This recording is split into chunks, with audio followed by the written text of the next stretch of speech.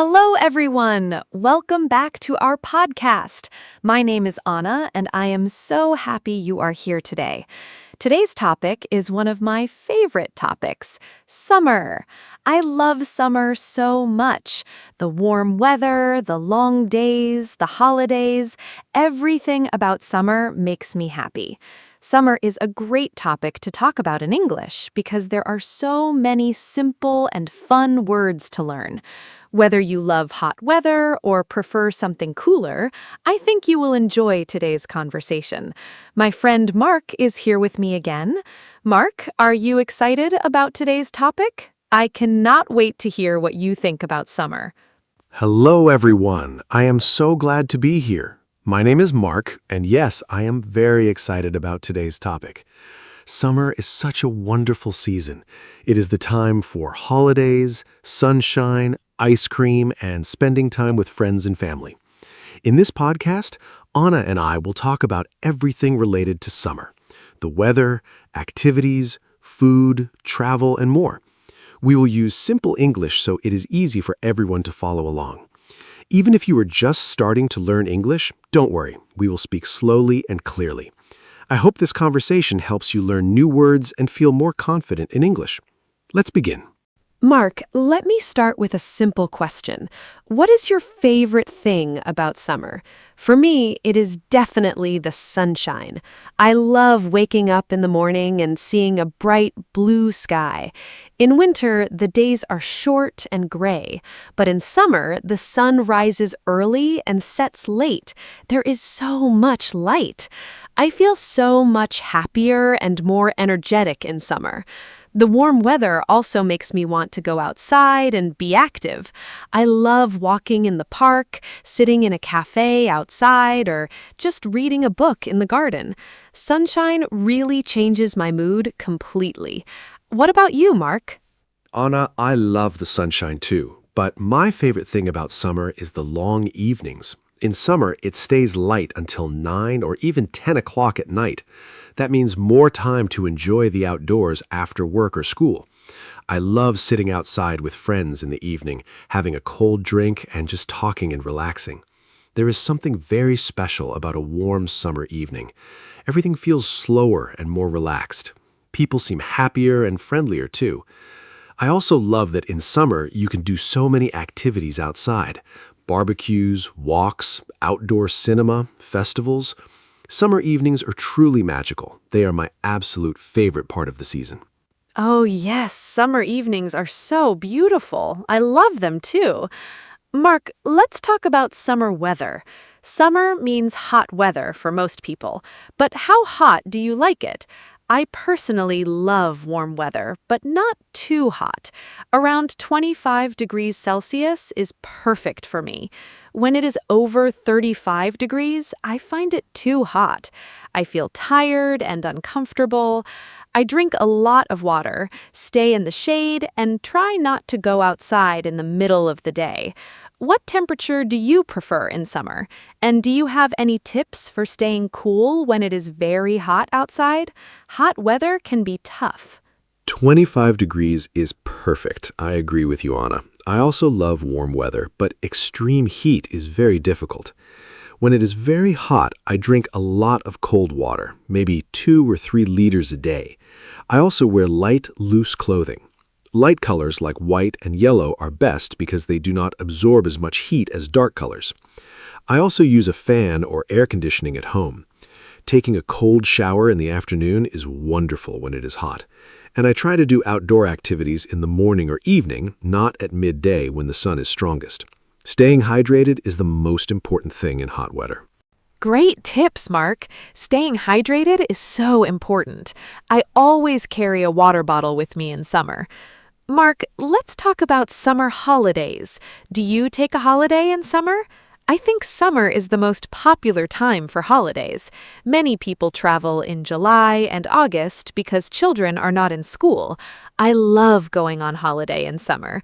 Last summer, I went to the beach for 1 week. It was wonderful. I swam in the sea, ate delicious food, and relaxed in the sun. The beach is my favorite holiday destination in summer. Do you prefer the beach, the mountains, or the city for a summer holiday? What is your dream summer holiday? I love summer holidays. Last summer, I went to a small village in the mountains. It was cooler there than in the city, which was really nice. I went hiking every day and saw beautiful views. The mountains are so peaceful and quiet. But I also love the beach. The sea, the sand, the sound of the waves. It is very relaxing. I think my dream summer holiday would be a mix of both, a few days at the beach and a few days in the mountains. I also love city trips in summer. Many cities have outdoor events and festivals in summer. There are so many options. Every type of holiday has something special to offer. A mix of beach and mountains sounds wonderful. Mark, let's talk about summer food. I think food is one of the best parts of summer. In summer, I eat differently than in winter. I eat more salads, fresh fruits, and cold foods. My favorite summer fruit is watermelon. It is so refreshing and sweet. I also love strawberries, cherries, and peaches. They are all at their best in summer. I also enjoy ice cream a lot in summer. There are so many flavors. My favorite is lemon ice cream. It tastes so fresh and cold. Do you have favorite summer foods? I think food is one of the best things about the warm season. Anna, I completely agree. Summer food is amazing. My absolute favorite summer food is a barbecue. I love cooking outside with friends. We grill chicken, vegetables, and corn on the cob. Everyone sits together, eats, and has fun. It is a very social kind of meal. I also love cold drinks in summer. Fresh lemonade, iced tea, and fruit smoothies. They are so refreshing on a hot day. And yes, ice cream is essential. My favorite flavor is chocolate, but I also love mango ice cream. Summer is also great for eating outside at restaurants and cafes. There's something special about eating good food in the warm sunshine with the people you love. A barbecue sounds so fun. I love those too. Mark, let's talk about summer activities. There are so many things you can do in summer that you cannot do in other seasons. I love swimming.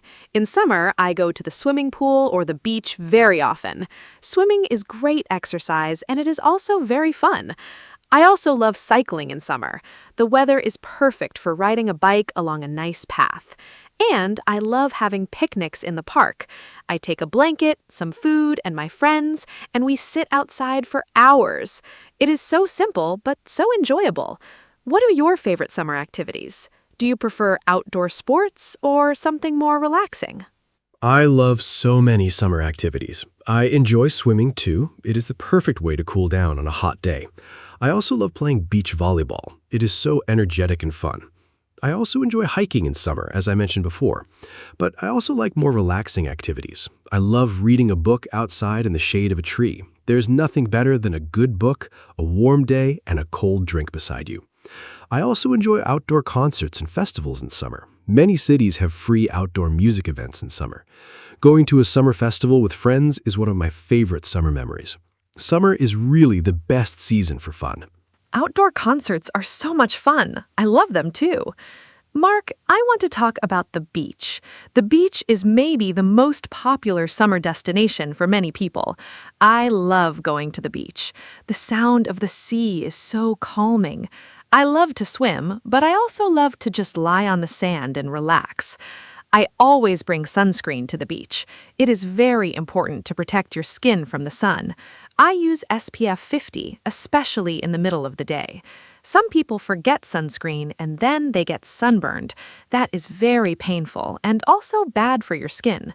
Do you always use sunscreen at the beach, Mark? Yes, sunscreen is absolutely essential. I always use it, especially at the beach. The sun at the beach is very strong. The reflection from the water and sand makes it even stronger. I use SPF 30 or 50, and I reapply it every 2 hours. I also wear a hat and sunglasses to protect my face and eyes. Staying in the shade during the midday hours from 12 to 3 in the afternoon is also a good idea. I love the beach, but I am always careful about the sun. Sunburn is very painful, and too much sun exposure is not healthy. Enjoy the beach, but always protect yourself. Good sun habits are very important for your health. Such good advice. Sun protection is so important. Mark, let's talk about summer clothes. I love summer fashion. In summer, I wear light dresses, shorts, sandals, and colorful tops. It is so nice not to wear heavy winter coats and boots. I feel free and comfortable in summer clothes. My favorite summer color is yellow. It feels so sunny and happy. I also love floral patterns in summer. Everything looks more cheerful and bright. I always carry a light cardigan in my bag because sometimes places like shops or restaurants have very strong air conditioning and it can get cold inside. What do you like to wear in summer, Mark? Do you have a favorite summer style? I love summer clothes too. In summer, I wear shorts, light t-shirts, and sandals. Everything is simple and comfortable. I prefer plain colors, white, light blue, and light gray. They feel cool and clean. I also always wear a cap or a hat outside to protect my head from the sun. I think the best thing about summer clothes is how easy they are. In winter, you have to think about many layers. In summer, you just put on a t-shirt and shorts and you're ready. I also agree about the cardigan tip. Air conditioning in shops and cinemas can be very cold in summer. Always have a light layer with you. It is very practical. So practical. Mark, let's talk about summer and children. I think summer is the happiest time for children. They do not have school. They have long summer holidays, sometimes 2 or 3 months. When I was a child, I loved summer so much. I spent my summers at my grandmother's house in the countryside. We played outside every day. We ran in the fields, picked berries, played in the river, and caught butterflies. Those are some of my best childhood memories. Summer felt endless and magical when I was young. Do you have good memories from your childhood summers, Mark? I think summer memories from childhood are very special and last forever. Oh yes, my childhood summers were the best. I grew up near the sea, so every summer we went to the beach almost every day. My parents would pack lunch and we would spend the whole day there, swimming, building sandcastles, playing in the waves. I also remember summer evenings playing football with the neighborhood kids until it was dark. Those were such simple but happy times. I also loved summer fairs and festivals in our town. There was always music, food stalls, and fun games. Childhood summers feel so free and carefree. Now, as an adult, I try to bring some of that same joy into my summers, spending time outside, relaxing, and enjoying simple pleasures. That sounds so beautiful, Mark. Childhood summers really are magical. Now, let's talk about something different: summer and health. Summer can be very good for your health, but it can also be challenging. The sunshine gives us vitamin D, which is important for our bones and our mood. People often feel happier in summer because of the sunlight. Exercise is also easier in summer because the weather is nice and you want to be outside.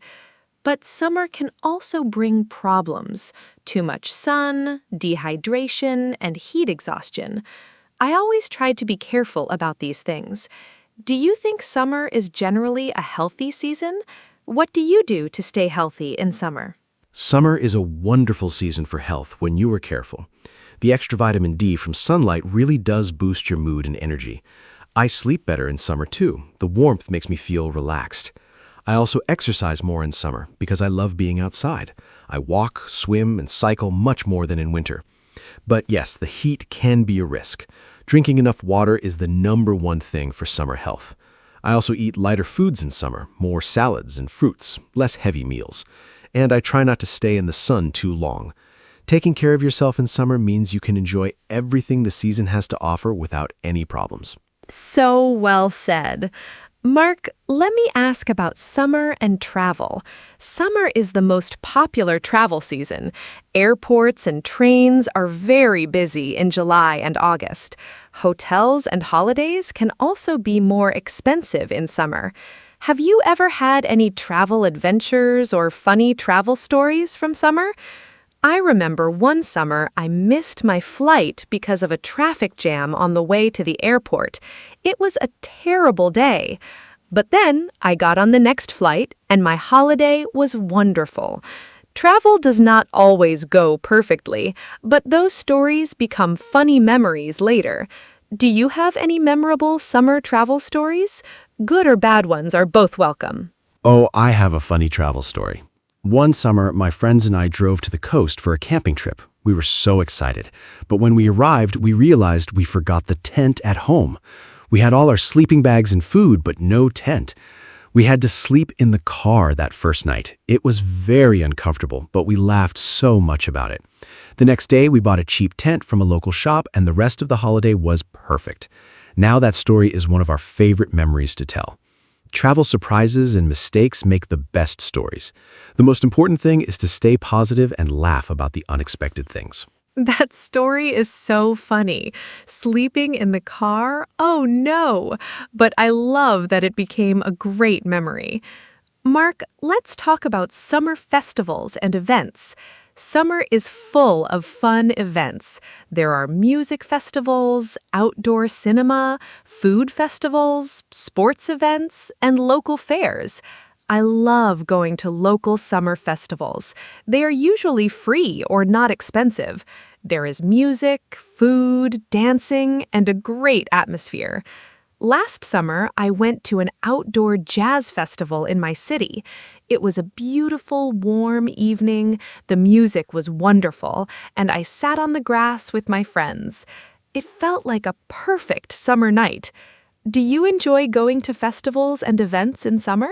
What kind of events do you like most? Summer festivals are one of my favorite things. I love music festivals most of all. There's something amazing about listening to live music outside under the open sky. The energy of the crowd, the music, the warm air, it is a truly special experience. I also love food festivals. You can try so many different types of food in one place. It's a great way to discover new cuisines. I have tried foods from many different countries at food festivals. I also enjoy street markets in summer. Many cities have outdoor markets on weekends in summer. You can find fresh produce, handmade crafts, and delicious snacks. Summer really brings communities together in such a joyful way. Outdoor markets are lovely. I always find something special at them. Mark, let's talk about gardening in summer. Do you like gardening? I think summer is the best time for gardens. Everything is green and in bloom, flowers, vegetables, fruit trees. Everything looks so beautiful. I have a small balcony garden. In summer, I grow tomatoes, herbs, and flowers on my balcony. I love watering my plants in the morning with a cup of coffee. It is so peaceful. And eating tomatoes from my own balcony is so satisfying. There is something special about growing your own food. It tastes better when you grow it yourself. Do you do any gardening in summer, or do you just enjoy other people's gardens? I love gardens, but I am not very good at growing plants. I have tried a few times, and usually the plants do not survive very long. I think I forget to water them regularly. But I admire people who are good at gardening. My parents have a beautiful garden with roses, lavender, and vegetable beds. When I visit them in summer, I love sitting in their garden. The smell of flowers in a summer garden is just wonderful. I also love visiting botanical gardens and parks in summer. Seeing all the different flowers and plants in full bloom is so beautiful. Maybe one day I will learn to be a better gardener. For now, I will enjoy other people's gardens. That is very honest, Mark. Gardens are beautiful to enjoy even if you do not grow plants yourself. Mark, let's talk about summer and learning English. Many people use summer as a time to study or improve their English. Maybe they travel to an English-speaking country, or they take a summer English course.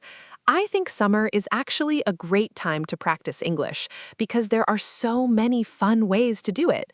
You can watch English movies, listen to English podcasts like this one, read easy books in English, or talk to tourists in English. What do you think is the best way to practice English in summer? Do you have any tips for our listeners? What a great topic. Summer is a wonderful time to practice English in a relaxed way. I think the best tip is to make English fun, not like homework. Watch your favorite movies or TV shows in English with subtitles. Read simple books or short stories in English. Listen to English songs and try to understand the words. If you travel somewhere where English is spoken, try to speak with local people. Even just saying hello and thank you is great practice. You can also keep a simple summer diary in English. Write a few sentences each day about what you did. It does not need to be perfect. The important thing is to practice every day, even for just 10 or 15 minutes. I love the diary idea. Writing in English every day is such good practice, and summer gives you so many things to write about. Mark, let's talk about something I find really interesting, how different countries celebrate summer. In some countries, summer means going to the beach every weekend. In other countries, it means mountain holidays. In Scandinavia, people celebrate midsummer with big outdoor parties. In some countries, summer is the rainy season, not hot and sunny. Not everyone experiences summer the same way. I think it is fascinating how the same season can be so different depending on where you live. Do you know about any interesting summer traditions from other countries that you find interesting or surprising? That is such an interesting point. Summer really is different around the world. In Japan, there are beautiful summer festivals called matsuri with fireworks and traditional dances. People wear colorful, traditional clothing and celebrate outdoors. In Sweden, the Midsummer Festival is one of the most important celebrations of the year. People dance, sing, and eat traditional food around a decorated pole. In Brazil, summer is in December and January, which is very different for people from the Northern Hemisphere. In some tropical countries, summer brings monsoon rains, not sunshine. Learning about how different cultures experience and celebrate summer is a wonderful way to learn about the world. Every tradition is unique and fascinating. The Japanese summer festivals with fireworks sound absolutely magical. I would love to experience that one day. Mark, let's talk about summer and sleep. I find it harder to sleep in summer. The nights are shorter and it stays light outside for a long time. My bedroom also gets very warm, and I do not sleep well when I'm hot. I use a fan at night, and I open the window to let in cool air.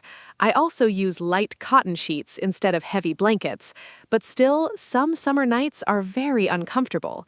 Do you sleep well in summer? Do you have any tips for sleeping better when it is hot? I think many people have this problem in summer. Oh, I definitely have this problem too. Sleeping in summer heat can be really difficult. My best tip is to close the curtains during the day to keep the room cool. This makes a big difference. Also, take a cool shower before bed. Not very cold, just refreshing. Your body temperature will go down and you will feel more comfortable. Wear light pajamas or sleep in just a light sheet. You can also put a cold, wet cloth on your forehead or wrists to cool down quickly. Drinking a glass of cold water before bed also helps. And yes, a fan is very useful. Point it towards the window to push hot air out and pull cooler air in. These tips really do work. Those tips are so useful. I will try the curtains one. I think my room gets very hot because I leave the curtains open all day. Mark, let's talk about summer and exercise. I think many people exercise more in summer because the weather is nice. But exercising in the heat can also be dangerous. It is important to exercise at the right time of day. I like to go for my walks and runs in the early morning before it gets too hot. The air is fresh, the streets are quiet, and the temperature is comfortable. By midday, it is too hot to run outside. What kind of exercise do you do in summer, and when do you prefer to exercise during the summer months? Early morning exercise is perfect in summer. I also prefer to exercise in the morning, usually around 7 or 8 o'clock. It is cool and pleasant then. I go for a run along the river near my home. It is beautiful in the morning. The light is soft and there are not many people around. I also swim a lot in summer. Swimming is one of the best summer exercises because it keeps you cool while you're working out. In the evenings, I sometimes go for a long walk or cycle ride when the temperature goes down again. I always bring water when I exercise outside in summer. Exercising in the heat without water is very dangerous. Safety is always the first priority. Swimming really is the perfect summer exercise. Mark, I want to ask about something a little different now. What is your least favorite thing about summer? Every season has some downsides. For me, it is insects. In summer, there are mosquitoes, flies, and other bugs. I hate mosquitoes. They bite me every night, and I always wake up with itchy red spots. I use mosquito spray and a special plug-in device in my bedroom, but some still get through. It is very annoying. I also do not enjoy the crowds in summer. Popular beaches and tourist places get very crowded and noisy in summer. I prefer quieter, less busy places. What about you? What do you like least about summer? Anna, mosquitoes are definitely my least favorite part of summer too. They're so annoying. I also use spray and try to cover my arms in the evenings when they are most active. My other least favorite thing about summer is the traffic and crowds. Highways and airports are so busy in summer.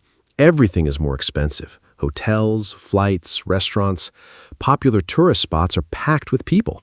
Sometimes it's hard to relax and enjoy yourself when everywhere is so crowded. I also sometimes miss the coziness of autumn and winter. Hot drinks, warm blankets, and quiet evenings inside also have a special charm. But overall, the good things about summer definitely outweigh the bad things. Summer is still my favorite season. I agree. The good things definitely outweigh the bad. Mosquitoes are a small price to pay for all the wonderful things summer brings. Mark, let's talk about summer sunsets.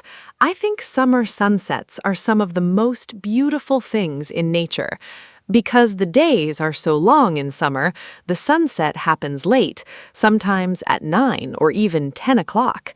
I love watching the sunset in summer. The sky turns pink, orange, and purple. It is absolutely stunning. I often go to a high point in my city to watch the sunset. It feels very special. Have you ever watched a particularly beautiful summer sunset that you still remember? Where were you and what made it so special? Summer sunsets are truly magical. I've seen some incredible ones. My most memorable was on a boat trip last summer. We were on the sea in the evening and the sun started to set. The whole sky turned bright orange and red and the light reflected on the water. It was breathtaking. Everyone on the boat stopped talking and just watched. Nobody said anything for minutes. It was that beautiful. Another beautiful sunset I remember was watching the sun go down behind the mountains. The colors changed slowly from yellow to orange to deep purple. Nature is truly the best artist. I think stopping to watch a beautiful sunset is one of the simplest and most wonderful pleasures of summer. That boat sunset sounds absolutely incredible. Mark, let's talk about summer reading. I think summer is the perfect time to read. You have more free time, you can sit outside, and a good book in the sunshine is such a pleasure. I love reading on holiday. I always pack at least 2 books for any trip. Last summer, I read a wonderful story about a family who travels across Europe by train. It was simple to read, but very engaging. I think reading in English is also a great way to improve your language skills. Do you read in summer? And do you have any book recommendations for beginners who want to read in English? Easy, enjoyable books are the best place to start. I love reading in summer. I agree, it is the perfect season for books. For beginners who want to read in English, I recommend short stories and simple novels. Books by Roald Dahl are wonderful for beginners. The language is clear and the stories are very entertaining. The Diary of a Wimpy Kid series is also easy and very funny. For something more relaxing, try travel books or simple romance stories. Reading in a language you are learning might feel difficult at first, but start with very short texts. Even 1 page a day is great progress. Use a dictionary for new words and try to enjoy the story, not just translate every word. Reading should be enjoyable, not stressful. Roald Dahl is a great recommendation. His stories are so imaginative and fun. Mark, let's talk about summer and friendship. I think summer is a time when friendships feel especially strong. You spend more time with people outside. You have shared experiences, holidays, barbecues, picnics, festivals. Those shared summer moments bring people closer together. Some of my strongest friendships are built on summer memories. I have a group of friends who I met on a summer language course many years ago. We are still very close today. Summer seems to create a special atmosphere where people connect more easily. Do you think summer is a good time for building friendships? Do you have any special summer friendships or memories with friends? Absolutely. Summer is wonderful for friendships. When the weather is good, people naturally want to be outside and social. You meet neighbors, join community events, and talk to strangers more easily. I think the relaxed atmosphere of summer makes people more open and friendly. Some of my best friendships started in summer, at camps, on holidays, or at outdoor events. I also think summer is a great time to reconnect with old friends you do not see very often during the busy winter months. A simple phone call to invite someone for a walk or a barbecue can restart a friendship. Summer gives you natural reasons to reach out and spend time with people you care about. It's a social season. So beautifully said, Mark. Summer really is a social season. It connects people in such a natural way. Mark, we are getting close to the end of our conversation today. I want to ask you one final big question before we wrap up. If you could design your perfect summer day from morning to night, what would it look like?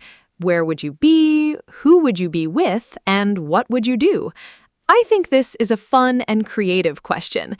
It also helps our listeners practice thinking and talking about daily activities in English. I will tell you my perfect summer day after you share yours. I already have it planned in my head, and I cannot wait to share it. Oh, I love this question. My perfect summer day would start with an early morning run along the coast while the air is still cool and fresh. Then a big breakfast outside, fresh bread, fruit, eggs, and a good coffee. After breakfast, I would go to the beach with my closest friends. We would swim, play beach volleyball, and just relax in the sun. In the afternoon, we would find a nice shaded terrace and have a long, slow lunch with cold drinks. In the evening, we would watch the sunset from a boat on the sea. Then dinner outside at a local restaurant with good food and great conversation. Finally, we would sit around a fire on the beach and talk and laugh until late at night. That would be my perfect summer day. What a wonderful conversation today, Mark. I feel so happy just talking about summer. We talked about so many great things: the weather, food, holidays, activities, travel, fitness, sleep, sunsets, reading, friendships, and so much more. I hope our listeners learned some new English words and phrases today, and I hope this conversation made you feel excited about summer, or maybe a little nostalgic if summer is not here yet. Remember, the best way to improve your English is to listen, speak, and enjoy the language. Thank you so much to everyone who listened today. Summer and English learning are both beautiful journeys. Enjoy both of them to the fullest. Thank you, Anna. This was such a joyful conversation. And thank you to all our wonderful listeners for spending time with us today. Summer really is a special season, full of warmth, light, and happy memories. I hope our conversation gave you some ideas for things to do this summer and some useful English vocabulary to talk about summer with your friends. If you want to improve your English, use summer as your teacher. Go outside, experience new things, and try to describe them in English.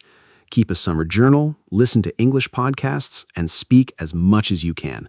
Learning English can be just as fun and warm as a beautiful summer day. Until next time, enjoy the sunshine, stay happy, and we will see you soon.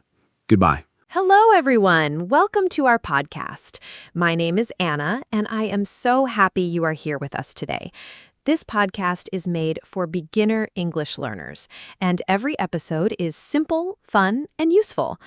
Today, we have a very important and practical topic. We are going to talk about saving money. This is something that everyone thinks about. How can you spend less? How can you save more? These are questions we all ask ourselves. Whether you are a student, a worker, or a parent, saving money is a very useful skill.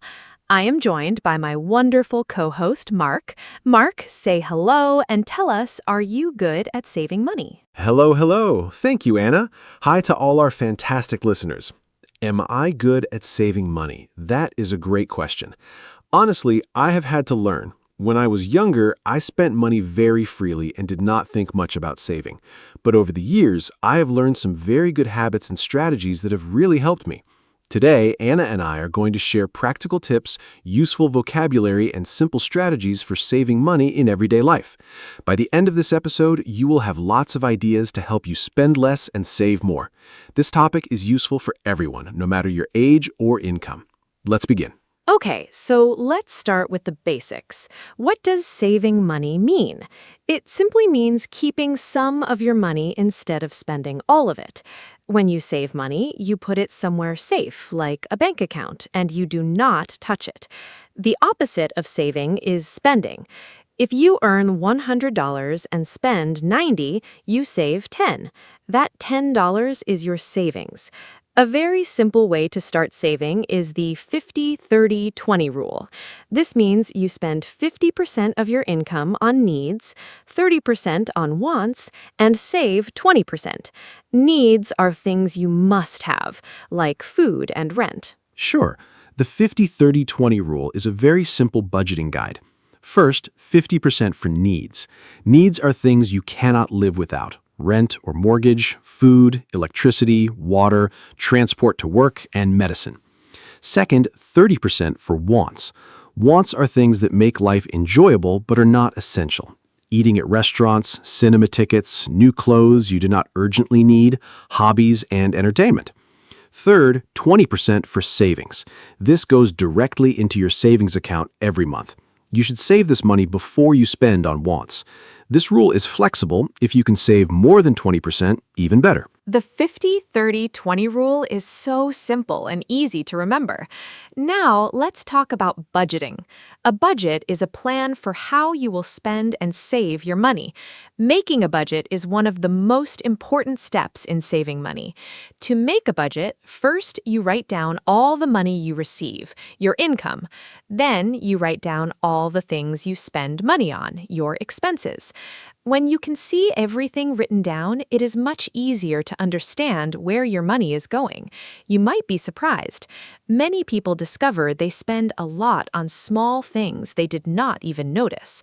Mark, do you have a personal budget? Yes, I do have a budget. I check it every month. I use a simple spreadsheet on my computer to track everything, but a notebook and pen works just as well. At the start of every month, I write down my income, the money I receive from work. Then I list all my fixed expenses, things that cost the same every month, like rent, internet, and phone bill. Then I estimate my variable expenses, things that change each month, like food, transport, and entertainment. Finally, I calculate how much I have left to save. The most important thing is to be honest with yourself. Be honest with yourself. Such important advice. A lot of people avoid making a budget because they are afraid to see how much they spend. But knowing the truth is the first step to making changes. Now, let's talk about needs versus wants, because understanding this difference is really the key to saving money. A need is something you must have to live and function normally: food, shelter, clothing, and healthcare. A want is something that is nice to have, but not necessary. A new phone when your current one works fine, eating at expensive restaurants, or buying the latest fashion. Great topic. Here are some everyday examples. Needs, paying your rent or mortgage each month. You need a place to live. Buying basic food like rice, vegetables, bread, eggs, and milk. Paying your electricity and water bills. Having basic clothing for work and daily life. Transport to get to work. Basic healthcare and medicine when you're sick. Now, wants, buying a new designer handbag when your current bag works fine. Ordering takeaway food every evening instead of cooking at home. Subscribing to 5 different streaming services. Buying the newest smartphone model when your current phone is perfectly good. Going on an expensive holiday when a cheaper one would also be enjoyable. Those examples are so clear and easy to understand. Now, let's talk about some very practical and simple ways to save money in daily life. One of the most effective things you can do is cook at home instead of eating out or ordering takeaway. Eating at restaurants and ordering food delivery is much more expensive than cooking your own meals. A simple home-cooked meal can cost $2 or $3, while the same meal from a restaurant might cost $15 or $20. If you eat out often, this difference adds up to a huge amount every month. Mark, how much money do you think a person can save by cooking at home instead of eating out five? The savings from cooking at home are really impressive. Let me give a simple example. Imagine you buy lunch from a restaurant or cafe 5 days a week. Each lunch costs around $12. That is $60 per week on lunch alone, and about $240 per month. Now imagine you prepare your own lunch at home and bring it to work.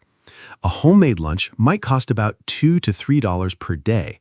That is around $50 to $60 per month. So by simply preparing your own lunch, you could save approximately $180 every single month. $2,000 a year just from making your own lunch. That is incredible. It really shows how small daily habits can add up to huge savings over time.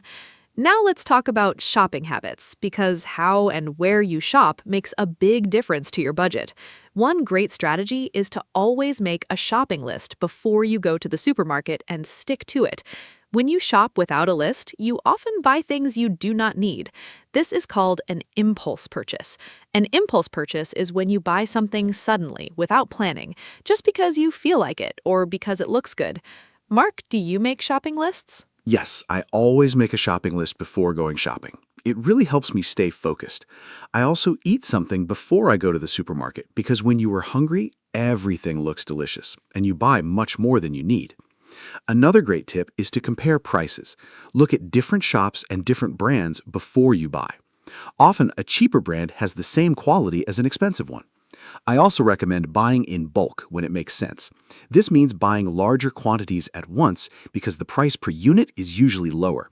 For example, buying a large bag of rice is cheaper per kilogram than buying many small bags. Eat before you go shopping? That is such simple but brilliant advice.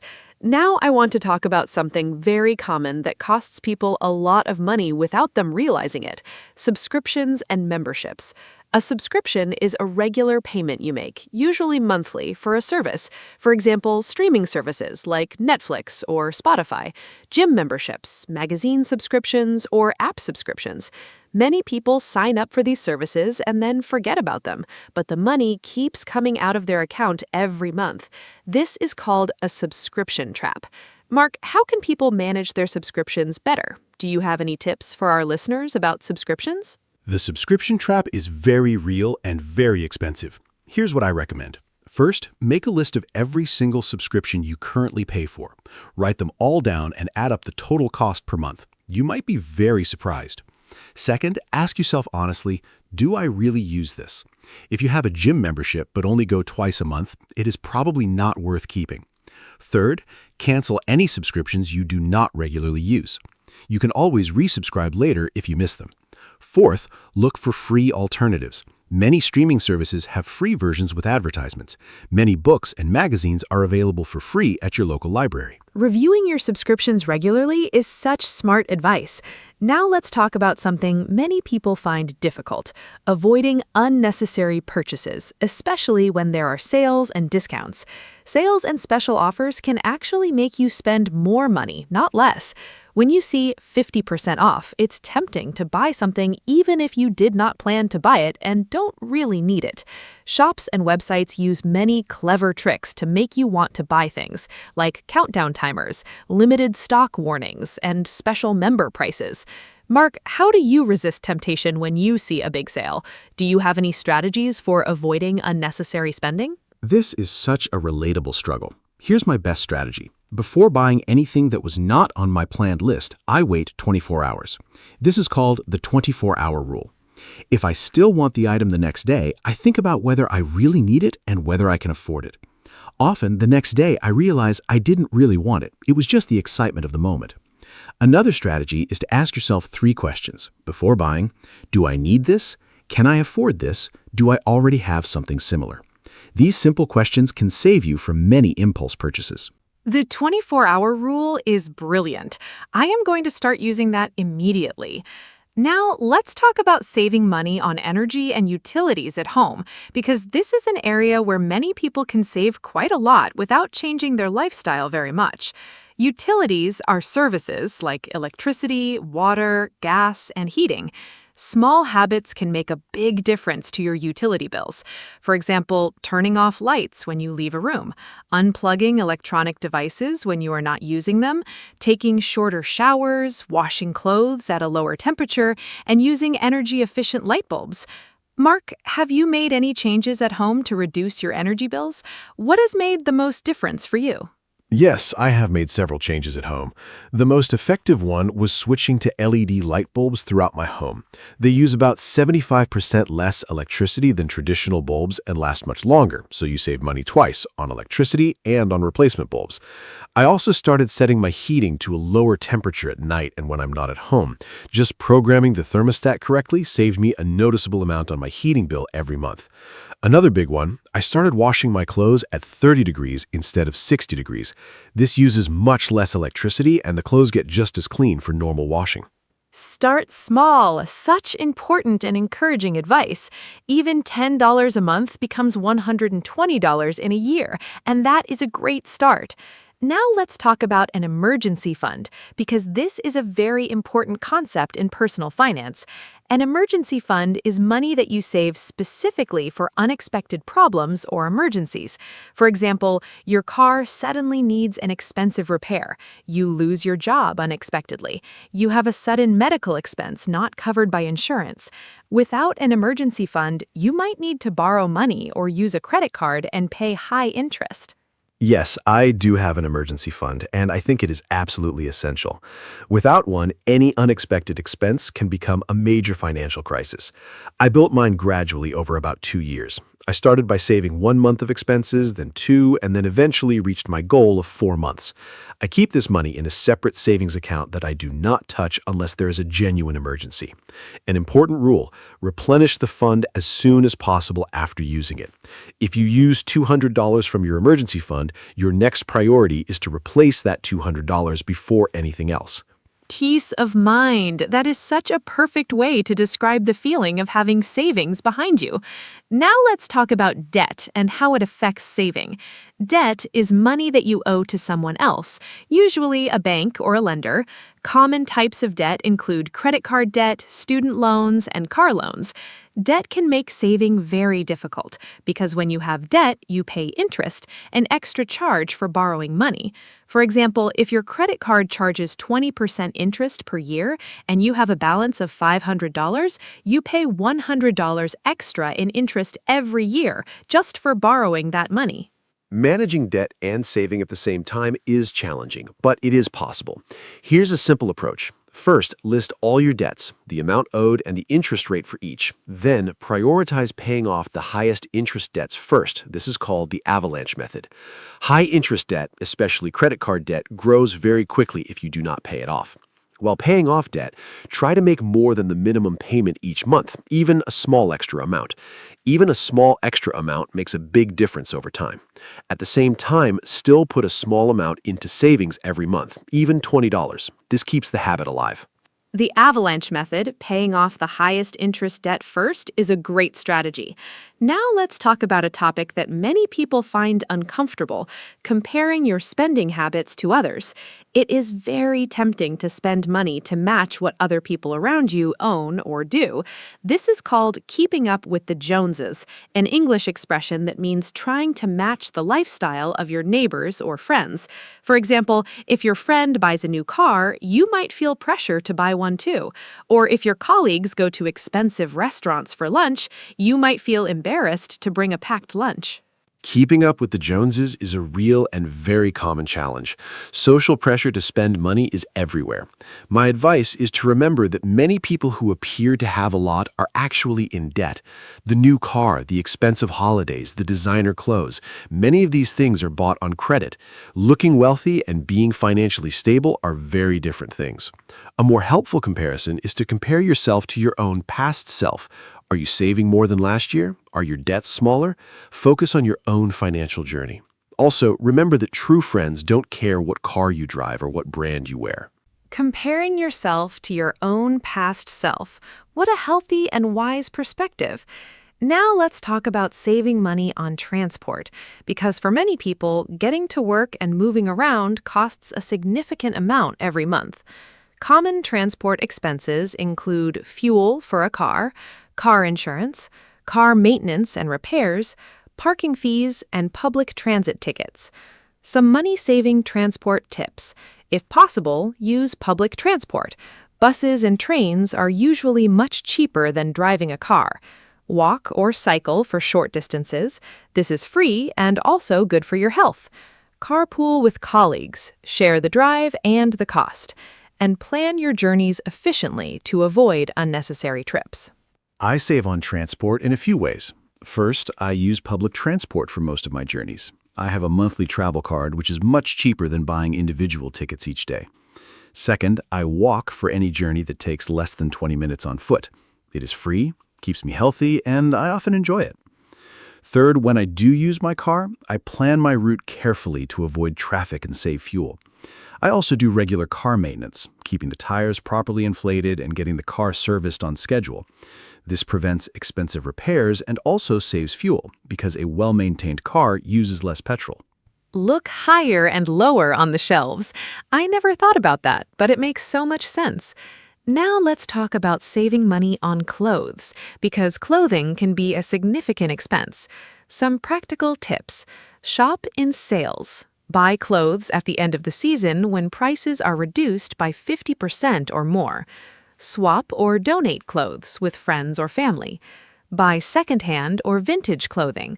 Charity shops and online platforms like eBay or Vinted have great items at very low prices.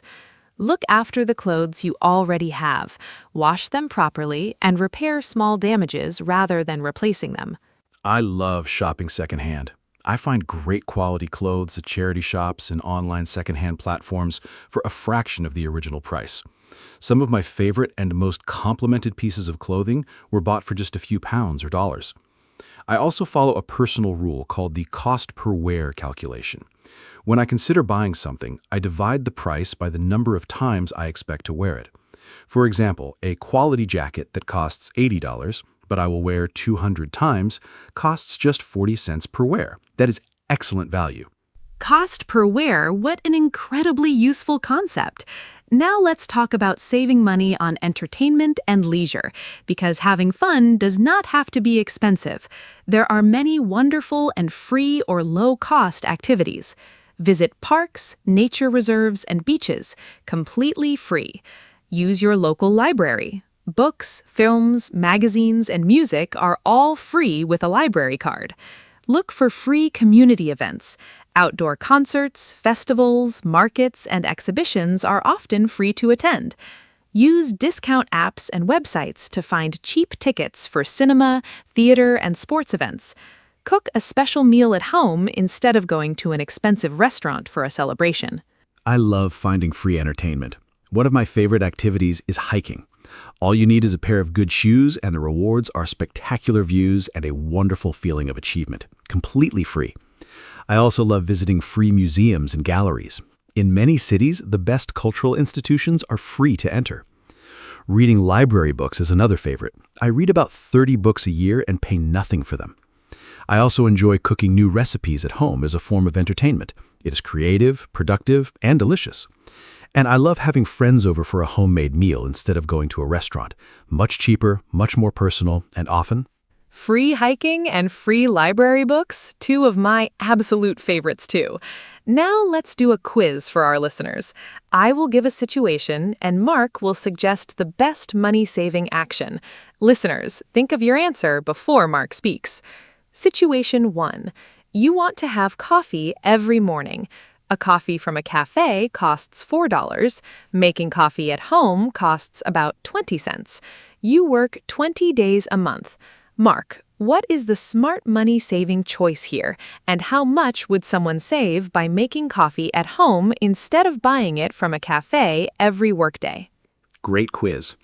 If you buy coffee from a cafe every workday, 20 days a month, at $4 each, that's $80 per month on coffee. That is $960 per year. But if you make coffee at home at 20 cents per cup, that's $4 per month. So by making your own coffee, you save $76 per month and about $900 per year, just from this one small change. Of course, you can still treat yourself to a cafe coffee occasionally, maybe once a week as a small reward. The latte factor. I love that expression. Small daily purchases that seem cheap add up to thousands of dollars a year. Now, let me give another quiz situation. Situation 2. You receive your salary on the first of every month. Your salary is $1,000. Your rent is $400. Your food budget is $150. Your transport is $50.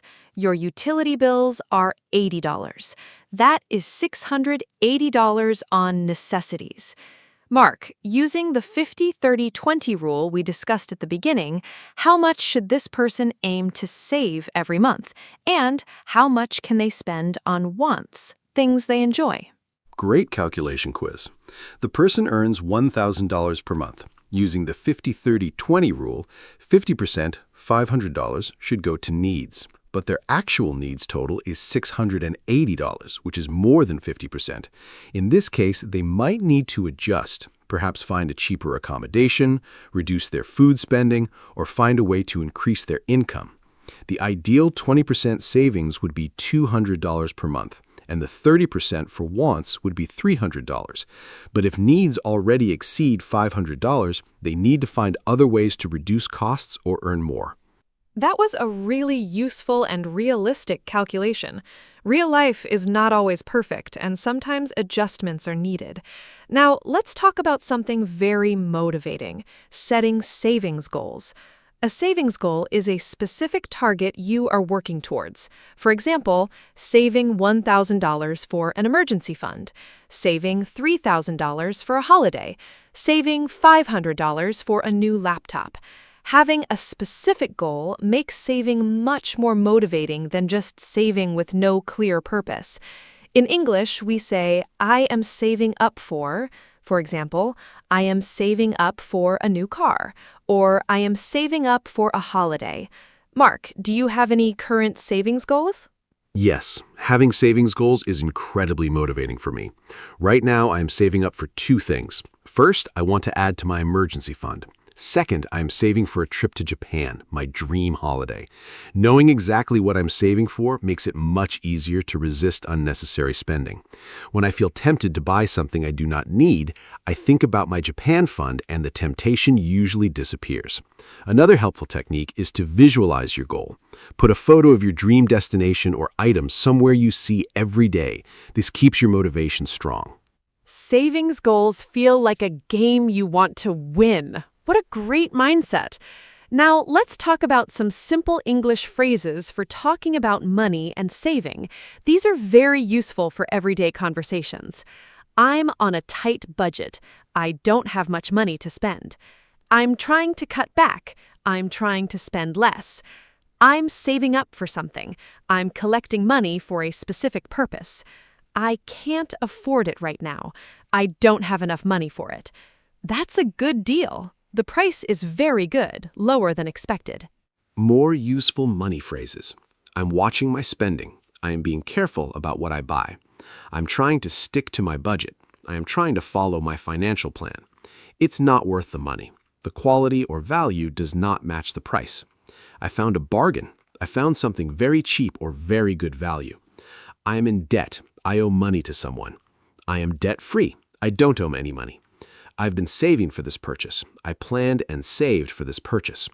That's overpriced. The item costs more than it's worth. Those money phrases are so practical and natural. Now, let's talk about something that many young people struggle with: saving money as a student or on a low income. When your income is small, saving even a little bit can feel impossible, but even very small amounts matter. If you save just $5 per week, that's $20 per month and $240 per year. That might not sound like a lot, but it builds a habit, and habits are the foundation of financial success. Some specific money-saving tips for students. Cook your own meals. Use student discounts. Many shops, transport companies, and entertainment venues offer discounts for students. Great tips for students. Here are a few more.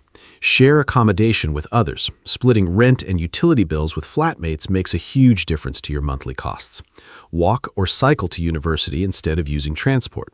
Use your student ID everywhere. You'll be surprised how many places offer student discounts that are not advertised. Cook in large batches and freeze portions. This saves both time and money. Avoid buying new gadgets and technology unless absolutely necessary. Look for part-time work that fits around your studies. Apply for any scholarships or bursaries that you might be eligible for. Many students don't apply simply because they don't know these opportunities exist. Cooking in large batches and freezing portions, such a practical and clever tip. Now I want to talk about something a bit different, the psychology of money, and why saving is sometimes emotionally difficult. Many people have complicated feelings about money. Some people spend money when they feel stressed or sad. This is sometimes called retail therapy. Others feel guilty about spending money even when they can afford it. And some feel anxious when they think about money at all. Understanding your emotional relationship with money is important. Mark, do you think there is a connection between emotions and spending habits? How can people develop a healthier relationship with money? Absolutely. Our emotions and money are deeply connected. Retail therapy is very real. Many people shop when they feel unhappy, bored, or stressed, as a way to feel better in the short term. The problem is that the good feeling is temporary, and then you have less money and perhaps feel guilty about spending. A healthier approach is to find non-spending ways to improve your mood when you feel stressed. Exercise, talking to a friend, cooking, going for a walk, or reading. Also, try to understand what triggers your spending. Do you spend more when you are tired? When you feel lonely? When you scroll through social media? Identifying your triggers helps you break the pattern. Based on clear values rather than temporary emotions, that is such a wise and beautiful way to think about money. Now, let me ask a fun question. Mark, if you had an extra $500 right now that you did not expect, like a gift or a bonus, what would you do with it? This is actually a great exercise for our listeners, too. Think about it honestly. If you suddenly received extra money, would you save it, spend it on something you need, spend it on something you want, or give some to charity? Your answer reveals a lot about your relationship with money and your financial priorities. What an interesting question. Honestly, my first instinct is to save it. I would put $250 directly into my emergency fund. That is always my first priority for unexpected money. Then I would put $150 into my Japan travel savings goal. And the remaining $100 I would probably spend on something enjoyable without any guilt. Perhaps a nice meal out, or a book I have wanted to read. I think this balance reflects my values. Safety first with the emergency fund, goals second, and then enjoyment third. I never feel guilty about spending money on enjoyment when my savings are in a healthy place.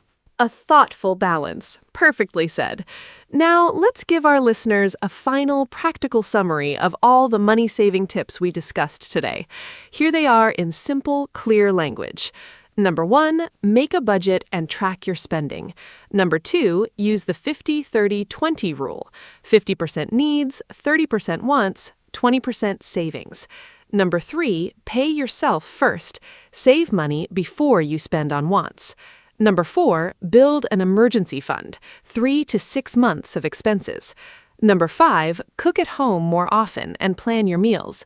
Number 6, review and cancel unused subscriptions. Number 7, use the 24-hour rule before buying something unplanned. Mark, can you continue the list with a few more tips? Continuing the list.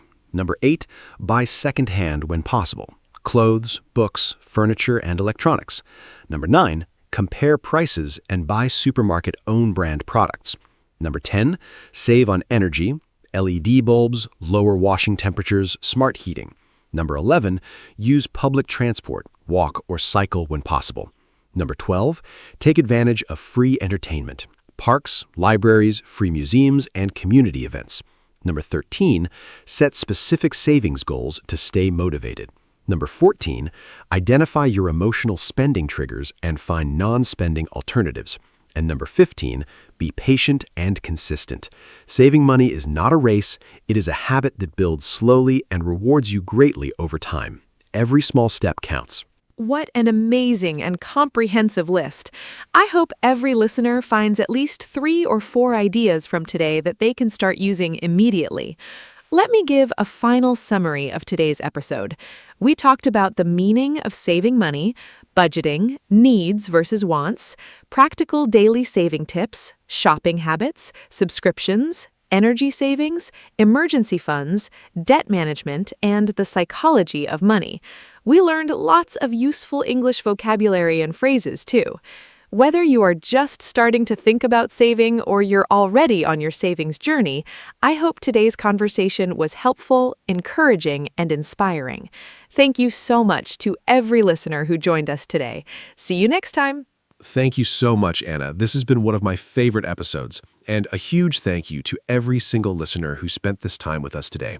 Remember, saving money is not about being miserable or denying yourself everything. It is about being intentional and making choices that align with your true values and long-term goals. Every dollar or pound or euro that you save is a vote for your future self. More security, more freedom, more choices. Start small, be consistent, celebrate every milestone, and be patient with yourself. Financial habits take time to build, but last a lifetime. Use the English vocabulary and phrases from today in your real conversations about money. Hello, everyone. Welcome to our podcast. My name is Anna, and I am so happy you are here with us today. This podcast is made for beginner English learners, and every episode is simple, fun, and useful. Today, we have a really important topic. We are going to talk about health. Health is one of the most important things in our lives, and we talk about it every day in English. How do you feel? What do you eat? Do you exercise? These are all very common questions. I am joined by my wonderful co-host, Mark. Mark, say hello and tell us, how is your health these days? Hello, hello. Thank you, Anna. Hi to all our fantastic listeners. How is my health? I am happy to say I feel great. I have been making good choices lately, sleeping well, exercising regularly, and eating more vegetables. Today's topic is really important because your health affects every single part of your life. When you feel good, everything is better. Your mood, your work, your relationships. Anna and I are going to talk about different aspects of health. Healthy eating, exercise, sleep, mental health, and much more. We will also give you lots of useful English vocabulary and phrases. By the end of this episode, you will be able to talk about health confidently. Let's begin. Okay, so let's start with a very basic question. What does health mean? Health means the condition of your body and your mind. When we say someone is healthy, we mean their body and mind are working well and they feel good. The World Health Organization defines health as a state of complete physical, mental, and social well-being. That means health is not just about your body, it is also about how you feel emotionally and how you connect with other people. In English, we have a common saying, health is wealth. This means good health is the most valuable thing you can have. Mark, can you give our listeners some simple ways to say how you feel in English? Sure. Here are some common and useful phrases for talking about how you feel. I feel great. You feel very good. I feel fine. You feel okay, not bad. I do not feel well. Something is wrong with you. I feel under the weather. This is a common idiom meaning you feel slightly sick. I have a cold, a common illness with a runny nose and sore throat.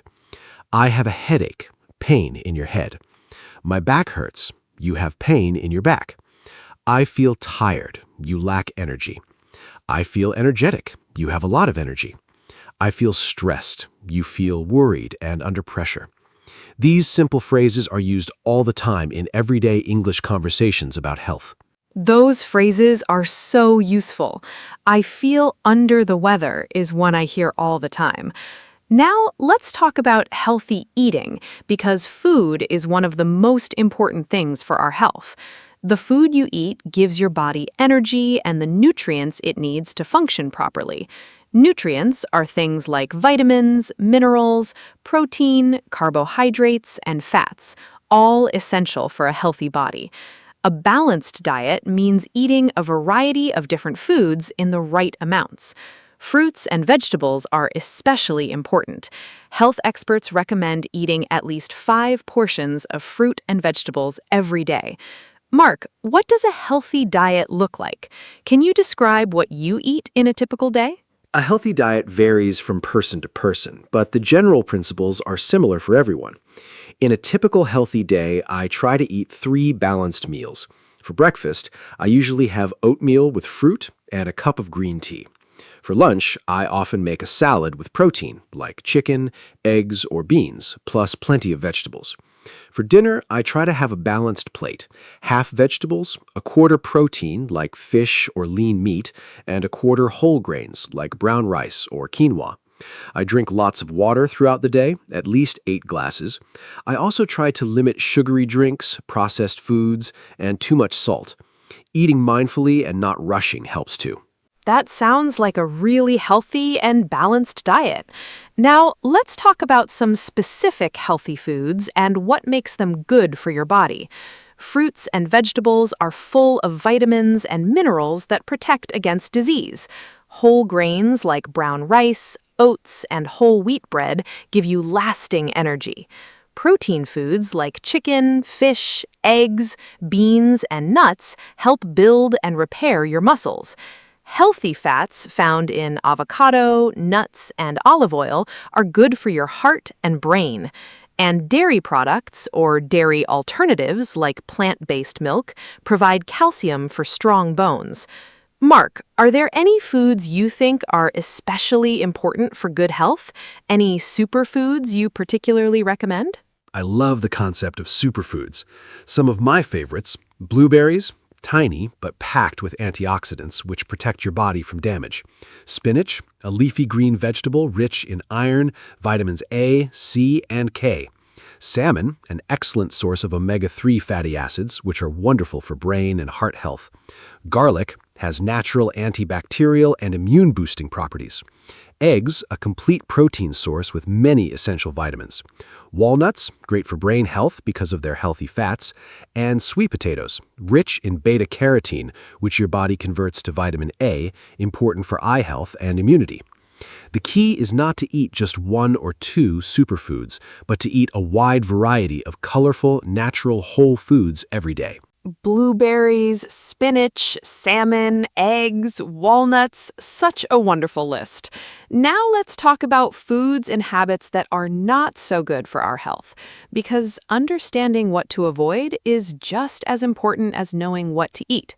Some things to limit or avoid: sugary drinks like soda and juice. They have a lot of sugar but almost no nutritional value.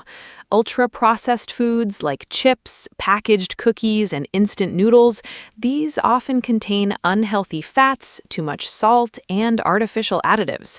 Too much red and processed meat linked to higher risk of heart disease and certain cancers. And too much alcohol. This damages the liver and many other organs. Mark, what other unhealthy habits affect people's health?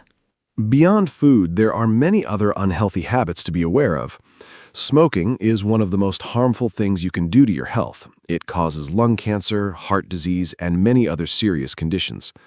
Sitting for too long without moving is also bad, called sitting disease by some experts. It is linked to obesity, diabetes, and heart problems. Getting too little sleep weakens your immune system and affects mental health. Eating too late at night disrupts your digestion and sleep quality.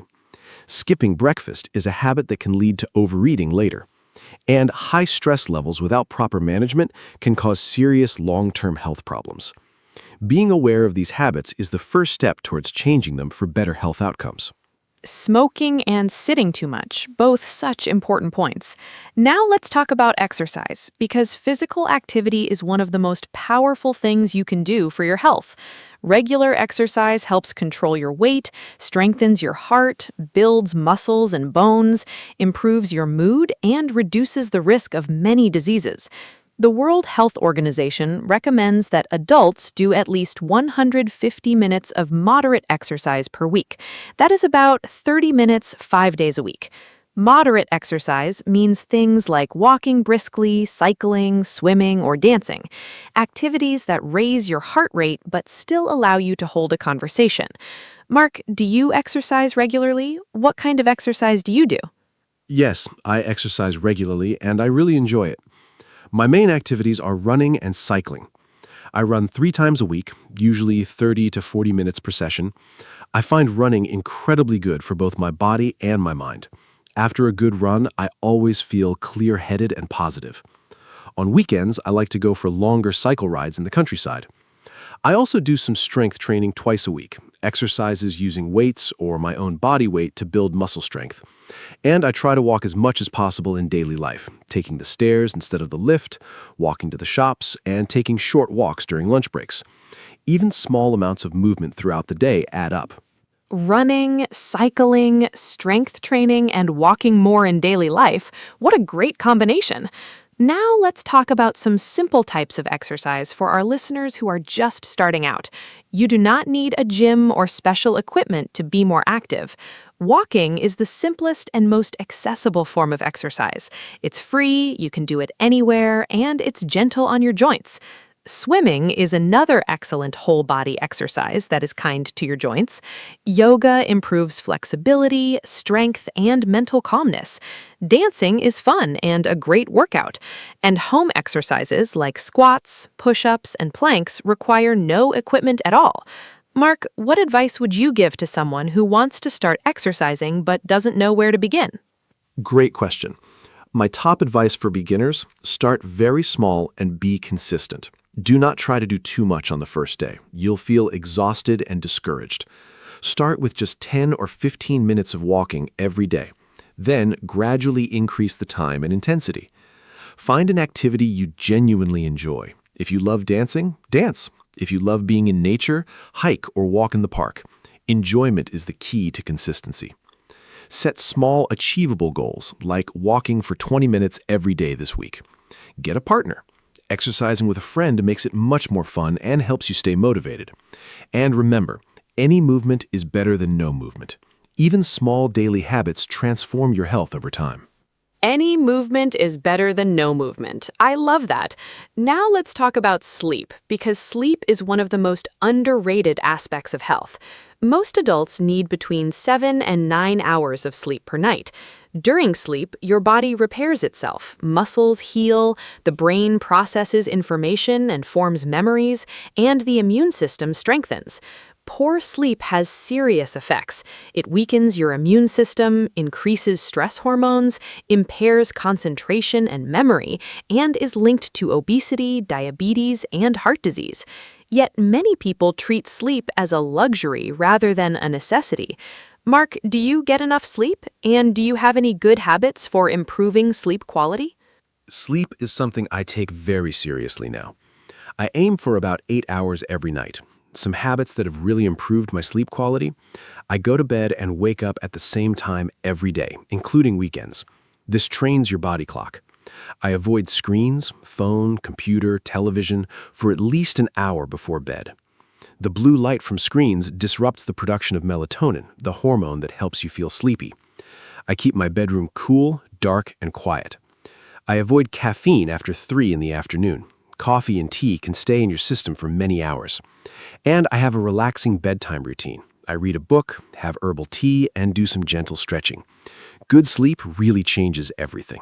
Avoiding screens before bed is such important advice. Now let's talk about mental health, because it is just as important as physical health. Mental health includes our emotional, psychological, and social well-being. It affects how we think, feel, and behave.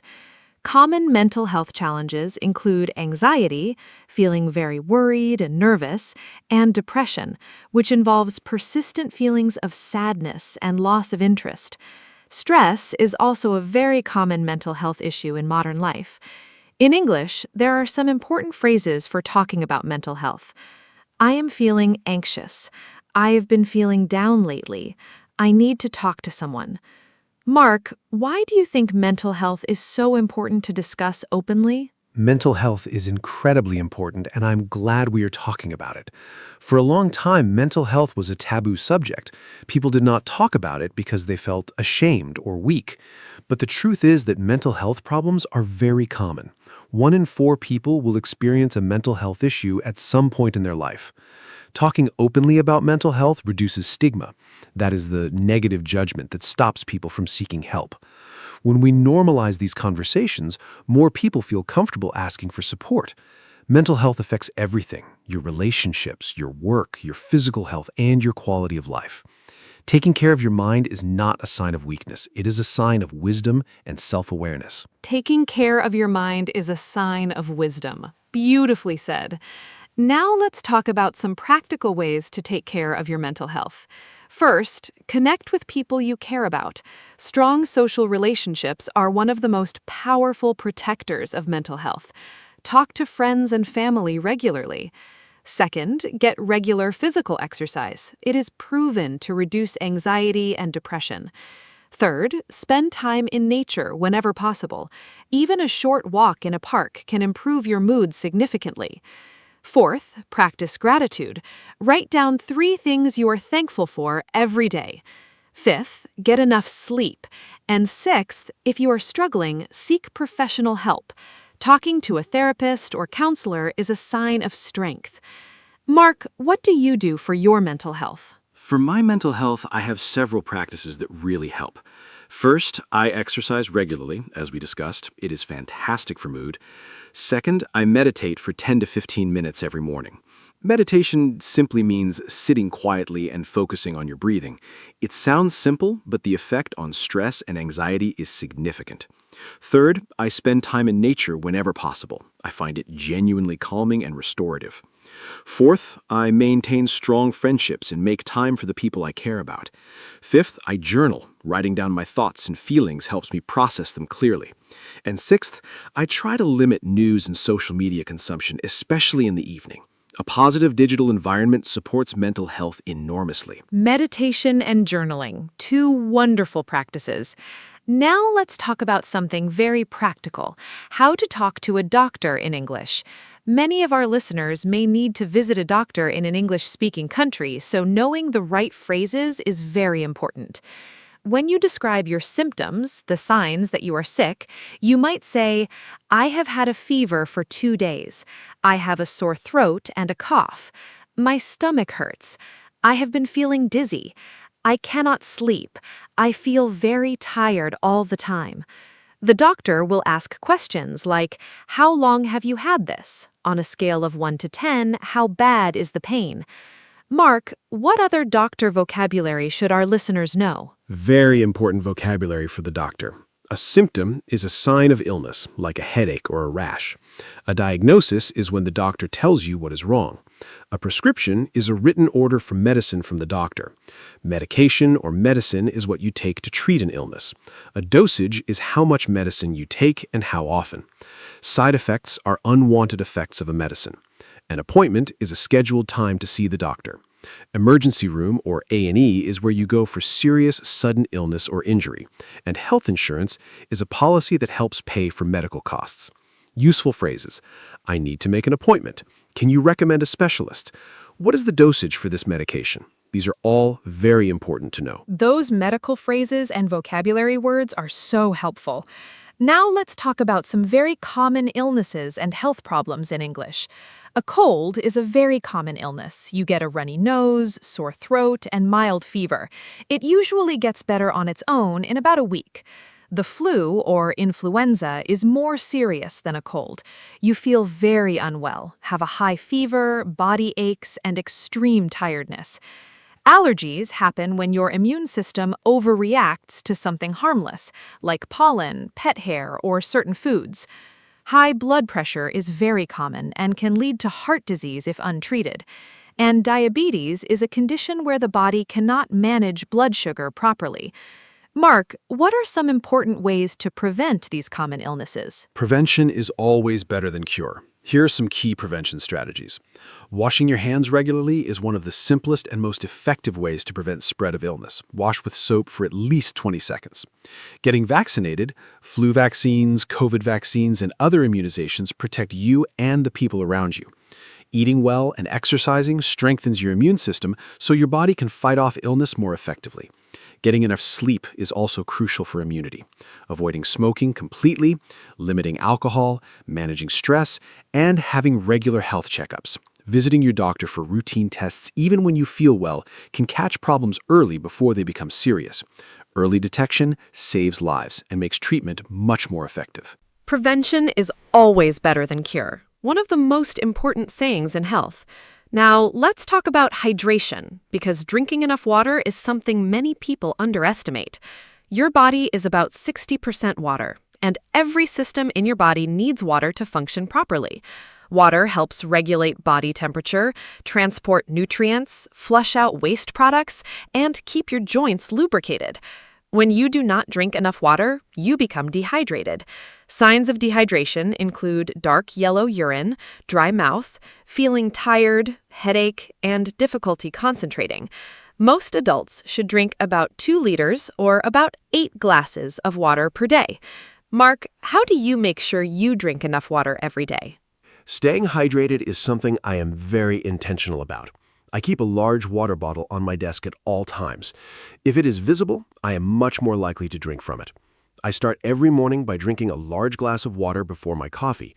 This rehydrates my body after sleep. I also try to eat water-rich foods. Cucumbers, watermelon, tomatoes, and oranges all have high water content. A helpful tip: if you are not used to drinking much water, try adding a slice of lemon, cucumber, or mint to make it more appealing. And pay attention to your body's signals. By the time you feel thirsty, you are already slightly dehydrated. Drink water regularly throughout the day, not just when thirsty.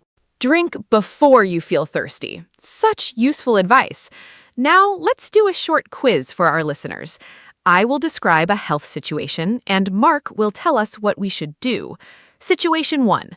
You have a mild cold, a runny nose, slight sore throat, and you feel a little tired. You do not have a high fever. What should you do? Think about it, listeners. Should you go to the emergency room, stay home and rest, or take strong medicine immediately? Mark, what do you think is the right answer and why? For a mild cold, the best thing to do is stay home and rest. A mild cold is caused by a virus, and antibiotics, medicine for bacterial infections, do not work against viruses. The best treatment is rest. Plenty of fluids, and some simple relief like honey and lemon tea or paracetamol for discomfort. You should also avoid going to work or school if possible, not just for your own recovery, but also to avoid spreading the cold to others. Drink lots of water and warm liquids. Eat nutritious food to support your immune system. Most mild colds resolve on their own within 7 to 10 days. You only need to see a doctor if symptoms are very severe, last more than 10 days, or you develop a high fever. Perfect answer. Rest, fluids, and time, the best treatment for a mild cold. Now let's move to situation 2. You've had a very high fever, above 39 degrees Celsius, for 3 days, along with severe body aches and extreme tiredness. This sounds like it could be the flu. What should you do in this situation? Listeners, think about whether you should stay home, call your doctor, or go to an emergency room. The high fever and how long it has lasted are important details here. Mark, what is the right advice for someone experiencing these more serious symptoms? With a high fever above 39 degrees Celsius for 3 days, you should definitely contact your doctor. This is more serious than a common cold. Your doctor may recommend antiviral medication for flu if you are in a high-risk group. For example, elderly people, young children, pregnant women, or people with chronic health conditions. You should still rest, drink plenty of fluids, and take appropriate fever-reducing medicine. Watch for warning signs that mean you need emergency help: difficulty breathing, chest pain, confusion, or very severe headache. If you have these symptoms, go to the emergency room immediately. And remember, next year, get your flu vaccine. Vaccination is the best protection against serious influenza and its complications. Stay safe and know when to seek help. Knowing when to see a doctor versus when to rest at home is such a valuable skill. Now let's talk about the importance of regular health checkups or preventative care. Many serious diseases can be caught early through regular tests and screenings when they're much easier to treat. For example, a blood pressure check can detect high blood pressure early before it causes a heart attack or stroke. A blood sugar test can detect pre-diabetes when you can still reverse the condition through diet and lifestyle changes. Cancer screenings like mammograms, cervical smear tests, and colonoscopies can detect cancer at an early and treatable stage. Mark, how often do you think people should have health checkups? Regular health checkups are really important. How often you need them depends on your age, health history, and risk factors. Generally, adults should have a basic health check, including blood pressure, blood sugar, cholesterol, and weight, at least once a year. Dental checkups are recommended every 6 months. Eye tests are recommended every 1 to 2 years. For specific cancer screenings, doctors usually recommend them from a certain age. For example, regular mammograms for women from around 50 years old, and colonoscopies from around 50 as well. The most important thing is to know your family health history. If your parents or grandparents had certain conditions, you may be at risk higher. Regular checkups and open communication with your doctor are your best tools for long-term health. Family health history is such an important point. Now let's talk about some healthy habits that are easy to start and make a big difference over time. Habit 1, drink a glass of water first thing every morning. Habit 2, take a short walk every day, even 15 minutes helps. Habit 3, eat at least 1 piece of fruit or 1 serving of vegetables with every meal. Habit 4, go to bed at the same time every night to regulate your sleep. Habit 5, wash your hands before eating and after using the bathroom. And habit 6, take the stairs instead of the lift or elevator whenever possible.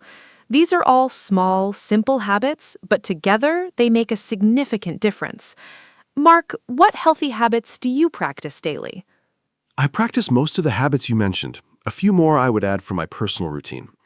Every morning, I do 5 minutes of light stretching. It wakes up my body and reduces muscle stiffness. I take a few deep breaths whenever I feel stressed during the day. Just 3 slow, deep breaths can significantly reduce tension. I try to eat lunch away from my computer. Stepping away from screens for meals is good for both digestion and mental rest. I limit my coffee to 1 or 2 cups per day and switch to herbal tea in the afternoon.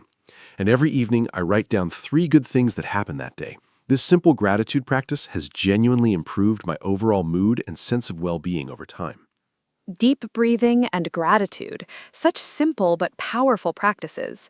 Now let's talk about something many people wonder about, vitamins and supplements. A supplement is a product, usually a tablet, capsule, or powder, that you take to add nutrients to your diet. Common supplements include vitamin D, especially important in countries with little sunshine, vitamin C, popular for supporting the immune system, omega-3 fish oil, good for heart and brain health, probiotics, these are beneficial bacteria that support gut health, iron, important for people who are anemic or do not eat much red meat. Mark, do you take any supplements, and what do you think about the role of supplements in a healthy lifestyle? I do take a few supplements, but I want to be clear, supplements should not replace a healthy diet. They should supplement or add to an otherwise balanced diet. I take vitamin D every day because I live in a country that does not get a lot of sunshine, especially in winter. Low vitamin D is extremely common in northern countries and can affect mood, bone health, and immunity. I also take a high-quality omega-3 supplement on days when I do not eat fish. My advice, before taking any supplement, speak to a doctor or pharmacist. Some supplements interact with medications or are not appropriate for everyone. Food is always the best source of nutrition, but targeted supplements can fill real gaps in many people's diets. Supplements should not replace a healthy diet. Such important advice. Now let's talk about the connection between food and mood, because what you eat affects how you feel emotionally and mentally. This field is called nutritional psychiatry. Research shows that people who eat a diet rich in fruits, vegetables, whole grains, and lean proteins are less likely to experience depression and anxiety compared to people who eat mostly processed and sugary foods. Your gut, your digestive system, contains millions of bacteria that communicate directly with your brain. This is sometimes called the gut-brain connection. A healthy gut supports a healthy mind. Mark, have you ever noticed a connection between what you eat and how you feel emotionally? Absolutely. The connection between food and mood is something I have noticed very clearly in my own life. When I eat well, plenty of vegetables, whole grains, good protein, and lots of water, I feel focused, energetic, and positive. When I eat poorly, too much sugar, processed food, or skip meals, I notice a clear difference within just a day or two. I feel more irritable, foggy in my thinking, and generally less happy. The biggest change I noticed was when I reduced sugar in my diet. Initially, I craved it a lot, but after a couple of weeks without much sugar, my energy became much more stable throughout the day, no more sudden crashes in the afternoon. Food really is medicine for the body and the mind. Food is medicine. What a powerful way to think about eating. Now let's do one more quiz. I will describe a person's typical daily habits, and Mark will tell us what is good and what could be improved. Here's the description. Sarah is 30 years old. She wakes up at 7 and immediately checks her phone for 1 hour. She skips breakfast and has a large coffee. She sits at her desk all day without breaks. She eats a sandwich for lunch while working.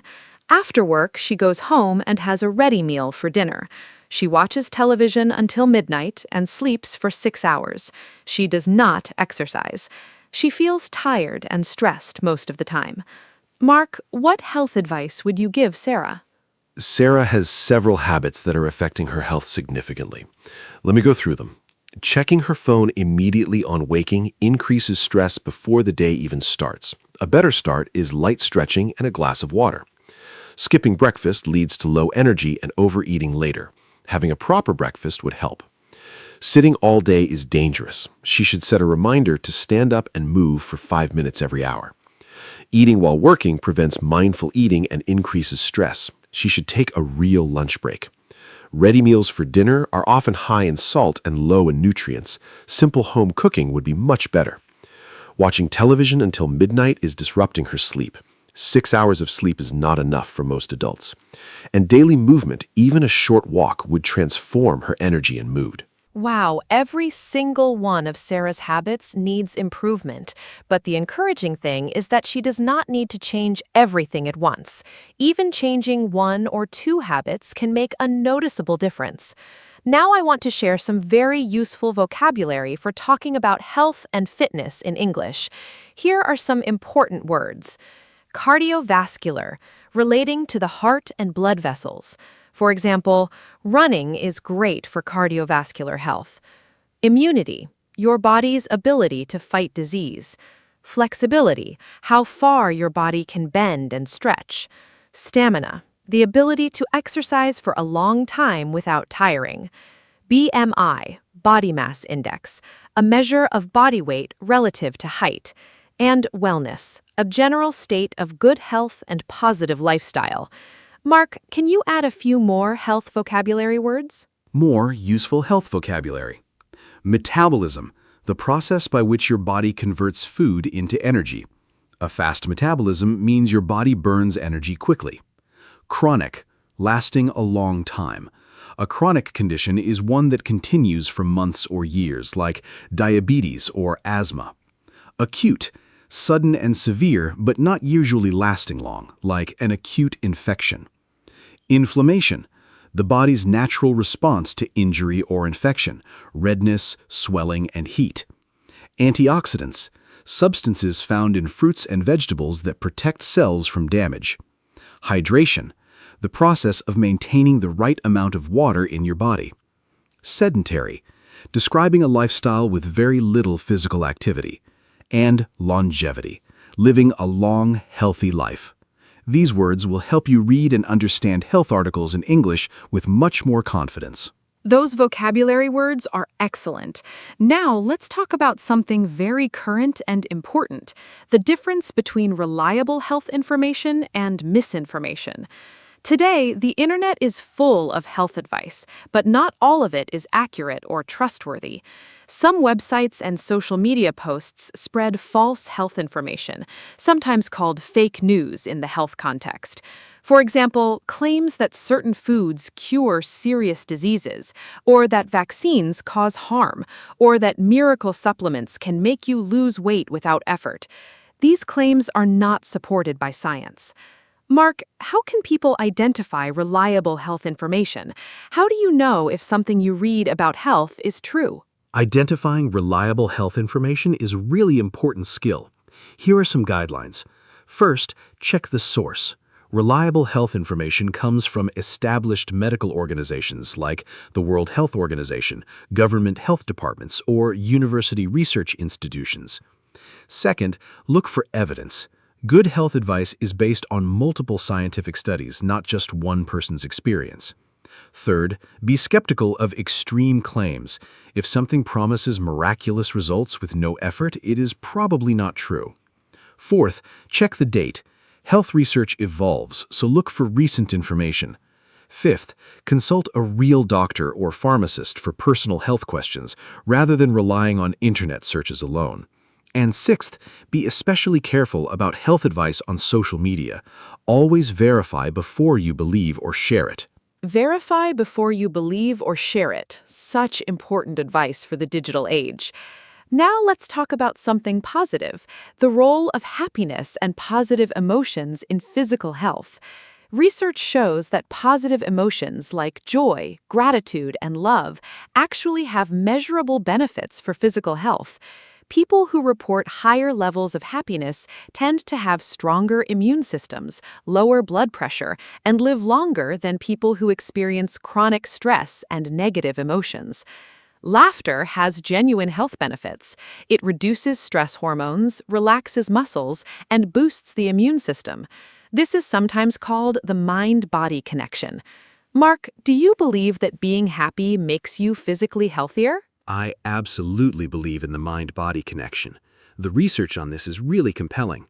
Studies show that optimistic people, those who generally expect positive outcomes, have better cardiovascular health and recover from illness more quickly than pessimistic people. Chronic stress and negative emotions increase cortisol and other stress hormones, which damage the immune system and contribute to inflammation in the body. On the other hand, laughter, strong social connections, and feelings of purpose and meaning in life have measurable protective effects on physical health.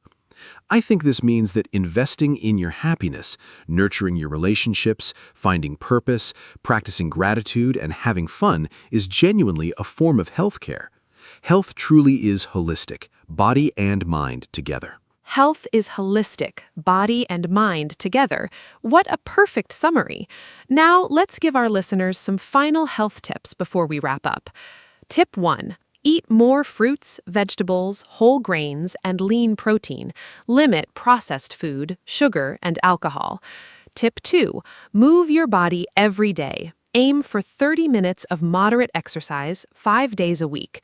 Tip 3. Sleep 7 to 9 hours per night. Create a good sleep routine. Tip 4. Drink enough water, at least 8 glasses a day. Tip 5. Take care of your mental health. Connect with people, manage stress, and seek help if you need it. Tip 6. Have regular health checkups. Mark, can you add the final tips? Continuing the tips. Tip 7. Do not smoke. If you currently smoke, seek help to stop. It is one of the best health decisions you will ever make. Tip 8. Limit alcohol. The safest amount is as little as possible. Tip 9. Wash your hands regularly to prevent illness. Tip 10. Know your body.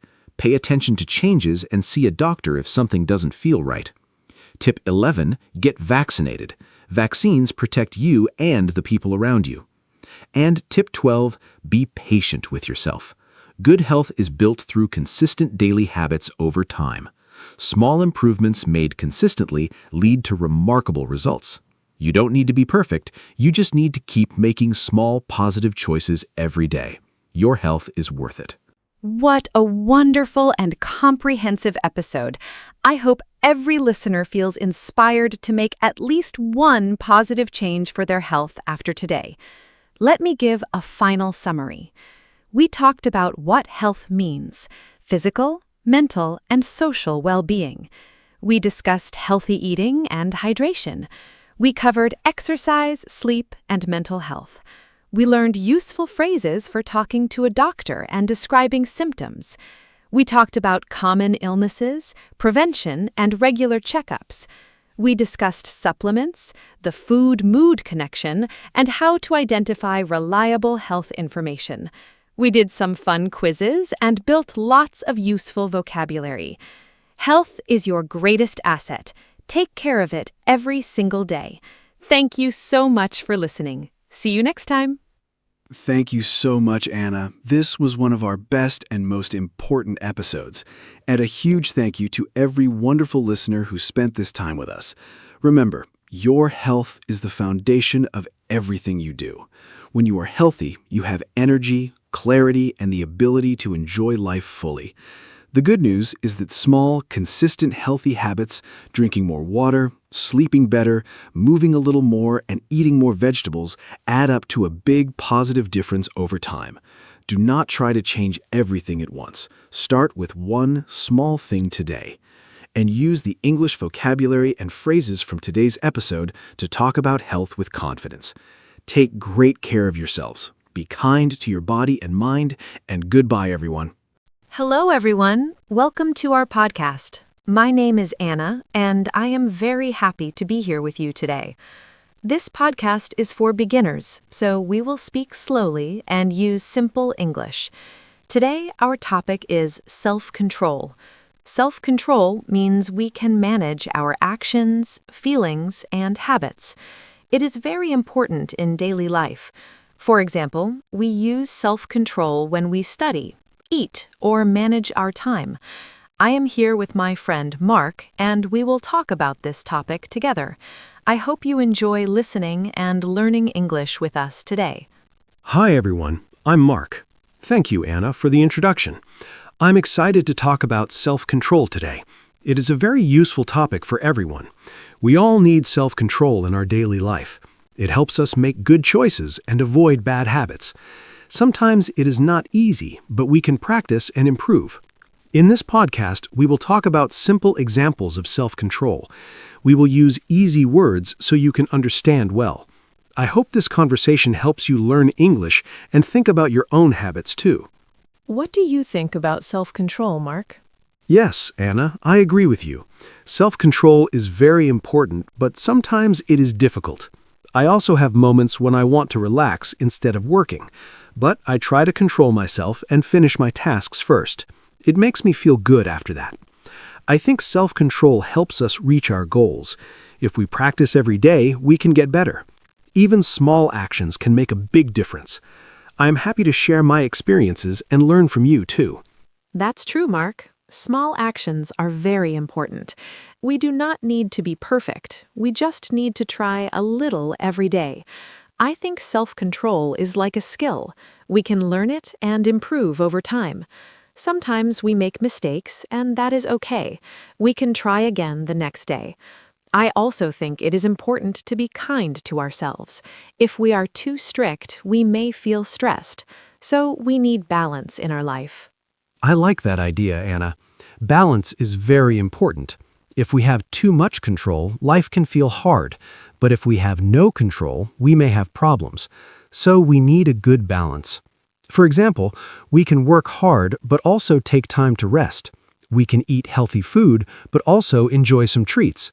I think self-control is about making good choices most of the time. It is okay to relax sometimes too. Yes, Mark, I agree. Self-control is not about saying no to everything. It is about making good decisions. For example, I try to manage my time better. I make a simple plan for my day. This helps me stay focused and not waste time. Sometimes I still get distracted, but I try again. I think planning is a good way to practice self-control. It helps me feel more organized and calm. That is a great idea, Anna. Planning is very helpful.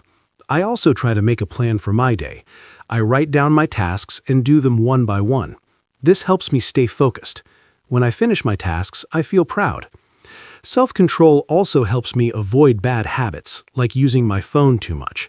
It is not easy, but I try to limit my time. These small changes help me a lot in my daily life. I understand that, Mark. Using the phone too much is a common problem. I also try to control that. Sometimes I put my phone away when I study or work. It helps me concentrate better. I think self-control is very useful for students and workers.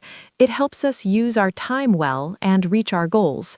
Even small steps can help us improve. Yes, Anna, that is very true. Self-control is useful for everyone. It helps us in school, work, and daily life. We can start with small habits and improve step by step. I think it is important to stay patient. Change takes time. We should not give up if it is difficult. I hope our listeners can learn something from our conversation and try to practice self-control in their life. Thank you, Mark. I think this is a great start to our topic. We talked about what self-control is and why it is important. I hope our listeners can understand and feel interested. In the next part, we will talk about simple examples of self-control in daily life. This will help you learn more useful expressions and ideas. Yes, Anna, that sounds great. Dear listeners, thank you for listening to our introduction. We hope you enjoy this topic and learn new English words. Now we will move to part 1, where we talk about daily examples of self-control. Please stay with us and continue listening. Let's begin the next part of our podcast now. Let's start part 1 and talk about simple examples of self-control in daily life. For me, one example is waking up early. Sometimes I want to sleep more, but I try to get up on time. It is not easy, especially on cold mornings. I tell myself I need to start my day. Another example is studying. Sometimes I feel lazy, but I try to sit down and study for at least a short time. Even 10 minutes is okay. These small actions are part of self-control. They help me stay focused and do what I need to do every day. That is a great example, Anna. For me, self-control is also important when I use my phone. I like to watch videos and check social media, but sometimes I spend too much time. So I try to limit my phone use. For example, I do not use my phone when I work or study. I put it away and focus on my tasks. It is difficult at first, but it becomes easier with time. This small habit helps me be more productive. I think many people have this problem, so it is a good example of self-control. Yes, Mark, I have the same problem with my phone. Another example for me is eating. I like sweet food, like chocolate and cake. Sometimes I want to eat a lot, but I try to stop myself. I tell myself to eat a small amount. This is not easy, but it is important for my health. I think food is a common situation where we need self-control. We can still enjoy food, but we need to be careful. This is a good way to practice self-control every day. I agree, Anna. Food is a good example. I also try to eat healthy food during the week. Sometimes I want fast food, but I try to choose better options. Another example is exercise. After work, I often feel tired and want to rest, but I try to go for a walk or do some exercise. Even a short walk is good. It helps my body and mind. Self-control helps me choose what is good for me, even when I don't feel like doing it. That is very true, Mark. Exercise is a great example. Another situation for me is time management. Sometimes I want to watch TV or relax, but I have work to do, so I try to finish my tasks first. After that, I can relax without worry. This makes me feel better. I think self-control helps us use our time wisely. If we always choose fun first, we may have problems later.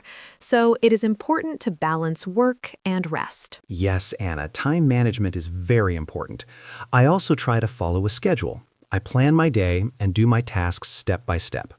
Sometimes I do not want to follow the plan, but I try my best.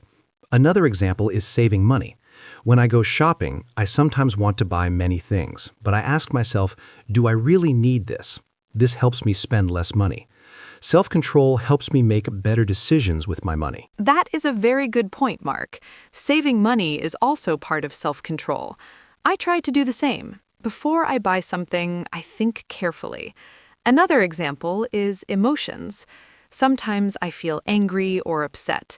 In those moments, I try to stay calm and not say bad things. It is not easy, but I try to take a deep breath and think first. I think self-control is not only about actions, but also about feelings. It helps us have better relationships with others. I agree, Anna. Controlling emotions is very important. Sometimes I feel stressed or angry, but I try to stay calm. I may take a short break or go for a walk. This helps me feel better. Another example is talking. Sometimes I want to interrupt others, but I try to listen first. This is also self-control. It helps me communicate better. These small actions can improve our daily life and our relationships with people. Yes, Mark, listening is very important. I also try to listen more and speak less sometimes. It helps me understand others better. Another example is keeping promises. If I say I will do something, I try to do it. Even if I feel tired or busy, I try to keep my word. This is also self-control. It shows responsibility and respect.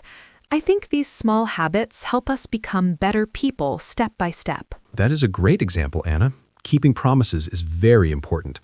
I also try to be responsible. If I have work to do, I try to finish it on time. Sometimes I feel lazy, but I remind myself why it is important. Self-control helps me stay on track. It's not always easy, but it's worth it. These daily examples show that self-control is part of many small actions in our life. Yes, Mark, I think we shared many good examples. Self-control is everywhere in our daily life.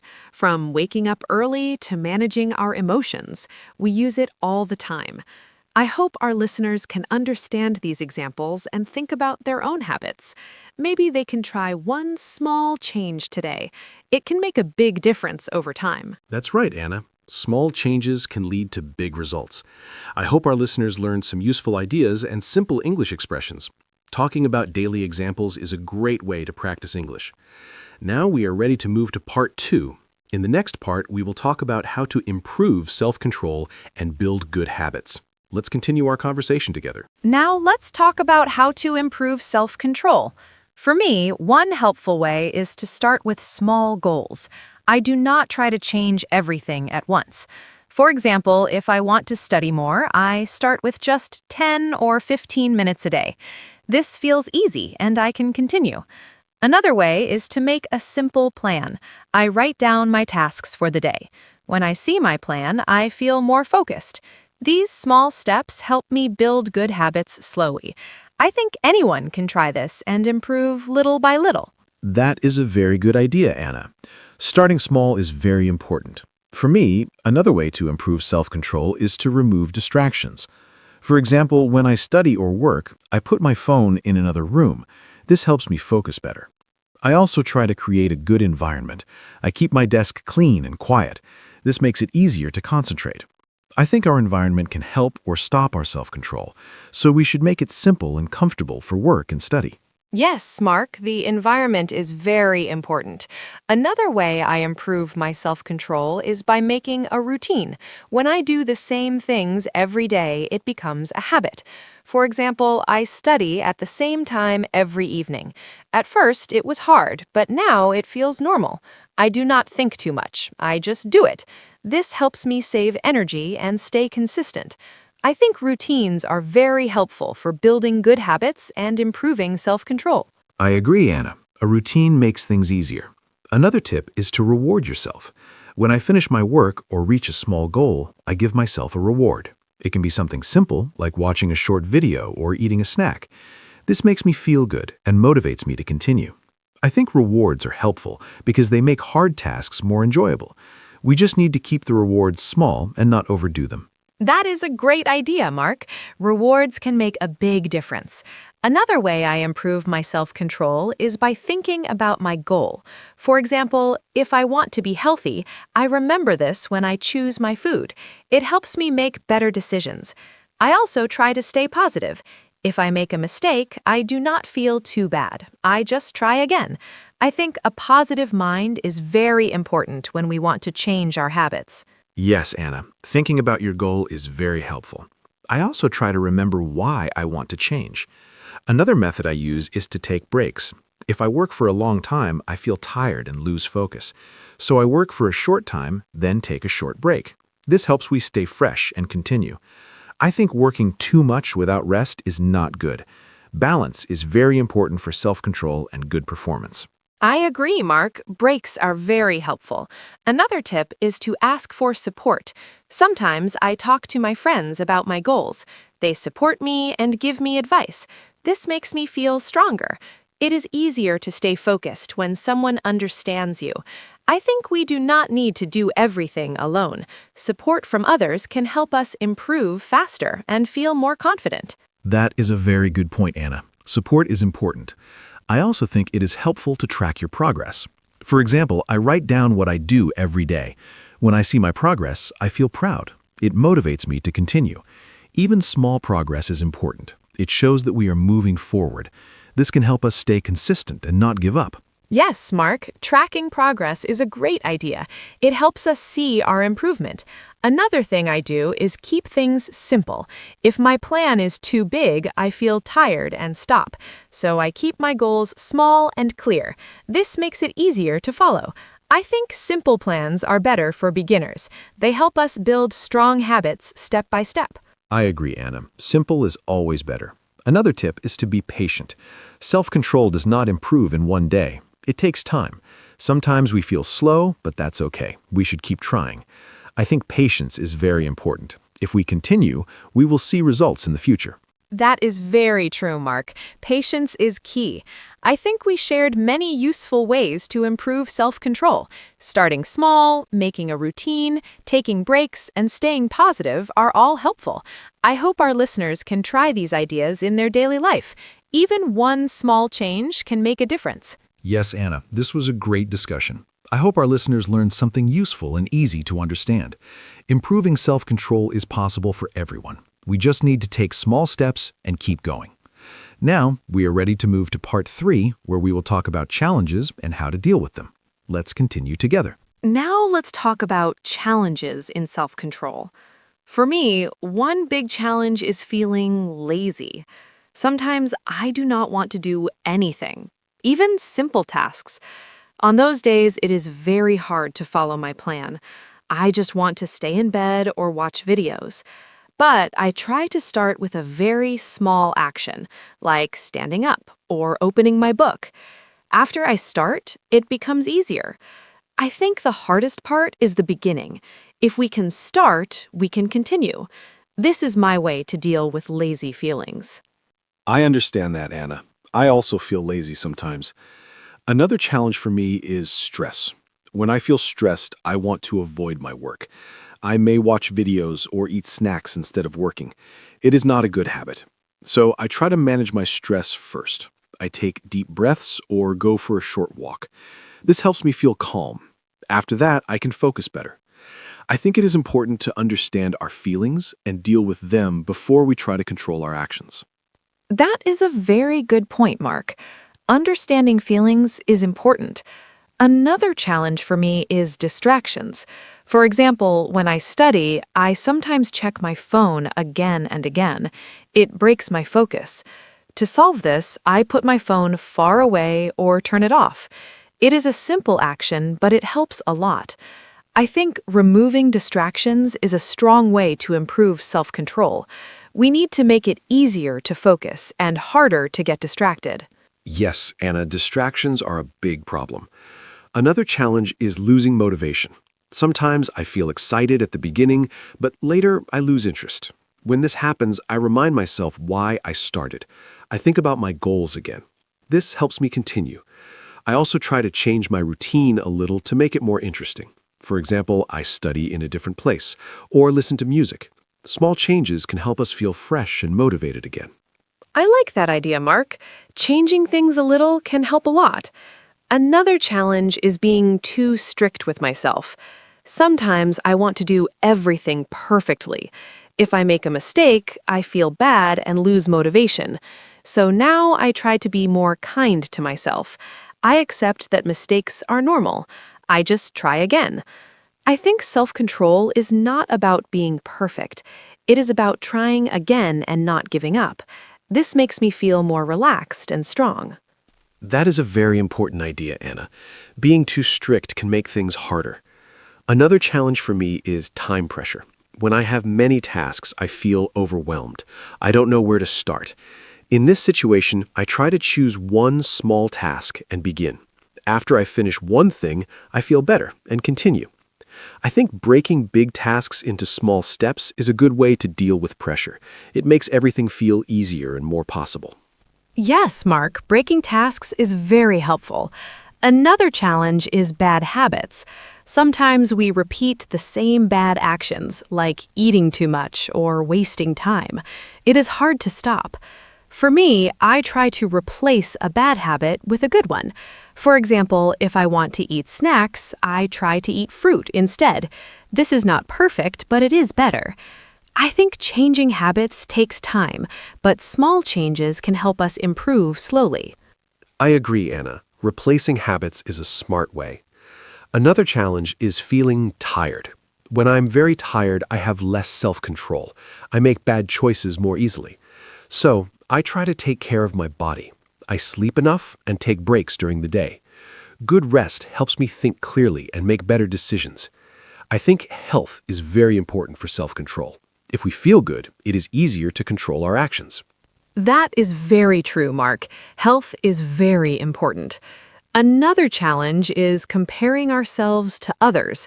Sometimes I see other people doing very well and I feel bad. I think I am not good enough. But now I try to focus on my own progress. I do not need to be like others. I just need to improve little by little. This helps me stay positive and continue my journey.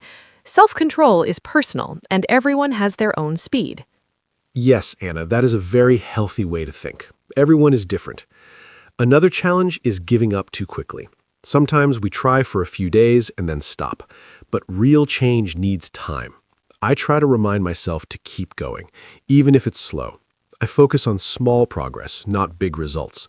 This helps me stay patient. I think consistency is more important than speed. Doing a little every day is better than doing a lot once and stopping. I agree, Mark. Consistency is very important. We talked about many challenges, like laziness, stress, distractions, and bad habits. These are normal problems, and everyone has them. The important thing is to find simple ways to deal with them. I hope our listeners can understand that they are not alone. We all try and learn every day. Yes, Anna, this was a very helpful discussion. We shared many real challenges and simple solutions. I hope our listeners feel encouraged and ready to try. Self-control is not easy, but it is possible. With practice and patience, we can improve. Now, we are ready to move to the ending and finish our podcast. Thank you for staying with us. Thank you, everyone, for listening to our podcast today. We talked about self-control and shared many simple ideas and examples. I hope you enjoyed our conversation and found it helpful. Remember, self-control is something we can practice every day. Start with small steps and be kind to yourself. You do not need to be perfect. Just try your best and keep going. Thank you, Mark, for this great talk. I really enjoyed it. I hope our listeners can join us again next time. Take care and see you soon. Goodbye. Thank you, Anna, and thank you to all our listeners. It was great to talk about self-control with you today. I hope this podcast helped you learn new words and simple ways to talk in English. More importantly, I hope it helped you think about your own habits. Remember to stay patient and keep practicing. Small changes can make a big difference over time. I also enjoyed our conversation very much, Anna. Thank you, everyone, for listening. Have a wonderful day, and we hope to see you again in our next episode. Goodbye. Hello, everyone. Welcome back to our podcast. My name is Anna, and I am so happy you are here today. Today's topic is one of my favorite topics, summer. I love summer so much. The warm weather, the long days, the holidays, everything about summer makes me happy. Summer is a great topic to talk about in English because there are so many simple and fun words to learn. Whether you love hot weather or prefer something cooler, I think you will enjoy today's conversation. My friend Mark is here with me again. Mark, are you excited about today's topic? I cannot wait to hear what you think about summer. Hello, everyone. I am so glad to be here. My name is Mark, and yes, I am very excited about today's topic. Summer is such a wonderful season. It is the time for holidays, sunshine, ice cream, and spending time with friends and family. In this podcast, Anna and I will talk about everything related to summer: the weather, activities, food, travel, and more. We will use simple English so it is easy for everyone to follow along. Even if you are just starting to learn English, don't worry, we will speak slowly and clearly. I hope this conversation helps you learn new words and feel more confident in English. Let's begin. Mark, let me start with a simple question. What is your favorite thing about summer? For me, it is definitely the sunshine. I love waking up in the morning and seeing a bright blue sky. In winter, the days are short and gray, but in summer, the sun rises early and sets late. There is so much light. I feel so much happier and more energetic in summer. The warm weather also makes me want to go outside and be active. I love walking in the park, sitting in a cafe outside, or just reading a book in the garden. Sunshine really changes my mood completely. What about you, Mark? Anna, I love the sunshine too, but my favorite thing about summer is the long evenings. In summer, it stays light until 9 or even 10 o'clock at night. That means more time to enjoy the outdoors after work or school. I love sitting outside with friends in the evening, having a cold drink and just talking and relaxing. There is something very special about a warm summer evening. Everything feels slower and more relaxed. People seem happier and friendlier too. I also love that in summer you can do so many activities outside. Barbecues, walks, outdoor cinema, festivals. Summer evenings are truly magical. They are my absolute favorite part of the season. Oh, yes, summer evenings are so beautiful. I love them too. Mark, let's talk about summer weather. Summer means hot weather for most people, but how hot do you like it? I personally love warm weather, but not too hot. Around 25 degrees Celsius is perfect for me. When it is over 35 degrees, I find it too hot. I feel tired and uncomfortable. I drink a lot of water, stay in the shade, and try not to go outside in the middle of the day. What temperature do you prefer in summer? And do you have any tips for staying cool when it is very hot outside? Hot weather can be tough. 25 degrees is perfect. I agree with you, Anna. I also love warm weather, but extreme heat is very difficult. When it is very hot, I drink a lot of cold water, maybe 2 or 3 liters a day. I also wear light, loose clothing. Light colors like white and yellow are best because they do not absorb as much heat as dark colors. I also use a fan or air conditioning at home. Taking a cold shower in the afternoon is wonderful when it is hot. And I try to do outdoor activities in the morning or evening, not at midday when the sun is strongest. Staying hydrated is the most important thing in hot weather.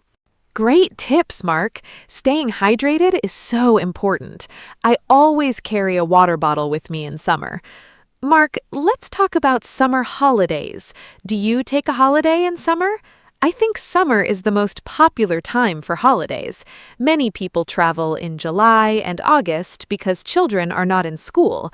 I love going on holiday in summer. Last summer, I went to the beach for 1 week. It was wonderful.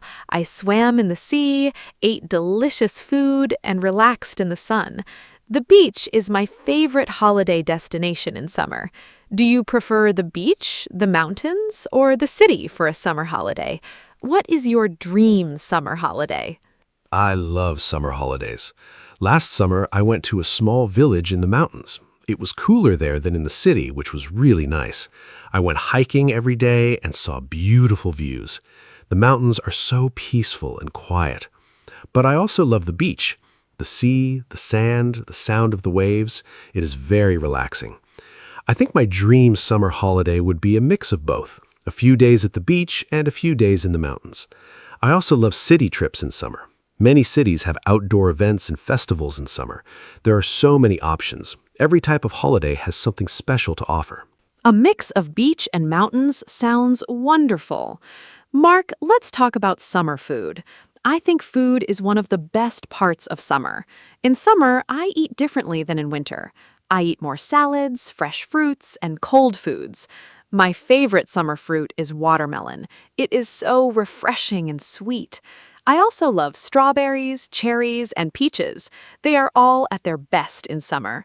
I also enjoy ice cream a lot in summer. There are so many flavors. My favorite is lemon ice cream. It tastes so fresh and cold. Do you have favorite summer foods? I think food is one of the best things about the warm season. Anna, I completely agree. Summer food is amazing. My absolute favorite summer food is a barbecue.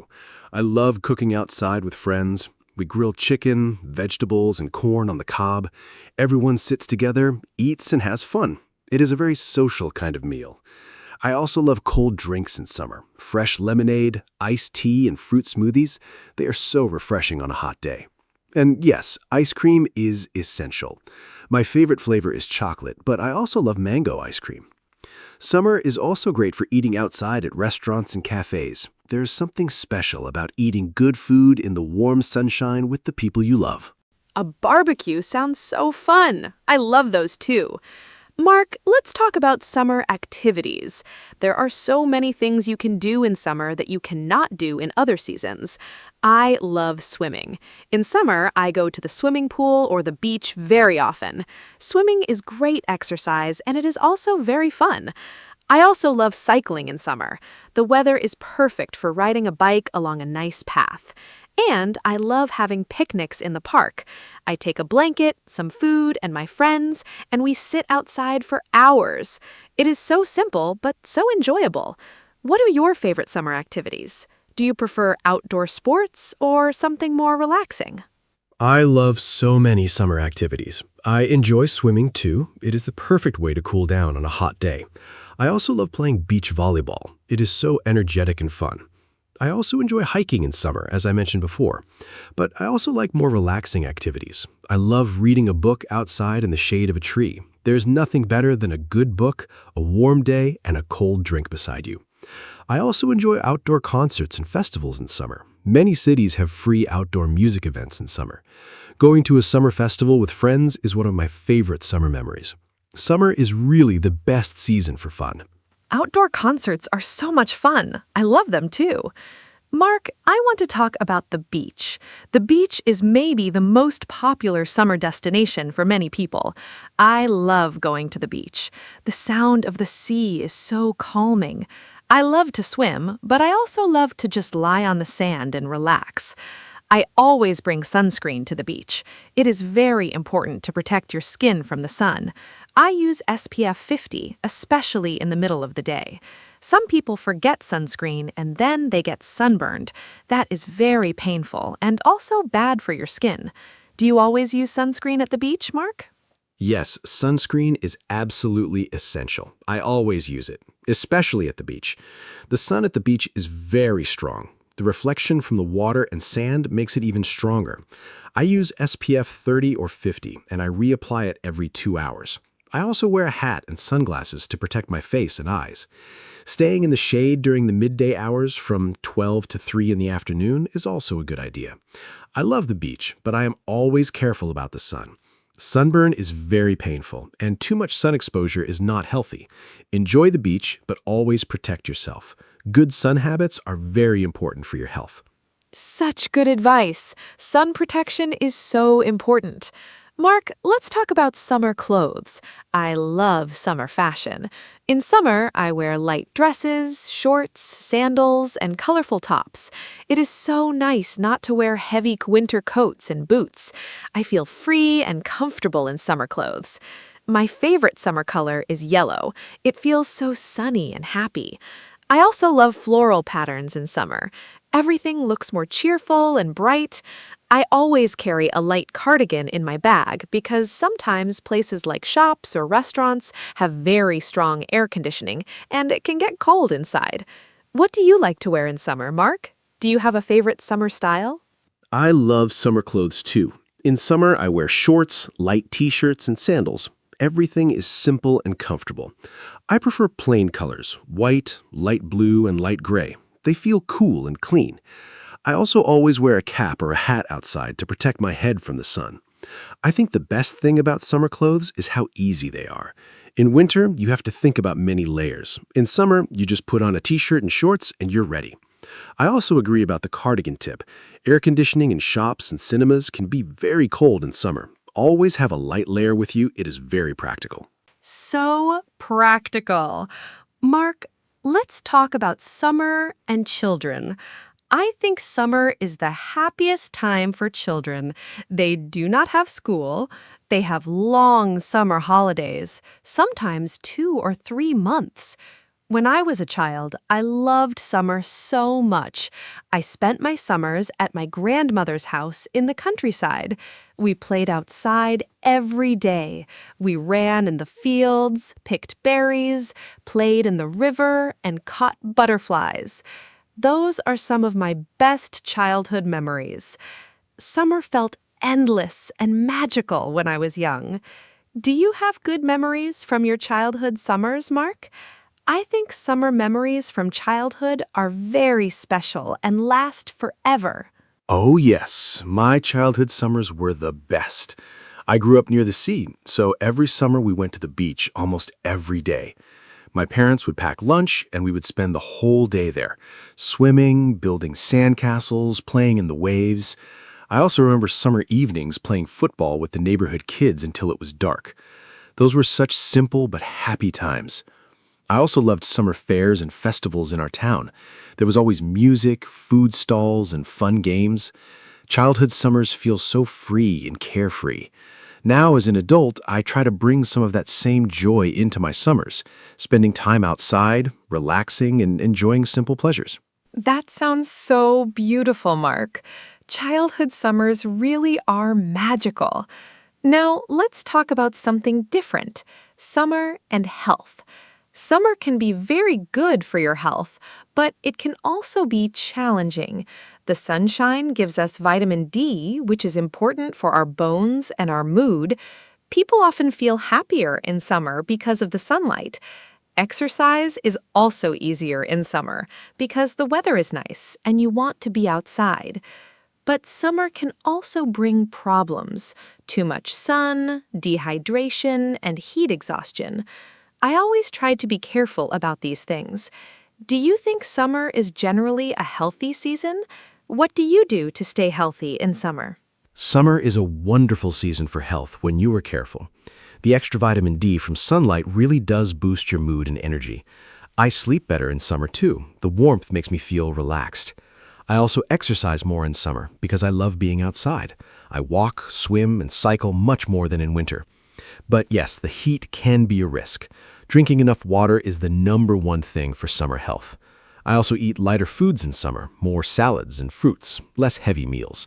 And I try not to stay in the sun too long. Taking care of yourself in summer means you can enjoy everything the season has to offer without any problems. So well said. Mark, let me ask about summer and travel. Summer is the most popular travel season. Airports and trains are very busy in July and August. Hotels and holidays can also be more expensive in summer. Have you ever had any travel adventures or funny travel stories from summer? I remember one summer I missed my flight because of a traffic jam on the way to the airport. It was a terrible day. But then I got on the next flight and my holiday was wonderful. Travel does not always go perfectly, but those stories become funny memories later. Do you have any memorable summer travel stories? Good or bad ones are both welcome. Oh, I have a funny travel story. One summer, my friends and I drove to the coast for a camping trip. We were so excited. But when we arrived, we realized we forgot the tent at home. We had all our sleeping bags and food, but no tent. We had to sleep in the car that first night. It was very uncomfortable, but we laughed so much about it. The next day, we bought a cheap tent from a local shop, and the rest of the holiday was perfect. Now that story is one of our favorite memories to tell. Travel surprises and mistakes make the best stories. The most important thing is to stay positive and laugh about the unexpected things. That story is so funny. Sleeping in the car? Oh no! But I love that it became a great memory. Mark, let's talk about summer festivals and events. Summer is full of fun events. There are music festivals, outdoor cinema, food festivals, sports events, and local fairs. I love going to local summer festivals. They are usually free or not expensive. There is music, food, dancing, and a great atmosphere. Last summer, I went to an outdoor jazz festival in my city. It was a beautiful, warm evening, the music was wonderful, and I sat on the grass with my friends. It felt like a perfect summer night. Do you enjoy going to festivals and events in summer? What kind of events do you like most? Summer festivals are one of my favorite things. I love music festivals most of all. There's something amazing about listening to live music outside under the open sky. The energy of the crowd, the music, the warm air, it is a truly special experience. I also love food festivals. You can try so many different types of food in one place. It's a great way to discover new cuisines. I've tried foods from many different countries at food festivals. I also enjoy street markets in summer. Many cities have outdoor markets on weekends in summer. You can find fresh produce, handmade crafts, and delicious snacks. Summer really brings communities together in such a joyful way. Outdoor markets are lovely. I always find something special at them. Mark, let's talk about gardening in summer. Do you like gardening?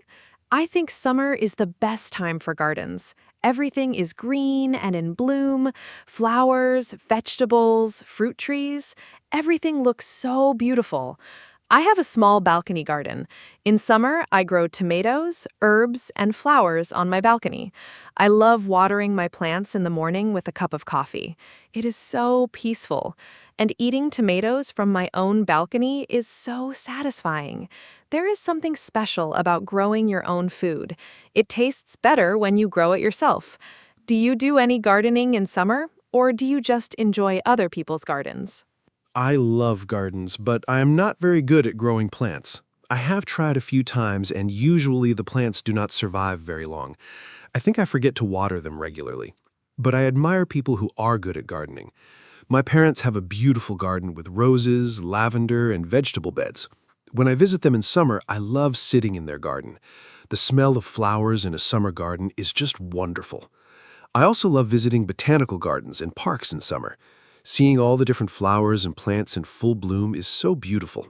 Maybe one day I will learn to be a better gardener. For now, I will enjoy other people's gardens.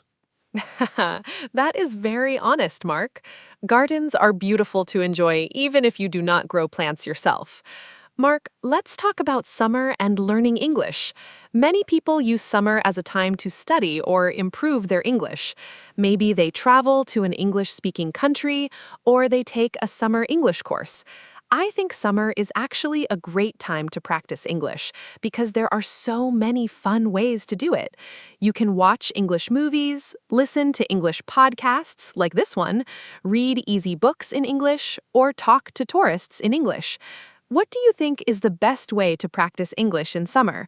Do you have any tips for our listeners? What a great topic. Summer is a wonderful time to practice English in a relaxed way. I think the best tip is to make English fun, not like homework. Watch your favorite movies or TV shows in English with subtitles. Read simple books or short stories in English. Listen to English songs and try to understand the words. If you travel somewhere where English is spoken, try to speak with local people. Even just saying hello and thank you is great practice. You can also keep a simple summer diary in English. Write a few sentences each day about what you did. It does not need to be perfect. The important thing is to practice every day, even for just 10 or 15 minutes. I love the diary idea. Writing in English every day is such good practice, and summer gives you so many things to write about. Mark, let's talk about something I find really interesting, how different countries celebrate summer. In some countries, summer means going to the beach every weekend. In other countries, it means mountain holidays. In Scandinavia, people celebrate midsummer with big outdoor parties. In some countries, summer is the rainy season, not hot and sunny. Not everyone experiences summer the same way. I think it is fascinating how the same season can be so different depending on where you live. Do you know about any interesting summer traditions from other countries that you find interesting or surprising? That is such an interesting point. Summer really is different around the world. In Japan, there are beautiful summer festivals called matsuri with fireworks and traditional dances. People wear colorful, traditional clothing and celebrate outdoors. In Sweden, the Midsummer Festival is one of the most important celebrations of the year. People dance, sing, and eat traditional food around a decorated pole. In Brazil, summer is in December and January, which is very different for people from the Northern Hemisphere. In some tropical countries, summer brings monsoon rains, not sunshine. Learning about how different cultures experience and celebrate summer is a wonderful way to learn about the world. Every tradition is unique and fascinating. The Japanese summer festivals with fireworks sound absolutely magical. I would love to experience that one day. Mark, let's talk about summer and sleep. I find it harder to sleep in summer. The nights are shorter and it stays light outside for a long time. My bedroom also gets very warm, and I do not sleep well when I'm hot. I use a fan at night, and I open the window to let in cool air. I also use light cotton sheets instead of heavy blankets.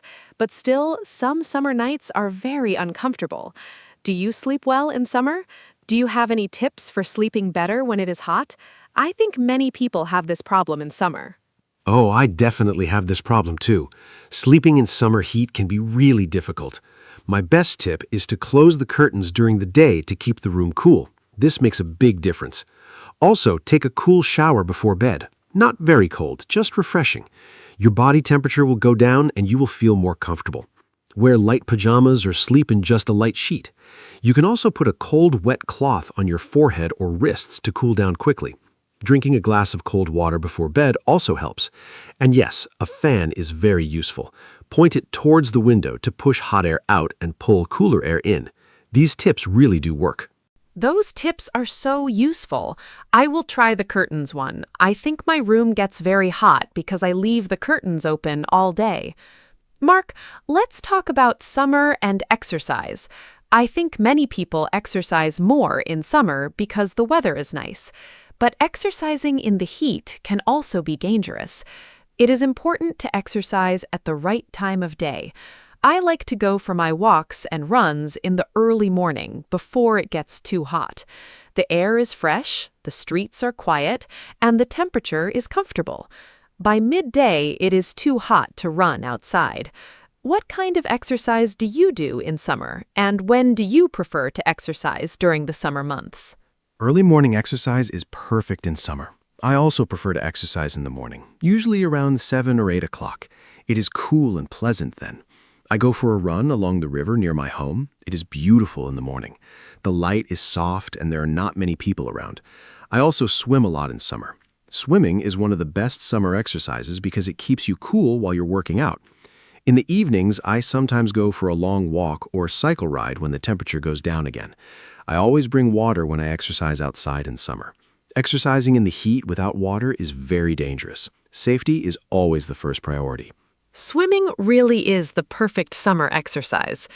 Mark, I want to ask about something a little different now. What is your least favorite thing about summer? Every season has some downsides. For me, it is insects. In summer, there are mosquitoes, flies, and other bugs. I hate mosquitoes. They bite me every night, and I always wake up with itchy red spots. I use mosquito spray and a special plug-in device in my bedroom, but some still get through. It is very annoying. I also do not enjoy the crowds in summer. Popular beaches and tourist places get very crowded and noisy in summer. I prefer quieter, less busy places. What about you? What do you like least about summer? Anna, mosquitoes are definitely my least favorite part of summer too. They're so annoying. I also use spray and try to cover my arms in the evenings when they are most active. My other least favorite thing about summer is the traffic and crowds. Highways and airports are so busy in summer. Everything is more expensive. Hotels, flights, restaurants, popular tourist spots are packed with people. Sometimes it's hard to relax and enjoy yourself when everywhere is so crowded. I also sometimes miss the coziness of autumn and winter. Hot drinks, warm blankets, and quiet evenings inside also have a special charm. But overall, the good things about summer definitely outweigh the bad things. Summer is still my favorite season. I agree. The good things definitely outweigh the bad. Mosquitoes are a small price to pay for all the wonderful things summer brings. Mark, let's talk about summer sunsets. I think summer sunsets are some of the most beautiful things in nature. Because the days are so long in summer, the sunset happens late, sometimes at 9 or even 10 o'clock. I love watching the sunset in summer. The sky turns pink, orange, and purple. It is absolutely stunning. I often go to a high point in my city to watch the sunset. It feels very special. Have you ever watched a particularly beautiful summer sunset that you still remember? Where were you, and what made it so special? Summer sunsets are truly magical. I've seen some incredible ones. My most memorable was on a boat trip last summer. We were on the sea in the evening, and the sun started to set. The whole sky turned bright orange and red, and the light reflected on the water. It was breathtaking. Everyone on the boat stopped talking and just watched. Nobody said anything for minutes. It was that beautiful. Another beautiful sunset I remember was watching the sun go down behind the mountains. The colors changed slowly from yellow to orange to deep purple. Nature is truly the best artist. I think stopping to watch a beautiful sunset is one of the simplest and most wonderful pleasures of summer. That boat sunset sounds absolutely incredible. Mark, let's talk about summer reading. I think summer is the perfect time to read. You have more free time, you can sit outside, and a good book in the sunshine is such a pleasure. I love reading on holiday. I always pack at least 2 books for any trip. Last summer, I read a wonderful story about a family who travels across Europe by train. It was simple to read, but very engaging. I think reading in English is also a great way to improve your language skills. Do you read in summer? And do you have any book recommendations for beginners who want to read in English? Easy, enjoyable books are the best place to start.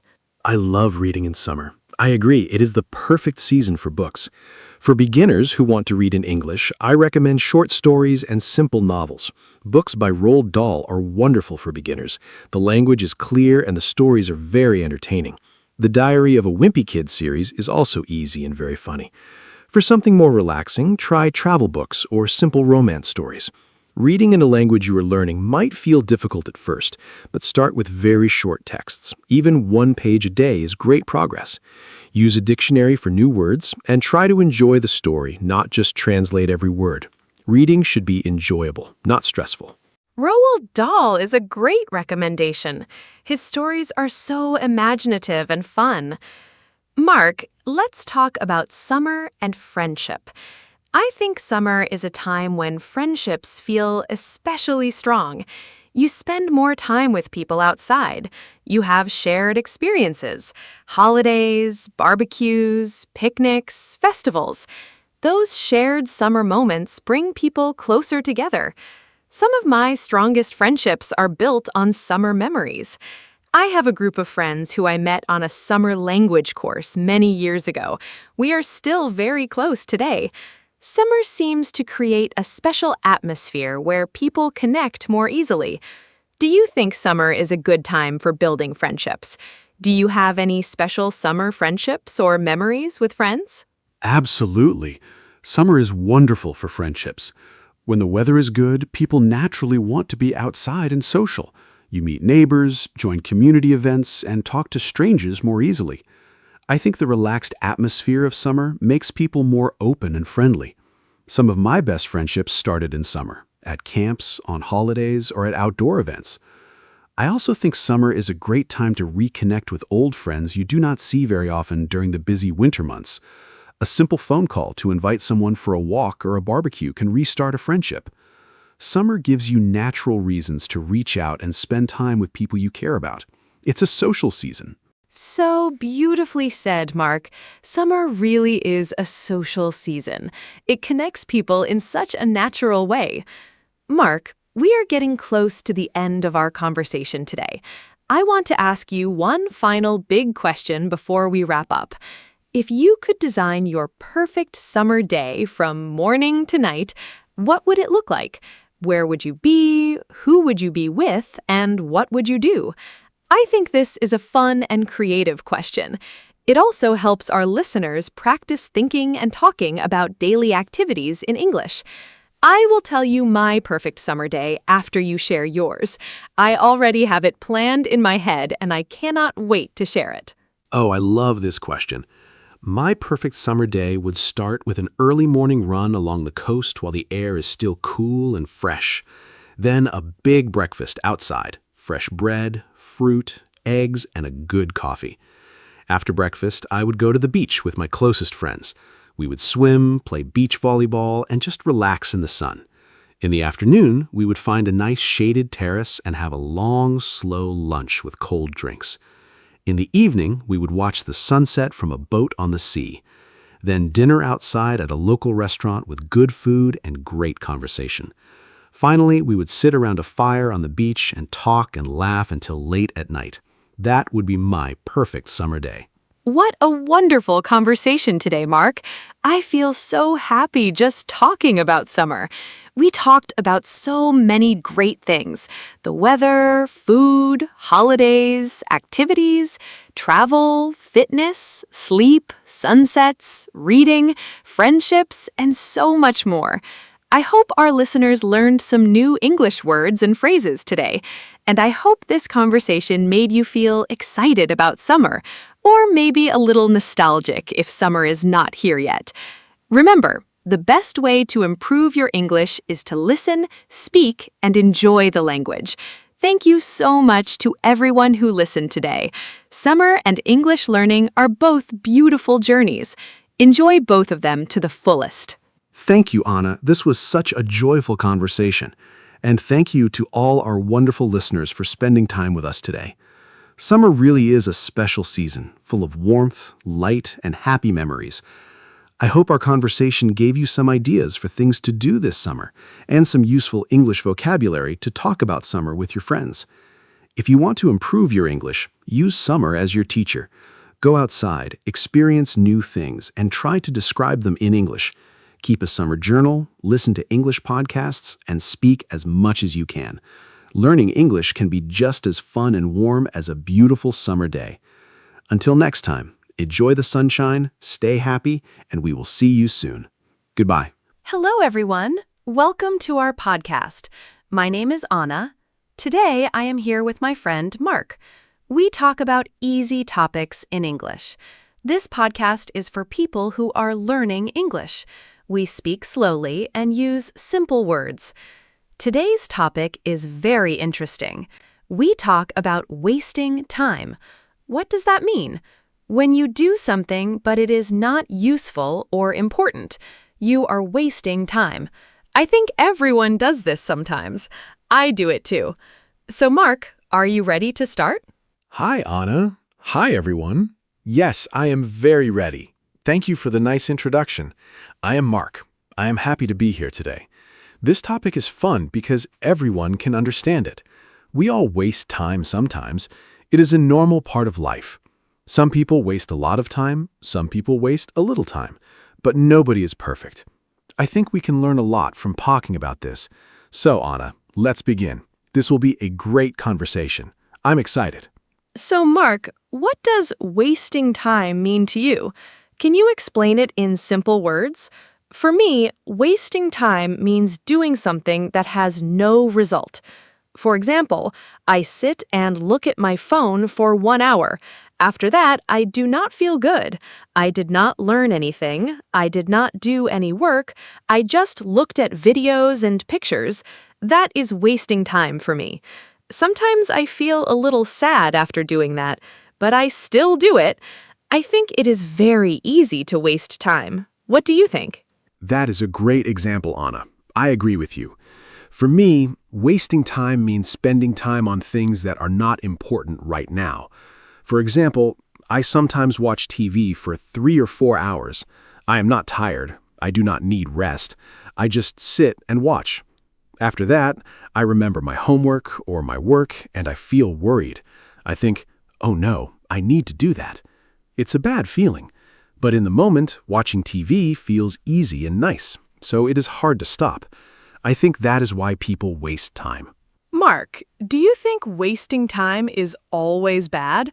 I sometimes think a little rest is not bad. For example, when I am very tired, I sit and do nothing for 30 minutes. Is that wasting time? I'm not sure. Maybe sometimes we need to rest. We need to stop doing work. Our brain needs a break. So maybe sometimes doing nothing is okay. But if I rest for 4 hours and I am not tired, that is different. That is a problem. What do you think? Is all wasting time bad? That is a really good question, Anna. I think it depends. If you are tired and you rest, that is not wasting time. That is important for your body and your mind. But if you are not tired and you still do nothing, that is different. You feel bored. You feel empty. That is wasting time. I also think it depends on the person. Some people need more rest. Some people need less. So I don't think all wasting time is bad, but too much is a problem. We need a balance. What are the most common ways people waste time? I have a few ideas. First, social media. I spend so much time on social media every day. I look at pictures, I read short messages, I watch short videos. Hours can pass very fast. Second, I sometimes talk too much with friends about nothing important. We talk and nothing happens. Third, I sometimes change my plans many times. I think, I will do this later, and later never comes. Do you have more examples? Yes, I have more examples. First, I sometimes spend a lot of time looking for something. I look for my keys, my phone, my book. I waste 20 minutes every day just looking for things. That is very frustrating. Second, I sometimes start a task but stop many times. I go to the kitchen, I check my phone, I look outside. This is called procrastination. It means you delay doing something. Third, I watch videos online. I want to watch one video, but then another video starts, and another. Suddenly, 2 hours are gone. It's a big problem. I think social media is a very big reason why people waste time. Do you use social media a lot? I use it every day. In the morning, I check my phone before I get up. I look at messages, I look at pictures. Sometimes 30 minutes pass before I even stand up from my bed. That is not good. I start my day already behind. I think this is very common now. Many people do this. Phones are everywhere. It is very easy to pick up your phone and start scrolling. Scrolling means looking through many things quickly. Yes, Anna, I do the same thing. In the morning, my phone is next to my bed. I hear a sound and I immediately pick it up. I check messages, news, and social media. Before I know it, it is late. I did not eat breakfast. I did not exercise. I did not prepare for work. The phone took all my morning time. I think phones are wonderful things. They help us with many things, but they can also steal our time. I use the word steal because we do not notice it happening. The time disappears quietly. Let's talk about procrastination. That word is a little difficult, but the meaning is simple. Procrastination means you delay doing something. You need to do a task, but you say, I will do it later. And later becomes tomorrow, and tomorrow becomes next week. Do you procrastinate, Mark? I procrastinate a lot. I have a list of things to do, but I look at my list and I feel tired just reading it. So I close it and do something easy instead. I think many people know this feeling. Yes, I know that feeling very well, Anna. I procrastinate most with difficult tasks. If something is easy, I do it fast. But if something is hard, I delay it. I think I need to prepare first, but preparing takes forever. I clean my desk, I make coffee, I organize my papers. After all that, I am tired and it is time to sleep. The hard task is still not done. Procrastination is tricky because you feel busy. You do small things, but the important thing never gets done. Why do people procrastinate? I think one reason is fear. We are afraid to start something because it might be hard, or we are afraid to fail. If I do not start, I cannot fail. That sounds silly, but I think it is true. Another reason is we do not know where to begin. A big task is scary. We look at it and it feels impossible, so we do nothing. Also, some people do not have energy. They are tired and cannot think clearly, so they delay things until they feel better. But that feeling does not always come. I agree. Fear is a big reason. Another reason is that our brains like easy things. Doing a difficult task requires a lot of thinking. Watching a video is easy. Our brain says, choose the easy thing, and we do. Also, I think some people do not see the result of their work right away. If you work hard today, you might see the result next week or next month. That feels far away, but a fun video gives you a good feeling right now, so we choose the video. It's about immediate and delayed satisfaction. Let's talk about a funny kind of wasting time. It is called busy but not productive. This means you look very busy. You move fast, you write things, you make calls, but at the end of the day, nothing important is done. I do this sometimes too. I am busy all day, but then I ask myself, what did I do today? And the answer is not clear. I did many small things. I answered emails, I organized files, but the big important task? I did not touch it. Does this happen to you? Oh yes, this happens to me often. I call it feeling busy. I have a full day, I am always doing something, but in the evening I look at my important tasks. They are all still there, waiting. I spent all my time on small things. Like, I spent 30 minutes choosing what music to listen to while working. I never even started working. Or I spent 1 hour organizing my email folders, but I did not reply to the important emails. It's a trap. You feel productive, but you are actually avoiding real work. I want to talk about watching TV and movies. This is another big way people waste time. I love movies. I really do. Sometimes I watch one movie and then another movie starts and I think, just a few more minutes. But a few minutes becomes 2 more hours. Suddenly it is midnight, I have work tomorrow, I feel tired, but I watched so much. I think this is a very common experience. Streaming apps are very good at keeping us watching. They always show us the next episode automatically. It is very clever, but also dangerous for our time. Yes, streaming is a big problem for my free time too.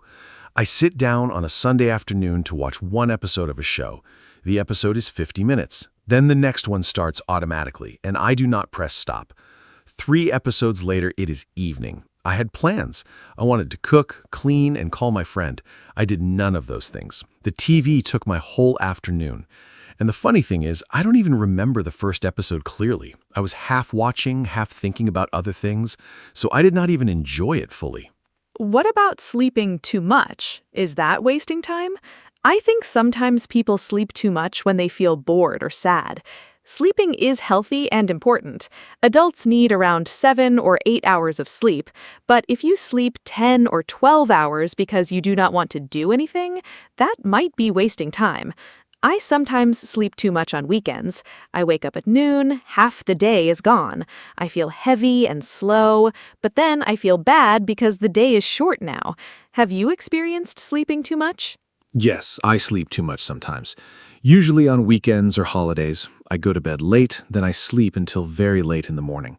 I wake up and it is already afternoon. I feel confused. My body feels strange. This is sometimes called oversleeping. It does not feel good. I am slower for the rest of the day. Also, I think I sleep too much when I do not have a plan. If I know what I will do in the morning, I wake up more easily. But with no plan, I just stay in bed. A plan helps. Let's talk about shopping, especially online shopping. Do you waste time shopping? I do. I open a shopping website, I want to buy one thing, but I look at so many other things. I add things to my cart, I look at prices, I read reviews. 2 hours later, I bought nothing, or I bought something I do not need. Online shopping is very easy and very distracting. I sometimes go to buy shoes, and then I look at bags, clothes, and kitchen tools. None of these things were on my list. Have you done this? Yes, online shopping is a big time trap. I open a website to buy a book, I look at the book, then I see other people also bought this. I look at those things, then I see a sale, I check the sale items, then I get distracted by a different category. Before I know it, I spent 2 hours browsing and bought nothing. Sometimes I add many things to my cart and then delete everything because I feel guilty. All that time was wasted. I think online stores are designed to keep us there as long as possible. I think one reason we waste time is that we do not have a clear plan for our day. When I have a plan, I do more things. I know what to do first, second, third. But when I have no plan, I feel lost. I go from one thing to another. I start something, start something else. At the end of the day, nothing is finished. A plan does not need to be perfect or complicated. Even a simple list of 3 or 4 tasks is helpful. Do you make plans for your day? I try to make plans. Sometimes I am good at this. I write my tasks the night before. In the morning, I look at my list and I start. On those days, I feel very good. I finish my work and I have free time in the evening. But sometimes I do not make a plan. Those days are usually messy. I wake up and I do not know what to do first. I check my phone. I make coffee slowly. I think about what to do. Time passes. I get stressed. Planning is simple, but it makes a big difference. Let's talk about meetings. Do you think meetings waste time? I think some meetings are very important, but some meetings are long and unnecessary. I have been in meetings where we talk for 1 hour, but nothing is decided. We discuss the same point again and again. People repeat what others already said. At the end, we agree to have another meeting. I think this is a big problem in many offices and schools. A good meeting is short and has a clear goal. A bad meeting has no direction. What is your experience with meetings? I agree completely. I think many meetings are too long. Sometimes a simple email can replace a 1-hour meeting, but people prefer to meet and talk. I understand that face-to-face communication is important, but not every problem needs a meeting. I have attended meetings where I did not need to be there. My part was 5 minutes, but I stayed for the whole hour.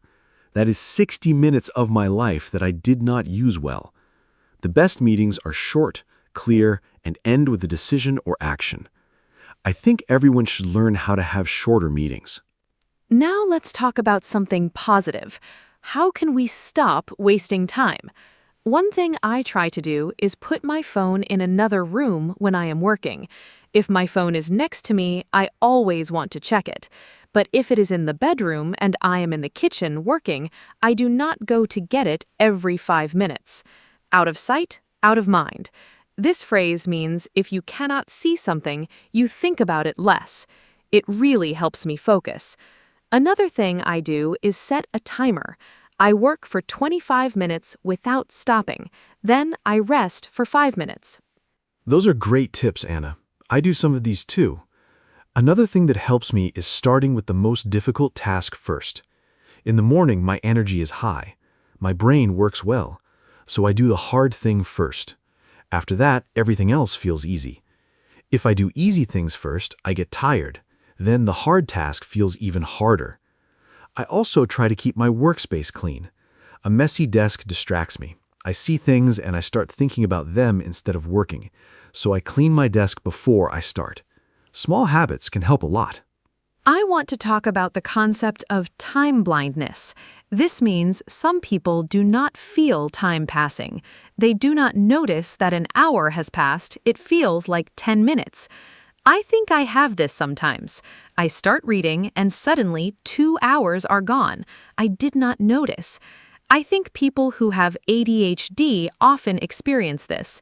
ADHD is when it is hard to focus and control attention. But even without ADHD, many people do not notice time passing. This is why timers and alarms are very helpful. They tell you when time is up. That is very interesting, Anna. I think I have time blindness too sometimes, especially when I'm doing something I enjoy. Time flies. But when I do something boring, every minute feels long. This is normal. Our brain experiences time differently based on what we're doing. I think the problem comes when we are doing something fun but unproductive, like playing games or watching videos. Time flies and we do not notice. Then we feel shocked. It is already evening, but I just sat down. Having alarms or timers is a simple and helpful solution. Let me talk about something called decision fatigue. Every day, we make many decisions. What to eat, what to wear, what to do first. All these decisions take mental energy. After many decisions, our brain gets tired.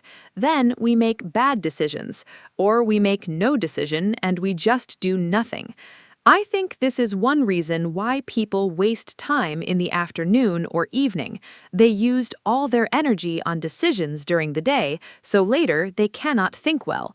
To fix this, some people make small decisions automatic, like eating the same breakfast every day. That is a really interesting idea, Anna. I think decision fatigue is real. I notice it on busy days. In the morning, I'm sharp and focused, but after lunch, I feel slow. Small things feel hard. I cannot decide what to do next, so I just sit and look at my phone. I think making some decisions in advance is smart, like planning meals for the week or choosing clothes the night before. These small actions save mental energy. Then you can use that energy for important things later. Our brain has a limit, and we should use it wisely. Do you think boredom causes people to waste time? I think yes. When I am bored, I pick up my phone immediately. I scroll through social media without a real reason. I am not looking for anything specific. I just feel empty, and I want something to fill that feeling. Boredom is very uncomfortable. People do not like to feel bored, so they reach for easy entertainment. But I also read that boredom can be good sometimes. When we are bored, we can be creative.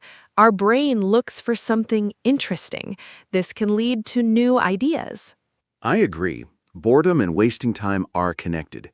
When I am bored, I often do unproductive things. I eat snacks I do not need. I watch videos I do not really want to watch. I just want to feel something. But I have also experienced what you described. Sometimes when I am bored and I do not pick up my phone, I start thinking creatively. I get ideas. I remember things I want to do. I make plans. So boredom is not always bad, but most people do not let themselves feel bored. They immediately fill the silence with phones and screens. Let's talk about the difference between rest and wasting time. I think this is important. Rest is necessary. Rest is when you stop working and let your body and mind recover. Examples of rest: sleeping, taking a walk, talking with a friend, listening to music. Wasting time is different. Wasting time gives you no energy. After wasting time, you still feel tired, or you feel guilty. After real rest, you feel better. You have more energy. You are ready to work again. So the question to ask yourself is, do I feel better after this? If yes, it was rest. If no, it was wasting time. That is a very clear explanation, Anna. I like that test. Do I feel better after this? I will use that. I think for me, a walk outside is always real rest. I come back with more energy and a clearer head, but watching videos for 2 hours, I feel worse.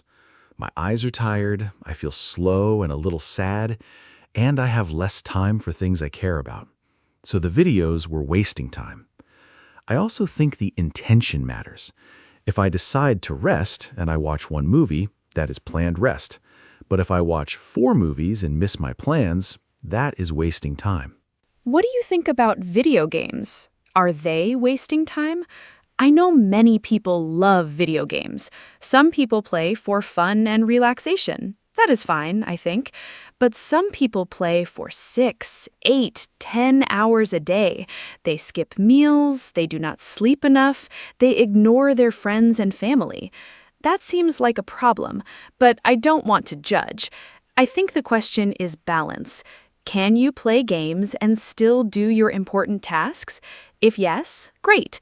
If games are taking over your life, that is a problem. What do you think, Mark? I think video games are like any other activity. The amount of time is the key. I play games sometimes. I enjoy them. Games can be creative and fun. Some games teach problem solving and strategy. But like you said, when gaming takes too much time, it becomes a problem. I have friends who play until 3 or 4 in the morning. They are tired the next day. They miss work or school. They argue with family about this. That is not healthy. I think 2 hours of gaming is fine for most people. More than that can become too much depending on the person. I want to talk about something that I think is important: comparison and social media. When I scroll through social media, I see people's perfect lives, beautiful photos, nice holidays, success stories. I start comparing myself to them. Why am I not doing that? Why do I not have that? And I feel bad about my own life. This makes me want to scroll more, looking for something to feel better. But the feeling doesn't get better. It gets worse. So I am wasting time and feeling bad. It's a double problem. Do you compare yourself to others online? Yes, I do sometimes. It's very natural. We see what other people share, and we forget that people only share the best moments. Nobody posts a picture when they feel sad or lazy. Nobody shows their failures online. So social media gives us a false picture of life. Everyone looks successful and happy, and we compare our real life to their highlights. That's not fair to ourselves. I think it is good to take breaks from social media. Sometimes I delete the apps for 1 week. I feel much better. I have more time, and I stop comparing myself to others. Let's talk about the morning. How you start your day can decide how you use your time. Some people wake up and immediately look at their phone. This can cause stress right away. You read bad news, you see emails, you start worrying before you even get up. This is not a good way to start the day. Other people wake up and do something calm first. Drink water, stretch, walk outside, eat breakfast slowly. This helps the brain start well. I am trying to not look at my phone for the first 30 minutes after waking up. It is difficult, but helpful. I think the morning is very important. I used to check my phone immediately. My first thought of the day was someone else's message or some news story. It put me in a reactive mood. I was responding to others before I even thought about my own day.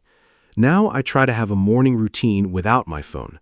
I drink water, I do some light exercise, I eat breakfast. I look at my plan for the day. After that, I check my phone. This small change helped me a lot. I feel more in control of my day. I waste less time because I start with intention. What do successful people say about time? I have read some things about this. Many successful people protect their time very carefully. They say no to things that are not important. They do not go to every meeting. They do not answer every email immediately. They choose what to spend time on. I think saying no is a very important skill. Many people feel bad saying no. They say yes to everything, and then they have no time for their own goals. Learning to say no politely is a big part of managing your time well.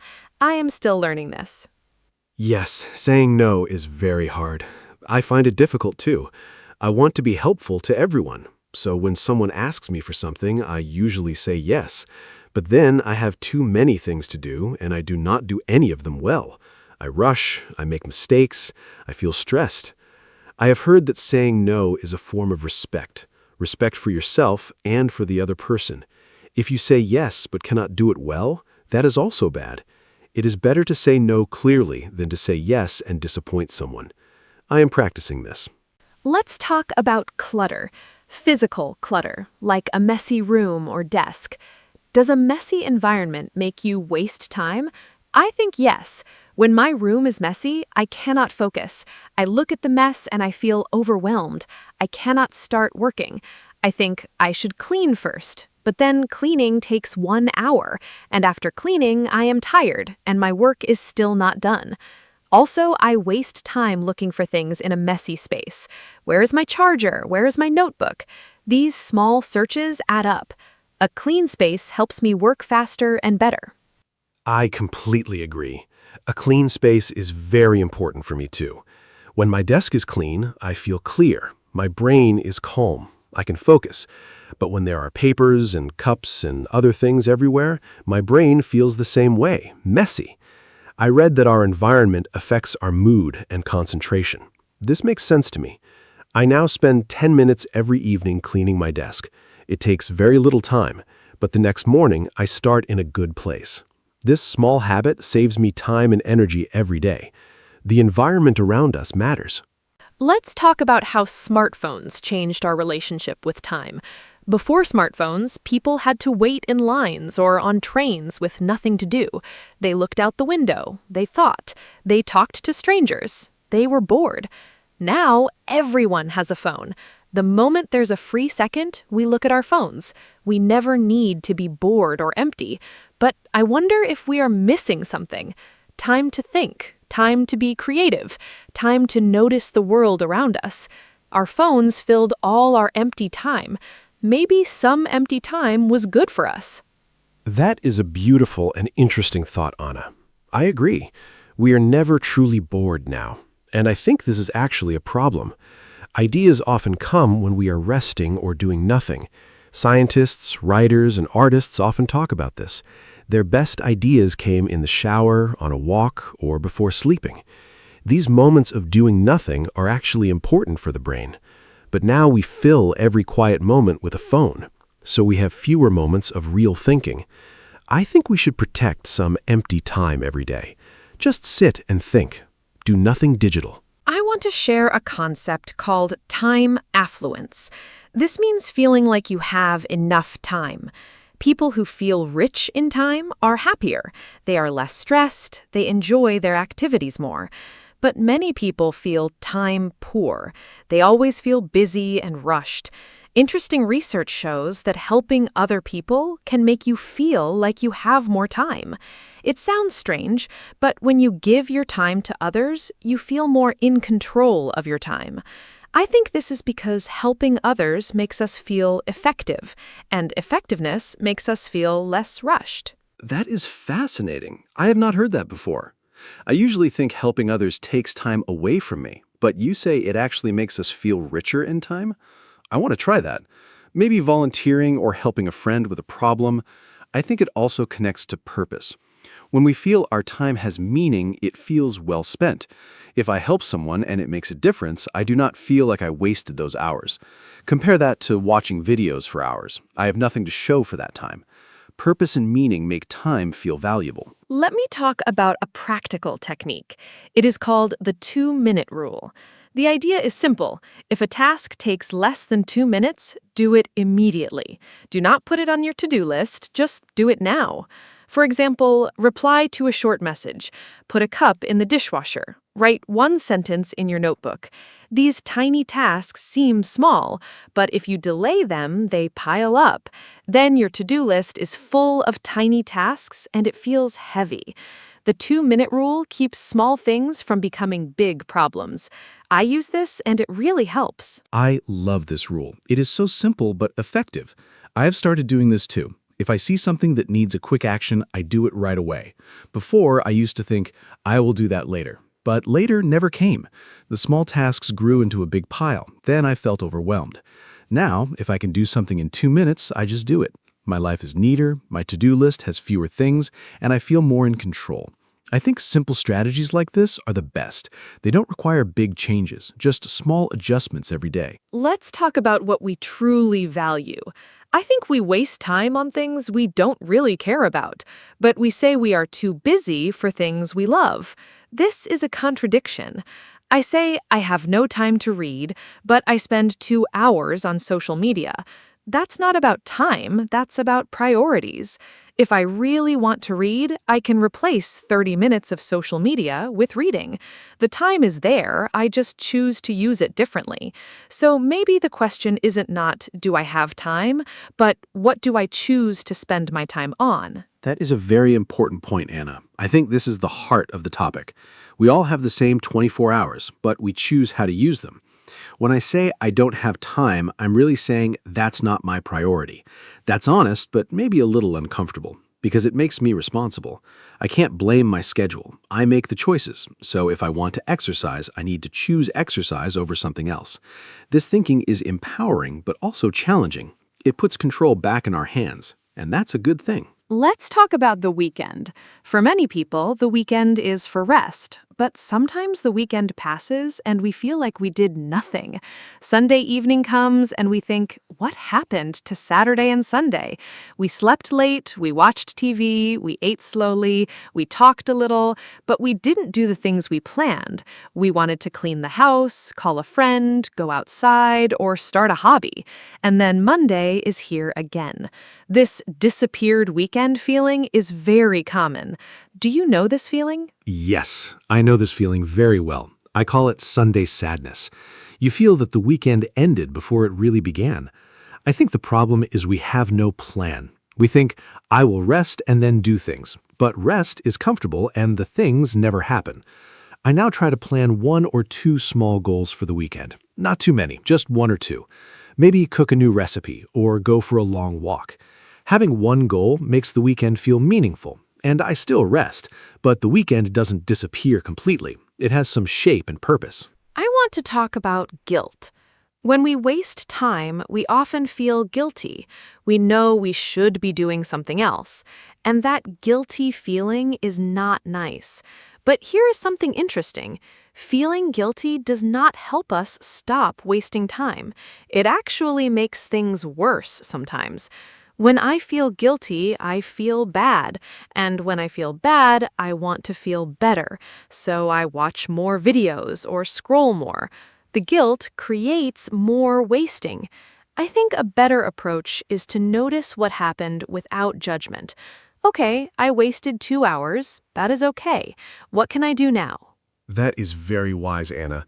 I think self-compassion is important here. If you are always angry at yourself for wasting time, you create stress. Stress makes focus harder, and then you waste more time. It's a cycle. I try to be kind to myself when I waste time. I say, everyone does this, I can start fresh. This is much more helpful than I'm so lazy, I wasted the whole day. Negative self-talk does not motivate us. It just makes us feel bad. Kindness to yourself is not weakness. It is a strategy for doing better next time. Let's talk about the role of sleep in wasting time. When I do not sleep enough, I waste a lot of time the next day. I cannot focus, I move slowly, I make mistakes. I need to read things 3 times to understand. A task that takes 30 minutes when I'm rested takes 1 hour when I'm tired. So poor sleep actually creates wasted time. And then I feel bad in the evening and I stay up late, and then I am tired again the next day. It's a bad cycle. Good sleep is one of the best ways to protect your time. It sounds simple, but it is true. That is so true. Sleep is foundational. Everything depends on it. When I sleep well, I am fast, clear, and energetic. I finish things quickly. I have time left over. But after a bad night, I am slow and distracted. I drink too much coffee. I sit at my desk, but nothing gets done. I look at my phone more. I eat more sugar to feel energy. All of this is wasting time and also hurting my health. I now try to go to sleep at the same time every night. This consistency helps my body know when to rest. A good sleep schedule is a real time saver. Let me share a reflection. We talked about many ways people waste time: social media, procrastination, screens, no plans, messy spaces, bad sleep, meetings. But I think the biggest reason is disconnection from our own values. When we know what we truly want in life, it is easier to say no to distractions. When I feel lost or empty, I waste more time. When I have a goal I care about, I waste less time. So maybe the deepest solution is not a time management trick. It's asking yourself, what do I really want? What matters to me? And then living in that direction. That is beautifully said, Anna. I agree deeply. Time management systems and apps can help. Timers and to-do lists can help. But without knowing your why, you will still get lost. You will still scroll and procrastinate. But if you have a clear reason to use your time well, everything changes. You wake up with intention. You make choices on purpose. You protect your time like something precious, because it is. Time is the one thing we cannot get back. Every minute spent is gone forever. So we should use it in ways that reflect what we truly love and value. We are getting close to the end of our podcast today.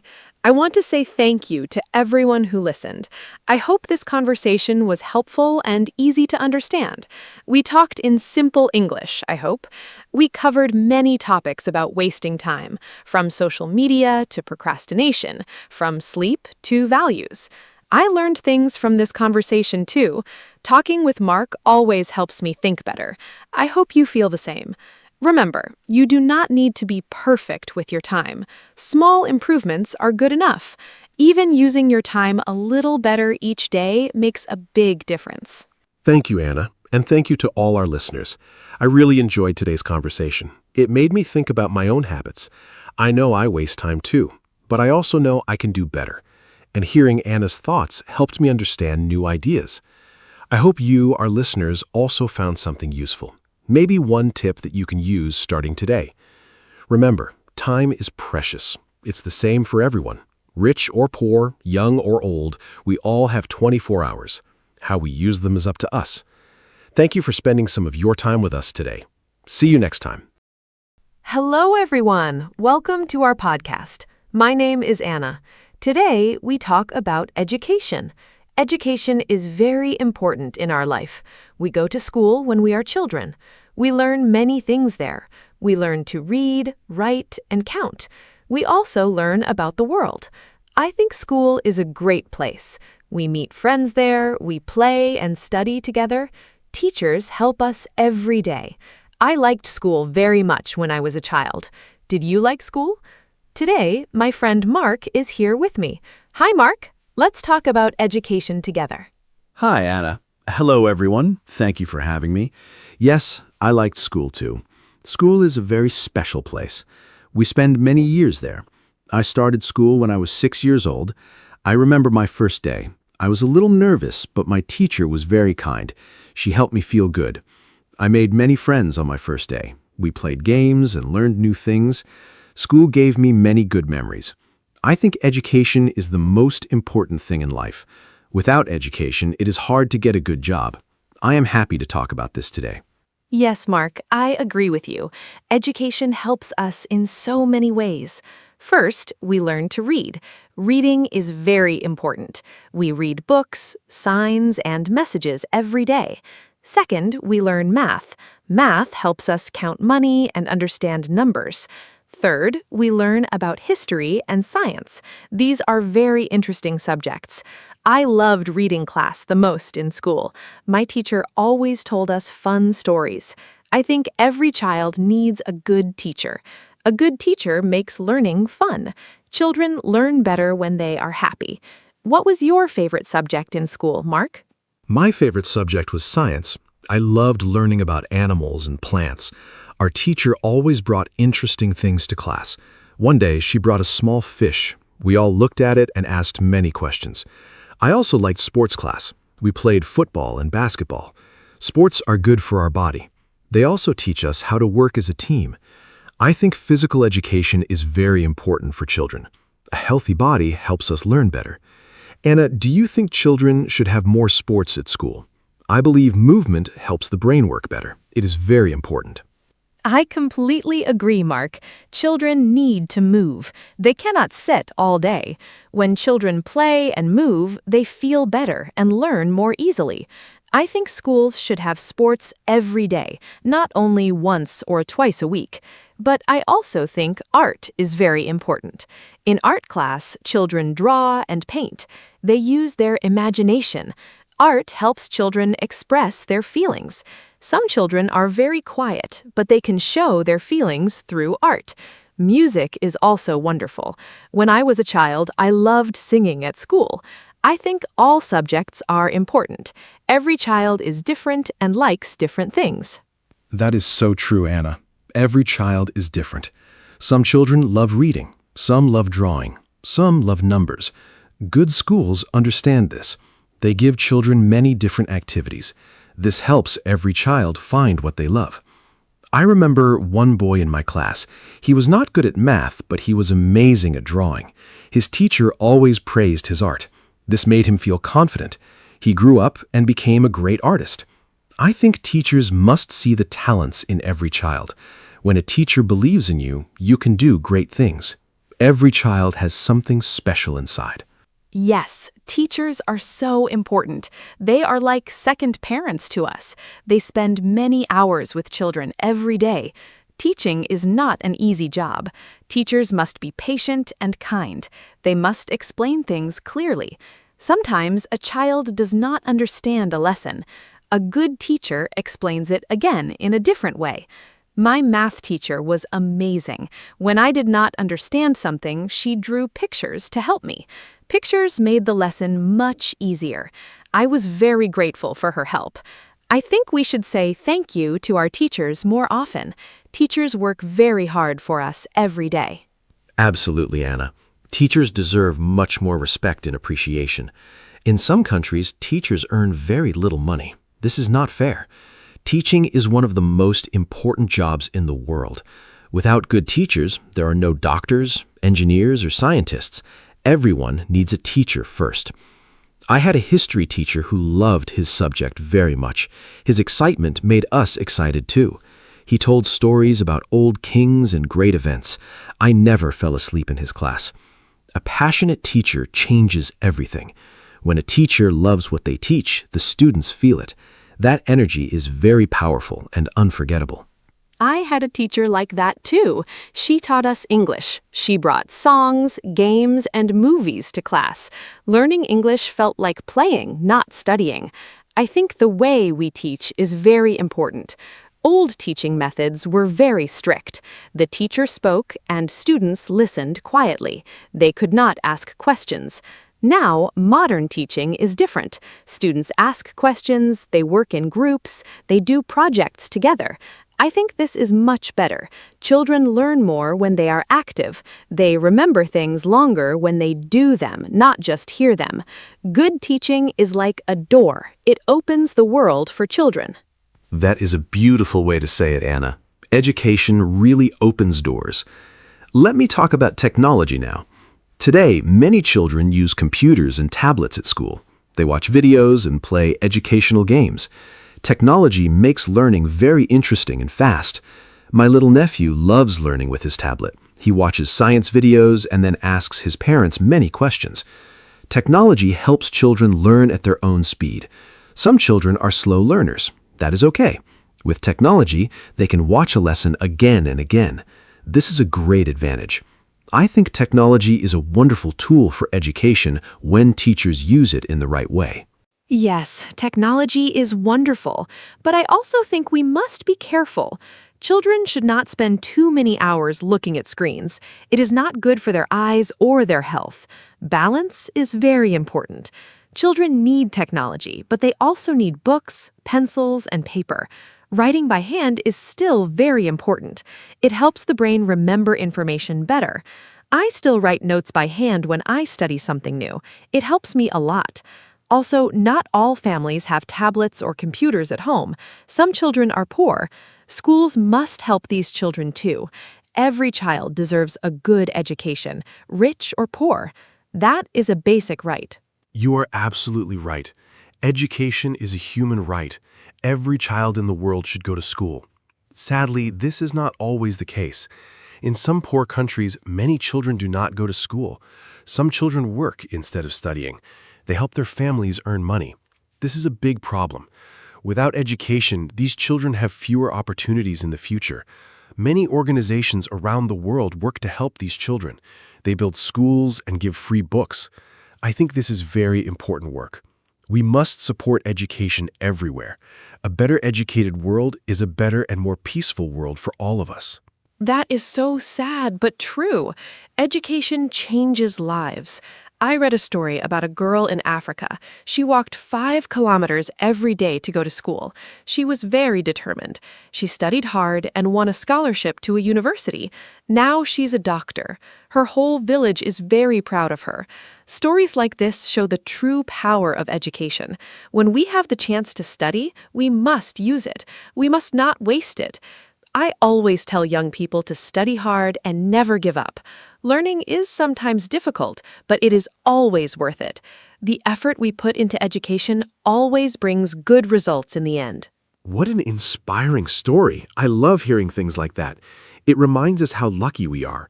Many of us have schools near our homes. We have books, teachers, and computers. We should not take this for granted. Every morning we go to school, we have a great opportunity. I also want to mention learning languages. Learning a second language is very valuable today. English is spoken all over the world. If you speak English, you can talk to millions of people. You can find better jobs. You can travel more easily. I started learning English at age 8. It was difficult at first, but I kept trying. Now, look at me. I host a podcast in English. Yes, you do, and you do it very well. Learning languages is fantastic. When you learn a new language, you also learn about a new culture. You understand people from other countries better. This is very important in today's world. The world is becoming smaller because of the internet and travel. We meet people from many different countries. Speaking their language is a great sign of respect. Even a few words in someone's language can make them smile. I always try to learn a few words when I visit a new country. People appreciate it so much. Language learning also keeps our brain healthy and active. It is like exercise for the mind. Exercise for the mind. I like that idea very much, Anna. Our brain needs exercise just like our body. Reading books is also great exercise for the brain. I read every day, even if only for 15 minutes. Reading helps us learn new words. It also helps us understand different ideas and opinions. When I was a teenager, I did not like reading very much. I preferred watching TV. Then my father gave me an exciting adventure book. I could not stop reading it. After that book, I fell in love with reading. I think finding the right book for each person is very important. The right book can change your life and make you love reading forever. I love that story, Mark. The right book really can change everything. Parents play a big role in education, too. They are the first teachers in a child's life. Children learn from watching their parents. If parents read books at home, children want to read, too. If parents ask curious questions, children become curious, too. Parents should talk to their children a lot. They should read stories to them before bed. This is very important for children's language development. My mother read to me every night when I was small. I think this is why I love books so much today.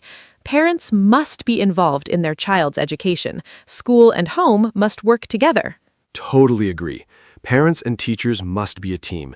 When they communicate well, children do better in school. Some parents never go to school meetings. They're very busy with work. But it is important to make time. Just one visit to school can make a big difference. The teacher can tell the parents how the child is doing. Parents can share information about problems at home. Together, they can find solutions. My parents always came to my school. They knew all my teachers by name. I felt very supported. I worked harder because I knew my parents cared. Children who feel supported at home do better at school. That connection is truly very powerful. Exactly. Support is everything. Let's talk about university now. After school, many students go to university. University is a place for higher education. Students choose a subject they love. They study it in more depth. University can be very exciting. You meet many new people from different places. You become more independent. You cook for yourself, manage your money, and make your own decisions. University teaches life skills, not only academic knowledge. I studied teaching at university. I loved every minute of it. The friendships I made there are still very strong today. University was a life-changing experience for me. Do you have good memories from university, Mark? Oh, yes, university was amazing. I studied computer science. It was challenging, but very interesting. I learned to think logically and solve problems. These skills help me every day in my work. At university, we also had many group projects. Working in a team taught me a lot. I learned to listen to other opinions. I learned to share ideas and compromise. These are important skills in real life, too. I also joined the university football team. Sport connected me with people from different departments. University is not only about books and exams. It's about growing as a person. I left university feeling much more confident and ready for the world. That is wonderful, Mark. But not everyone goes to university, and that is okay too. There are many other paths after school. Some people go to vocational schools. There they learn practical skills like cooking, car repair, or hairdressing. These skills are very valuable. The world needs skilled workers. Not everyone needs a university degree to be successful. What matters most is doing something you love and doing it well. I know a woman who did not go to university. She learned to bake cakes. Now she has her own bakery. She employs 10 people. She is very happy and successful. Success has many different shapes and forms. It is not only one path. That is a great example, Anna.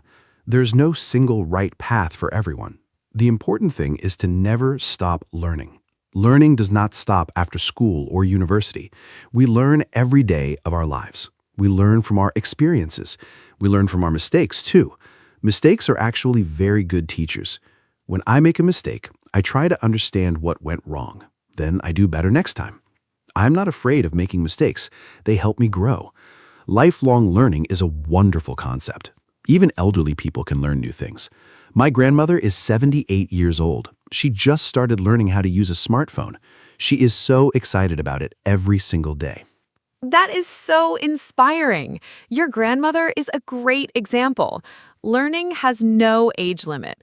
We can learn something new every day if we choose to. Online learning is also very popular today.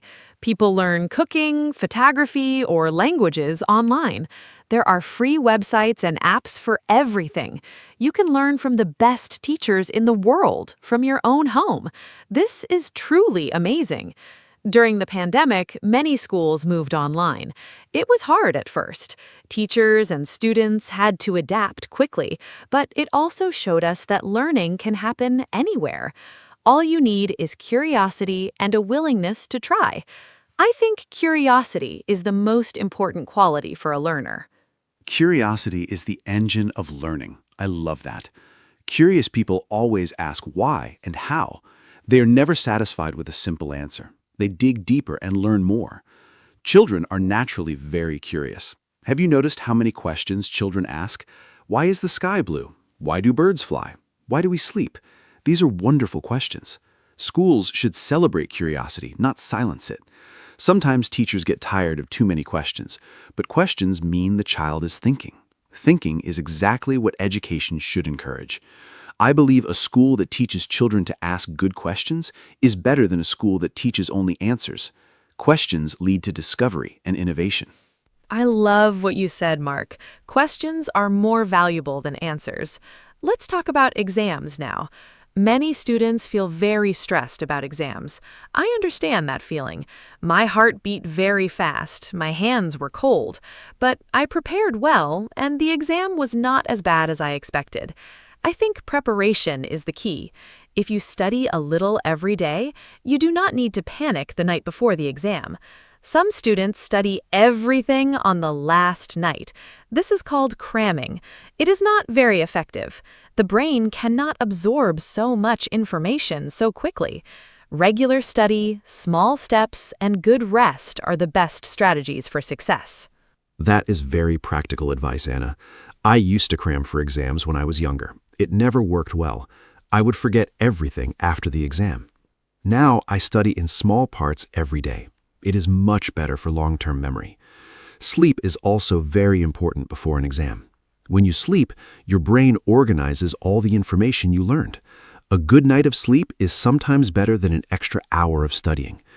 Eating well is important too. A healthy breakfast gives your brain energy to think clearly. I always eat a good breakfast on exam day. Water is important as well. When you are well hydrated, your brain works much more efficiently and clearly. Great tips, Mark. I want to ask you something. Do you think exams are a good way to test students? Some experts say exams cause too much stress. They say students should be tested in other ways, for example, through projects, presentations, or portfolios. A portfolio shows all the work a student did during the year. I think this is a more complete picture of a student's ability. An exam is only one day. A student might be sick or very nervous. One bad exam does not mean they are a bad student. I think we need a mix of both. Exams and projects together give a better and fairer picture of what a student truly knows and can do. I think that's a very balanced view. Yes, exams test knowledge quickly, but they do not show creativity or teamwork. Projects show different skills. A student who is nervous in exams might be brilliant in a group project. Every student has different strengths. The education system should recognize this. Finland is famous for its education system. Finnish schools have very few exams. They focus on curiosity, play, and real-life skills. Finnish students are very happy and perform very well internationally. This shows that less exam pressure does not mean lower quality. In fact, it often means better outcomes. Maybe other countries can learn important lessons from the Finnish education model. Finland is a wonderful example. I read about their education system. Teachers there are very highly respected. Only the best graduates become teachers. Teaching is one of the most desired jobs in Finland. In some other countries, teaching is not seen as a prestigious job. This needs to change. If we want better education, we need to attract talented people to teaching. We need to pay teachers well and respect their work. Teachers shape the future of a country. They raise the next generation of doctors, leaders, and scientists. If we invest in teachers, we invest in our future. Governments must understand this and put more money into education systems everywhere in the world. Investing in education is investing in the future. I completely agree. Let me talk about private schools and public schools. Some parents send their children to private schools. Private schools often have smaller classes and more resources, but they cost a lot of money. Not all families can afford them.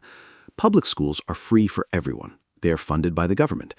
The quality of public schools varies a lot between countries. Some public schools are excellent. Others do not have enough teachers or books. I believe every child deserves a quality education, regardless of their family's income. Governments must make sure all public schools have good funding, good teachers, and good materials. That is very important, Mark. Equal opportunities in education are fundamental. Now, let's think about the future. How will education look in 50 years? I think there will be more personalized learning. Technology will help teachers understand each student's needs. Every student will have a learning plan made just for them. Some students learn fast, some need more time. Future technology can adapt to each learner. Virtual reality might also be used in schools. Imagine learning about ancient Rome by actually walking through it in virtual reality. That would be amazing and so much more exciting than reading from a textbook. The future of education is full of incredible and exciting possibilities. I am curious to see what comes next. Virtual reality in schools sounds incredible. I think artificial intelligence will also change education a lot. AI can already help students with homework and explain difficult concepts. It can give personalized feedback instantly. This is something a single teacher cannot do for 30 students at the same time. AI can fill that gap. But I do not think AI will replace teachers. Teachers give something very special. They give emotional connection, motivation, and human warmth. A child needs a human role model. A machine cannot truly inspire a child the way a passionate teacher can. I think the future classroom will use the best of both, human teachers and smart technology working together for better results. I think that is exactly right. Technology is a tool, not a replacement. The human element in education is irreplaceable. Let's also talk about adult education. Learning is not only for children and young people. Adults can and should continue learning throughout their whole lives. Many adults go back to school after working for years. They learn new skills because their job changed. Technology changes very fast. Workers must learn new things to stay relevant. This can feel difficult for older workers, but it is also exciting. Learning something new at any age feels wonderful. It gives us confidence and energy. Adult education programs are very important. Governments and companies should support their employees in continuing to learn and grow. Adult learning is so important in today's fast-changing world. I took an online course last year to improve my presentation skills. It helped me so much. I feel more comfortable speaking in front of people now. Before, I was very shy when I had to speak publicly. The course gave me tools and techniques. I practiced every day. Slowly, my confidence grew. This experience reminded me that we can always improve. No matter how old we are, we can always learn and get better. I encourage everyone listening today to try something new. Take a class, watch a tutorial, or read a book about something you do not know. Learning enriches life and makes every day more interesting and meaningful. What a great personal story, Mark. I also want to try new things. I want to learn photography next year. I think capturing beautiful moments with a camera is a real skill. I have always admired beautiful photos. Now I want to learn how to take them myself. Learning something creative is very satisfying. It gives us a way to express ourselves. Hobbies are a great form of education too.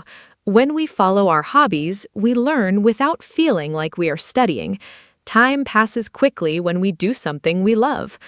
I believe hobbies make us happier and more interesting people. They also connect us with others who share the same passion. Hobbies build wonderful communities and friendships. Photography is a beautiful hobby. I'm sure you will be great at it. You should share your photos with us on our social media. Our listeners would love to see them. Speaking of community, education also builds community. When people learn together, they form bonds. They share experiences. They help each other. A classroom is a little community. Students learn not only from the teacher, but also from each other. Group work teaches us cooperation. Discussions teach us to listen and express our opinions politely. These social skills are just as important as academic knowledge. The world needs people who can communicate well, work in teams, and understand different perspectives. Education teaches all of these important life skills beautifully. I think that is exactly right. Technology is a tool, not a replacement. The human element in education is irreplaceable. Let's also talk about adult education. Learning is not only for children and young people. Adults can and should continue learning throughout their whole lives. Many adults go back to school after working for years. They learn new skills because their job changed. Technology changes very fast. Workers must learn new things to stay relevant. This can feel difficult for older workers, but it is also exciting. Learning something new at any age feels wonderful. It gives us confidence and energy. Adult education programs are very important. Governments and companies should support their employees in continuing to learn and grow. Adult learning is so important in today's fast-changing world. I took an online course last year to improve my presentation skills. It helped me so much. I feel more comfortable speaking in front of people now. Before, I was very shy when I had to speak publicly. The course gave me tools and techniques. I practiced every day. Slowly, my confidence grew. This experience reminded me that we can always improve. No matter how old we are, we can always learn and get better. I encourage everyone listening today to try something new. Take a class, watch a tutorial, or read a book about something you do not know. Learning enriches life and makes every day more interesting and meaningful. What a great personal story, Mark. I also want to try new things. I want to learn photography next year. I think capturing beautiful moments with a camera is a real skill. I have always admired beautiful photos. Now I want to learn how to take them myself. Learning something creative is very satisfying. It gives us a way to express ourselves. Hobbies are a great form of education too. When we follow our hobbies, we learn without feeling like we are studying. Time passes quickly when we do something we love. I believe hobbies make us happier and more interesting people. They also connect us with others who share the same passion. Hobbies build wonderful communities and friendships. Photography is a beautiful hobby. I'm sure you will be great at it. You should share your photos with us on our social media. Our listeners would love to see them. Speaking of community, education also builds community. When people learn together, they form bonds. They share experiences. They help each other. A classroom is a little community. Students learn not only from the teacher, but also from each other. Group work teaches us cooperation. Discussions teach us to listen and express our opinions politely. These social skills are just as important as academic knowledge. The world needs people who can communicate well, work in teams, and understand different perspectives. Education teaches all of these important life skills beautifully. I think that is exactly right. Technology is a tool, not a replacement. The human element in education is irreplaceable. Let's also talk about adult education. Learning is not only for children and young people. Adults can and should continue learning throughout their whole lives. Many adults go back to school after working for years. They learn new skills because their job changed. Technology changes very fast. Workers must learn new things to stay relevant. This can feel difficult for older workers, but it is also exciting. Learning something new at any age feels wonderful. It gives us confidence and energy. Adult education programs are very important. Governments and companies should support their employees in continuing to learn and grow. Adult learning is so important in today's fast-changing world. I took an online course last year to improve my presentation skills. It helped me so much. I feel more comfortable speaking in front of people now. Before, I was very shy when I had to speak publicly. The course gave me tools and techniques. I practiced every day. Slowly, my confidence grew. This experience reminded me that we can always improve. No matter how old we are, we can always learn and get better. I encourage everyone listening today to try something new. Take a class, watch a tutorial, or read a book about something you do not know. Learning enriches life and makes every day more interesting and meaningful. What a great personal story, Mark. I also want to try new things. I want to learn photography next year. I think capturing beautiful moments with a camera is a real skill. I have always admired beautiful photos. Now I want to learn how to take them myself. Learning something creative is very satisfying. It gives us a way to express ourselves. Hobbies are a great form of education too. When we follow our hobbies, we learn without feeling like we are studying. Time passes quickly when we do something we love. I believe hobbies make us happier and more interesting people. They also connect us with others who share the same passion. Hobbies build wonderful communities and friendships. Photography is a beautiful hobby. I'm sure you will be great at it. You should share your photos with us on our social media. Our listeners would love to see them. Speaking of community, education also builds community. When people learn together, they form bonds. They share experiences. They help each other. A classroom is a little community. Students learn not only from the teacher, but also from each other. Group work teaches us cooperation. Discussions teach us to listen and express our opinions politely. Before we finish today, I want to share one final thought. Education taught me something very important. It taught me how to think, not just what to think, but how to think. Critical thinking means we do not believe everything we hear. We ask questions. We look for evidence. We consider different opinions. In today's world, we see a lot of false information online. Critical thinking helps us identify what is true and what is not. This is one of the most valuable skills education can give us. I am very grateful for everything my education gave me. It truly shaped who I am. That is the perfect note to end on, Anna. Critical thinking is the most important gift of education. We live in a world full of information. We need the skills to navigate it wisely and carefully. Today, we talked about so many aspects of education. We talked about school, teachers, parents, technology, universities, and lifelong learning. Education is truly a lifelong journey. It starts when we are babies, and it never really ends. Every day, we have the chance to learn something new and wonderful. Thank you so much for this great conversation, Anna. And thank you to all our listeners for joining us today. Keep learning, keep growing, and never stop being curious. See you in the next episode. Hello, everyone. Welcome to our podcast. My name is Anna, and I am so happy you are here with us today. This podcast is made for beginner English learners, and every episode is simple, fun, and useful. Today, we have a really exciting topic. We are going to talk about travel. Almost everyone loves travel, and talking about it is something you will do all the time in English. Whether you are planning a trip, talking to someone at a hotel, or just sharing your holiday stories, you need travel vocabulary and phrases. By the end of this episode, you will feel much more confident talking about travel in English. Let me introduce my wonderful co-host, Mark. Hi, Mark. Hello. Thank you, Anna. Hi to all our fantastic listeners. Yes, today we are talking about travel, and I am genuinely excited about this topic. Travel is one of my favorite things to talk about because it connects so naturally to real life. You can use travel English right away when you book a flight, check into a hotel, ask for directions, or order food in a restaurant in another country. For beginners, travel is also a great topic to practice because the vocabulary is very practical.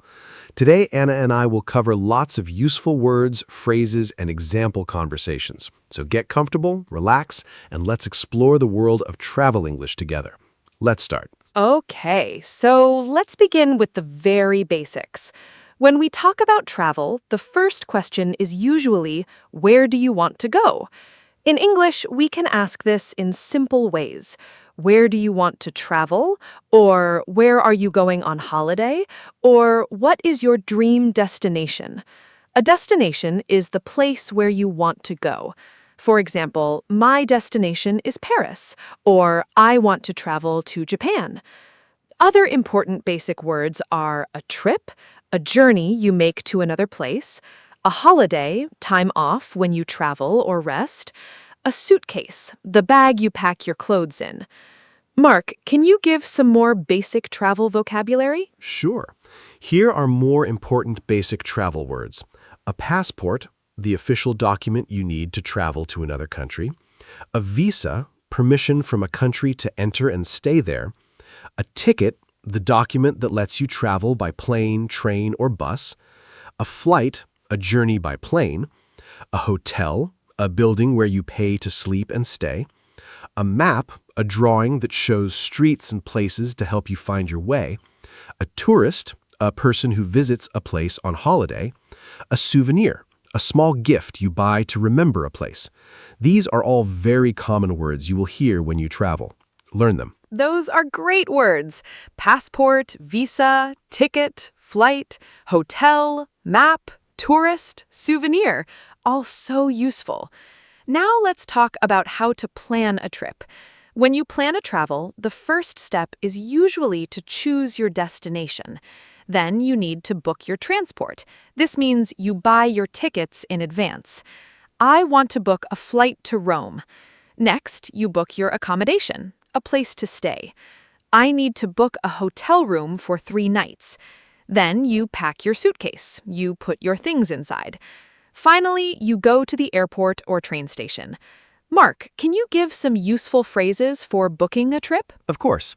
Here are some very useful phrases for planning a trip. I want to book a flight to London for next Friday. Can I get a return ticket, please? A return ticket means you go and come back. I need a single ticket to Madrid. A single ticket is one way only. I would like to book a hotel room for 2 nights. Do you have any rooms available? What time does the flight depart? Depart means leave.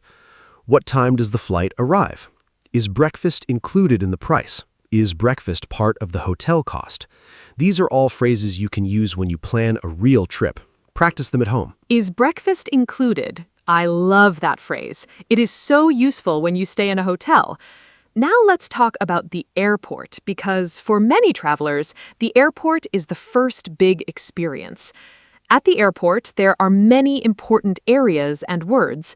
Check-in. This is where you show your ticket and passport and give your big suitcase to the airline. Security. This is where they check your bags for safety. Gate. This is the door where you board, get onto, the plane. Boarding, when passengers get on the plane. Arrivals, where passengers come in from flights. Departures, where passengers leave for flights. Mark, give us some airport example sentences. Great airport vocabulary, Anna. Here are some useful airport sentences. Where is the check-in desk for flight BA204? Please put your bags on the belt at security. Your gate is number 14. Boarding starts at 2:30. Please have your boarding pass ready. A boarding pass is the document that lets you get on the plane. Is this the gate for the flight to Tokyo? The flight has been delayed by 1 hour.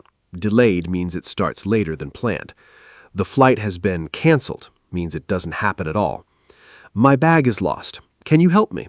Said when your suitcase doesn't arrive. Very important to know. My bag is lost. I hope nobody needs to say that, but it is very important to know.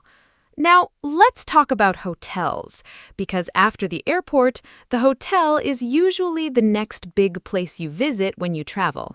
At a hotel, you check in when you arrive and check out when you leave. The reception or front desk is where you go to get your room key and ask questions. The room can be single for one person or double for two. Other useful words: room service, food delivered to your room. A lift takes you between floors. Mark, what phrases can you give for talking to hotel staff? Sure. Here are very useful hotel phrases. I have a reservation under the name Anna Smith. A reservation is a booking you made before. Can I check in, please? My name is Mark. What time is checkout? Checkout is when you must leave the room. Can I have a wake-up call at 7 o'clock, please? Is there free Wi-Fi in the hotel? My room is too cold. Can you help? The shower is not working. Can I have an extra pillow, please? I would like a room with a sea view. Can you recommend a good restaurant nearby? Nearby means close to here. These are all real phrases hotel guests use every day. Practice them. I would like a room with a sea view. That sounds like a wonderful dream. Now, let's talk about different types of transport. There is the plane, the fastest way to travel far. A train, great for traveling between cities, comfortable and fast. A bus, cheaper than a train and good for shorter distances. A ferry, a boat that carries passengers across water between islands or countries. A taxi, a car with a driver that you pay. A car rental, you rent a car and drive yourself. Mark, what type of transport do you prefer when you travel? Great question. Personally, I love traveling by train because I can relax, look out of the window, and enjoy the scenery. Scenery means the view of nature and landscapes around you. But I also love road trips, traveling by car to different places, making stops along the way. Here are some useful transport phrases. Can I buy a train ticket to Barcelona, please? Which platform does the train leave from? A platform is the area beside the train track where you wait. How long is the journey? Does this bus go to the city center? I would like to rent a car for 3 days. Can you take me to the main station, please? All very practical phrases. I love train travel too. The scenery is so beautiful. Now, let's talk about asking for directions, because when you travel, you often get lost or do not know where things are. It is very important to know how to ask for help. Some simple ways to ask for directions. Excuse me, where is the nearest metro station? Can you tell me how to get to the museum? How far is it from here? Is it within walking distance? This means, can I walk there, or is it too far? When someone gives you directions, you will hear, turn left, turn right, go straight. Keep walking the same way. Mark, can you give more direction phrases? Direction words are so important for travelers. Here are more useful phrases. Go straight ahead for 2 blocks, then turn left. The hotel is on your right. Turn right at the traffic lights. Go past the supermarket and turn left. It is just around the corner. This means it is very close. Take the second street on the left. The museum is opposite the park. Opposite means directly across from something. You can walk there in about 10 minutes. Take the underground or subway to the next station. I'm sorry, I'm not from here. I do not know. A polite way to say you cannot help. Very useful.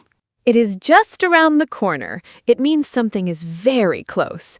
Now, let's talk about food and restaurants when traveling, because eating is one of the best parts of any trip. When you're in a new country, try the local food, the traditional dishes from that place. In a restaurant, you'll need key phrases. A table for 2, please. Can I see the menu? What do you recommend? I'm vegetarian. Do you have vegetarian options? Can I have the bill, please? The bill shows how much you must pay. Mark, any more restaurant phrases? Yes, here are more useful restaurant phrases for travelers. I would like to order the pasta, please. What is today's special? The daily special is a dish the chef makes fresh that day. Is this dish spicy? Can I have some water, please? This is delicious, a great compliment for the chef or waiter. Could I have this without onions, please? Useful if you don't like something. Can I pay by card? Do you have a children's menu? We would like separate bills, please. Each person pays for their own food. A very important phrase. What is this dish made of? To find out the ingredients. Always ask if you have food allergies. What is this dish made of? A smart question if you have food allergies. Now let's talk about sightseeing, one of the most fun parts of travel. Sightseeing means visiting famous and interesting places. A sightseeing spot is called an attraction or a landmark. Famous landmarks include the Eiffel Tower in Paris, Big Ben in London, and the Colosseum in Rome. When you visit, you need phrases like, how much does it cost to enter? What time does it open? Is there a guided tour? A guide walks you around and explains everything. Mark, what are your favorite sightseeing activities? I love exploring local markets and walking around old city centers. They always feel so alive and interesting. When sightseeing, here are some very useful phrases. 2 tickets to the museum, please. Is photography allowed inside? Some museums do not allow photos. Where is the entrance? How long does the tour take? Do you have an audio guide? An audio guide is a device or phone app that tells you about the place as you walk. Is there a discount for students? Can I buy tickets online? What is the most popular attraction in this city? I would like to visit the Old Town, the historic, original part of a city. Very useful for any sightseeing trip. Is photography allowed? So important to ask before taking pictures. Now let's talk about shopping when traveling, because buying things is a fun part of many trips. You might visit local markets, shopping streets, or souvenir shops. Useful shopping phrases. How much does this cost? Can I try this on to see if clothing fits? Do you have this in a larger size? This is too expensive. Do you have anything cheaper? I will take it when you decide to buy something. Can I pay in cash? Where can I find a pharmacy? Mark, more shopping phrases? More shopping phrases for travelers. Do you accept credit cards? Can I get a receipt, please? A receipt is a piece of paper that proves you paid. Is there a tax refund for tourists? Some countries give tourists money back on shopping tax. Do you have this in a different color? Can you gift wrap this? Is this a local product? Good when buying souvenirs.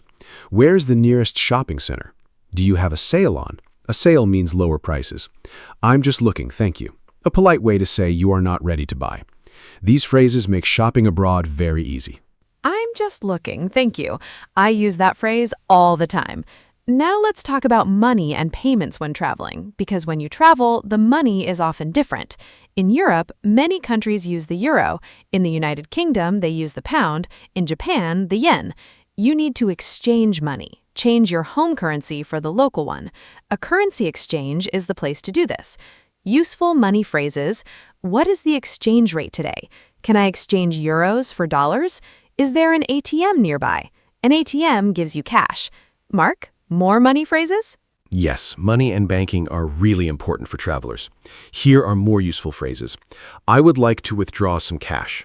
To withdraw means to take money out. Can I use my debit card here? Is there a fee for using this ATM? My card is not working. Can you help? How much does this cost in euros? Do you take foreign currency? Some shops accept the money of other countries. I have traveler's checks. Traveler's checks are a safe way to carry money abroad. Can I get change for this note? A note is paper money. A very practical tip, always tell your bank before you travel so they do not block your card. Tell your bank before you travel. Such very practical advice. I forgot once and my card was blocked on the first day. Very stressful. Now let's talk about making conversation with local people, one of the best parts of travel. Simple conversation starters. Excuse me, do you speak English? I'm a tourist. Can you help me? I'm visiting from South Korea. This is my first time here. I love your city. What do you recommend? What is the best time of year to visit? Mark, can you give more phrases for friendly conversations with local people? Meeting local people is the best part of travel. Here are more friendly phrases. How long have you lived here? What is your favorite thing about this place? Are there any hidden gems nearby? A hidden gem is a wonderful place few tourists know about. What local dish must I try? Is this area safe for tourists? I'm staying here for 1 week.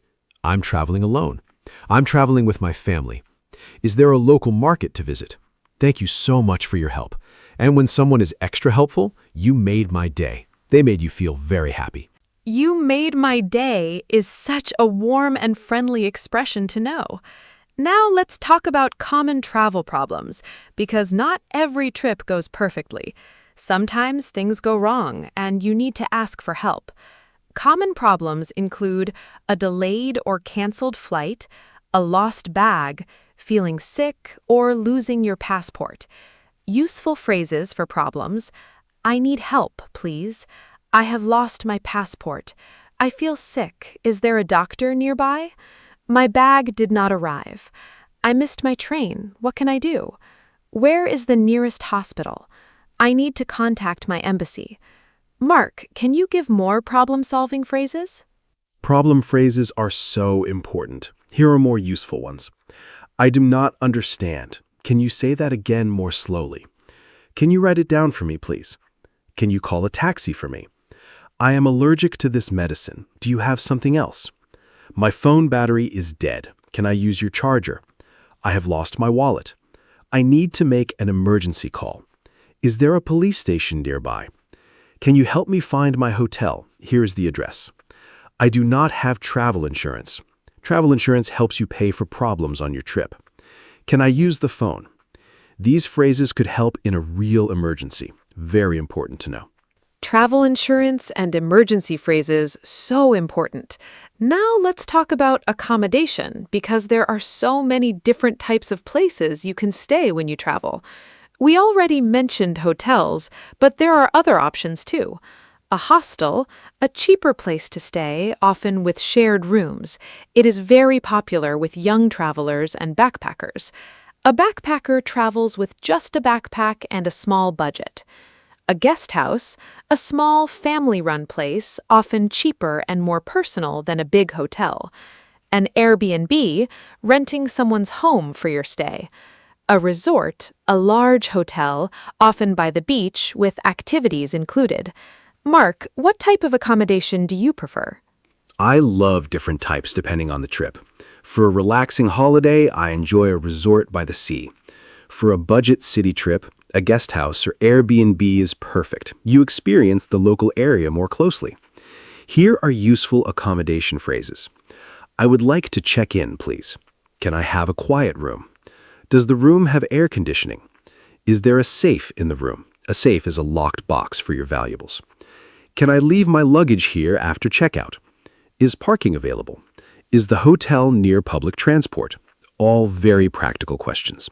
Can I leave my luggage after checkout? So useful when your flight is late in the evening and checkout is in the morning. Now let's talk about weather, because it can completely change all your travel plans. Always check the weather forecast before you travel. Useful weather words: sunny, the sun is shining; rainy, lots of rain; cloudy, covered with clouds; windy, strong wind; hot, very warm; cold, low temperature; snowy, snow is falling; humid, warm and wet air, common in tropical countries. Mark, how does weather affect your travel plans? Weather really does change everything when you travel. I always check the forecast carefully before packing my suitcase. For hot and sunny weather, I bring light clothes, sunscreen, and a hat.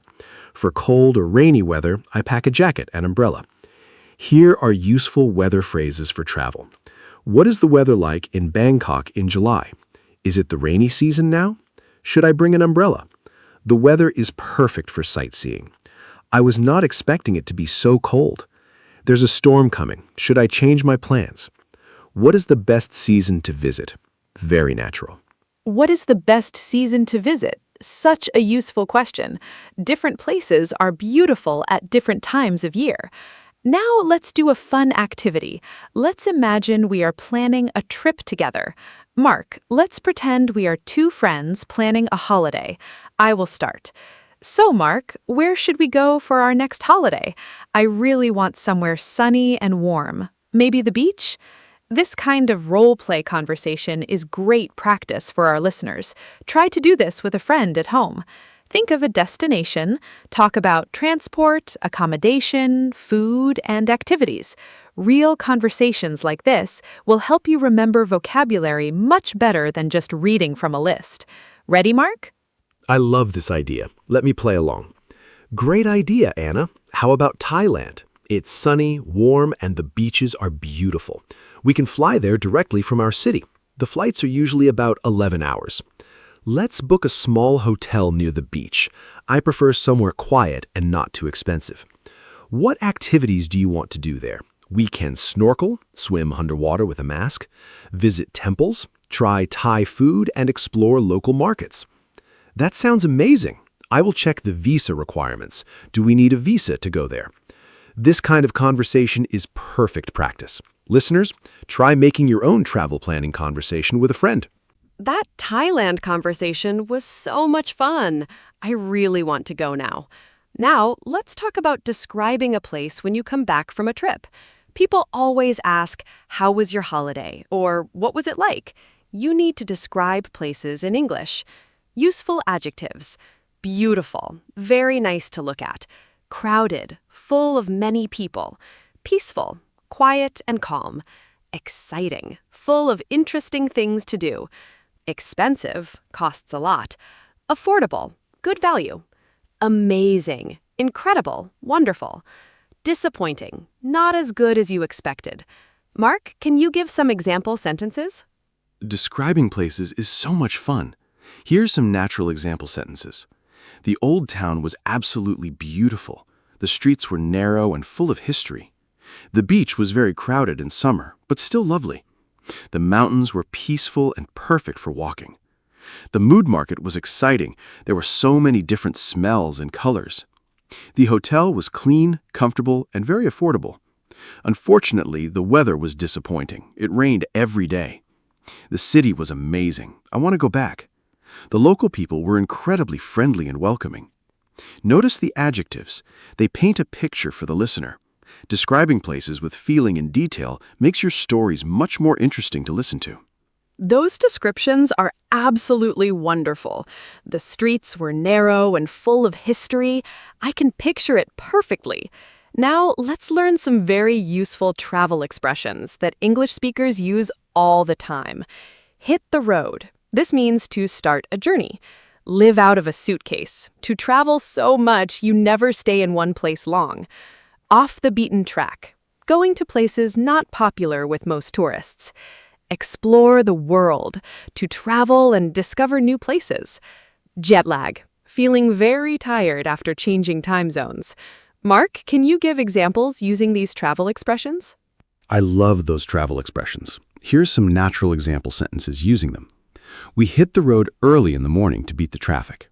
She basically lives out of a suitcase because she travels so much. I prefer off-the-beaten-track destinations away from big crowds. My dream is to explore the world and visit every continent. I had terrible jet lag after flying from New York to Seoul. More great travel expressions. Go sightseeing, to visit tourist attractions. Pack light, bring very few things in your bag. All-inclusive, your holiday price includes food, drinks, and activities. These are all very natural phrases. Pack light. That is great advice for any traveler. I always bring too many things. Now, let's talk about traveling for different reasons.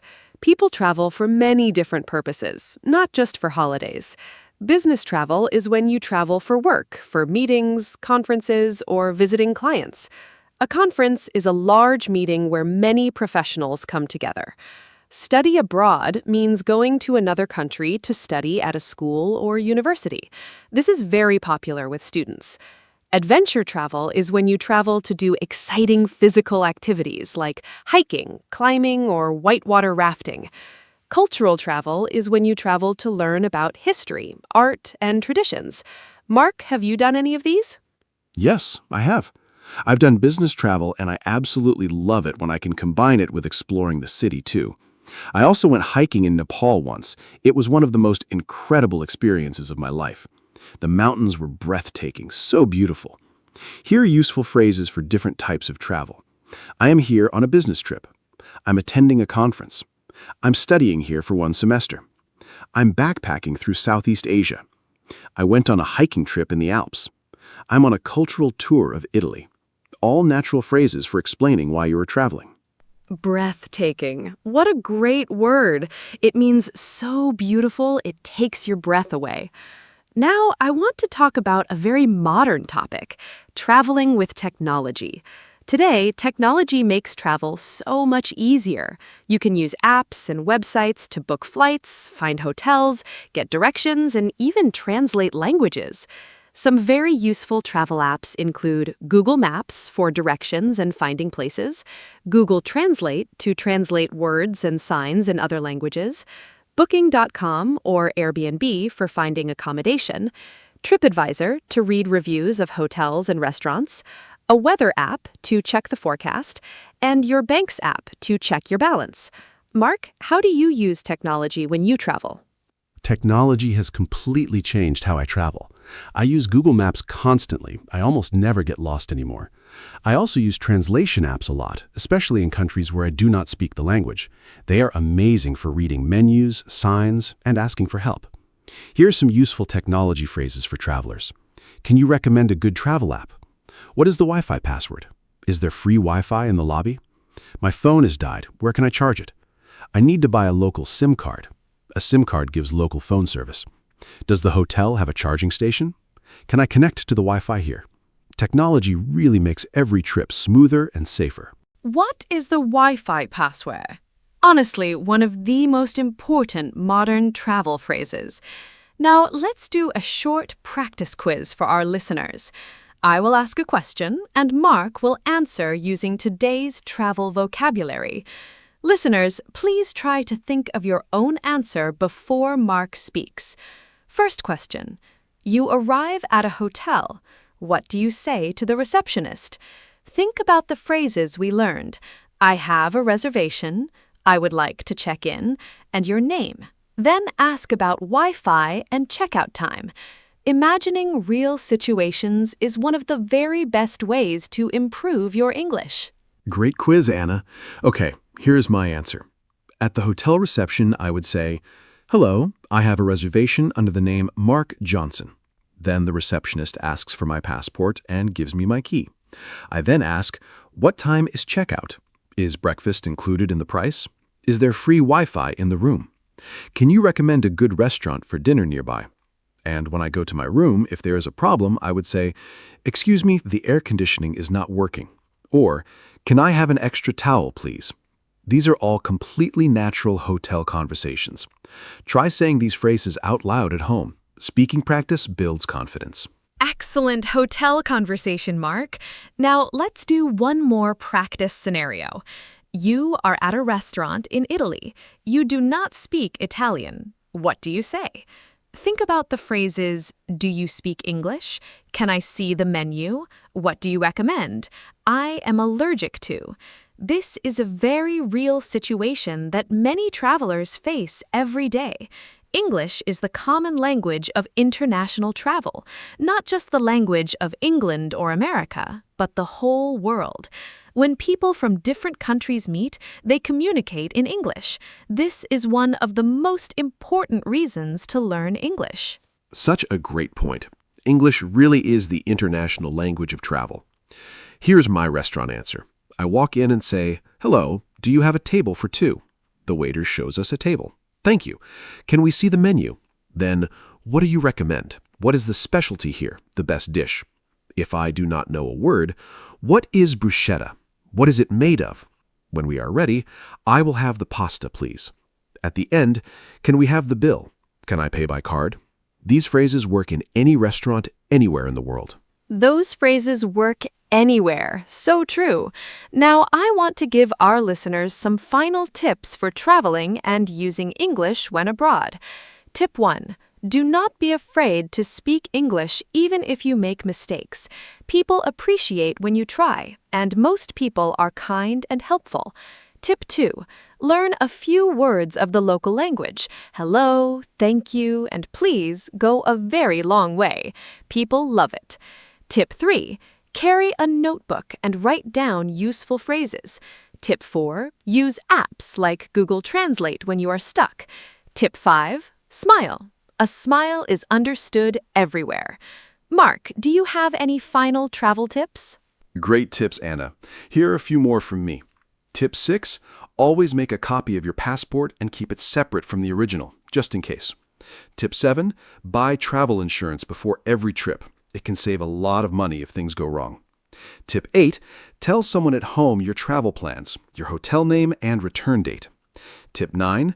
Be respectful of local customs and cultures. Always be curious and open-minded. Tip 10. Enjoy every single moment. Travel is one of life's greatest gifts. Every trip teaches you something new. Happy travels to everyone. What a wonderful and rich episode this has been. I am genuinely so happy we covered so many travel topics today.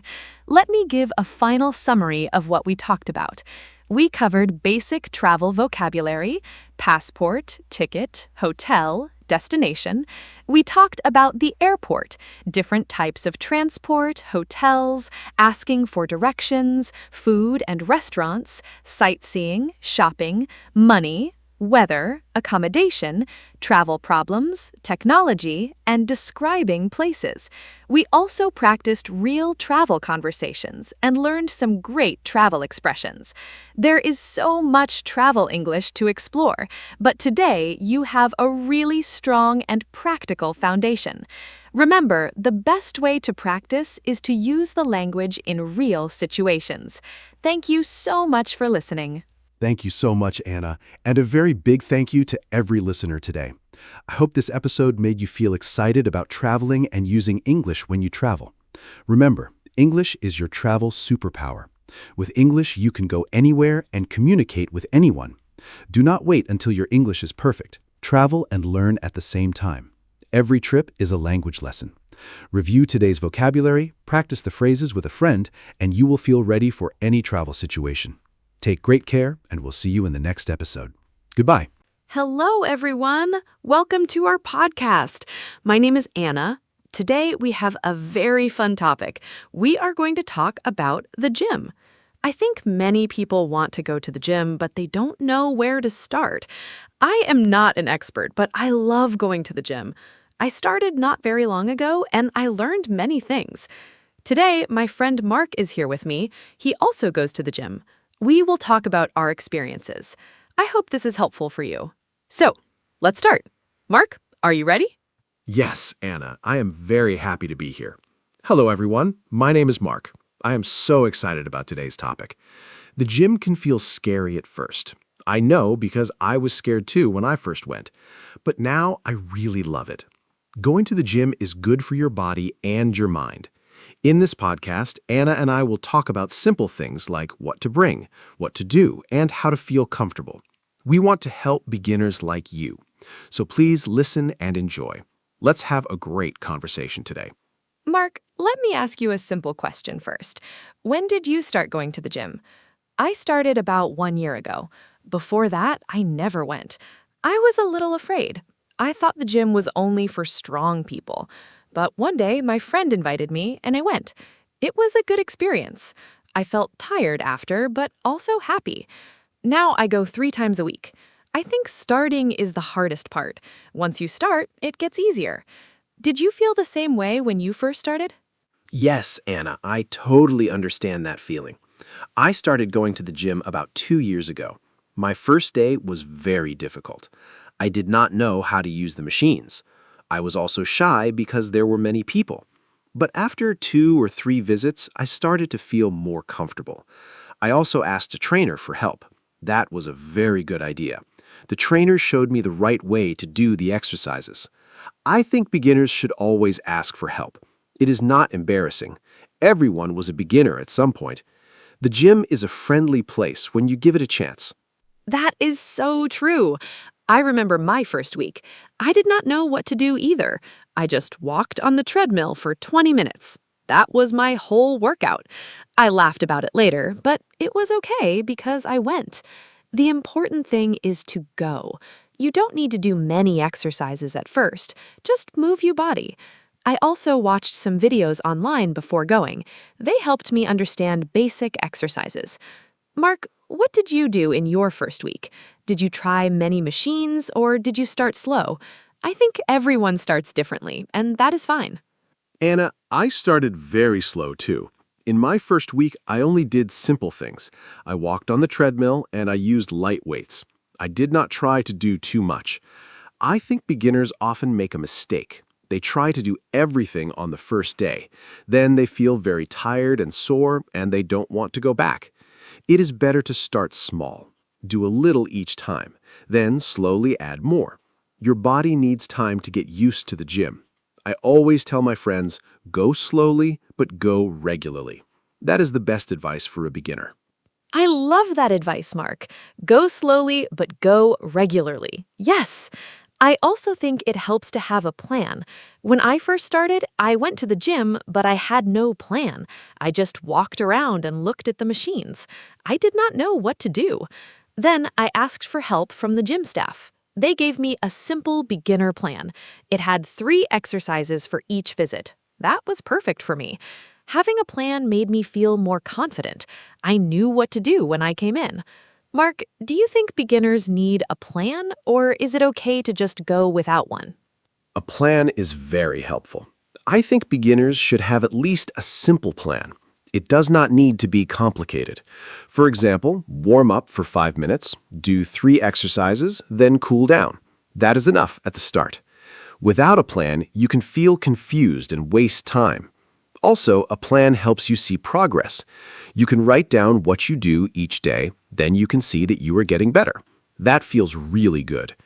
Many gyms offer free sessions with a trainer when you join. Beginners should use that opportunity. The trainer can make a simple plan just for you. Oh yes, free trainer sessions are so valuable. I used mine when I joined my gym.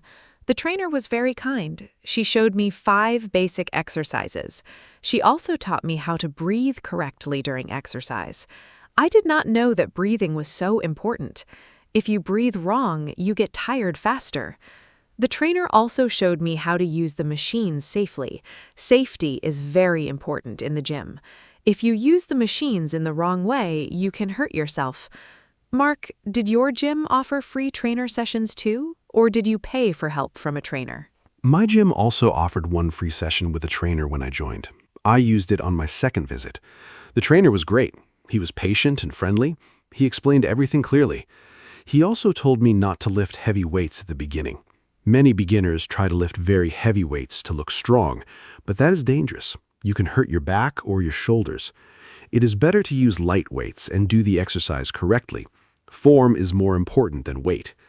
After a few months, you can slowly increase the weight, but always focus on doing the exercise in the right way first. Form is so important. I learned that lesson too. One time I tried to use a heavier weight and my back hurt for 2 days. After that, I went back to lighter weights. I learned my lesson. Speaking of safety, I think it is also important to warm up before exercise. A warm-up prepares your body. It helps your muscles get ready. A simple warm-up can be 5 minutes of walking or light stretching. Do you always warm up before your workout, Mark? I try to, but sometimes when I am in a hurry, I skip it. And I usually feel it later. My muscles are more sore when I skip the warm-up. Yes, Anna, warming up is very important, and I always try to do it.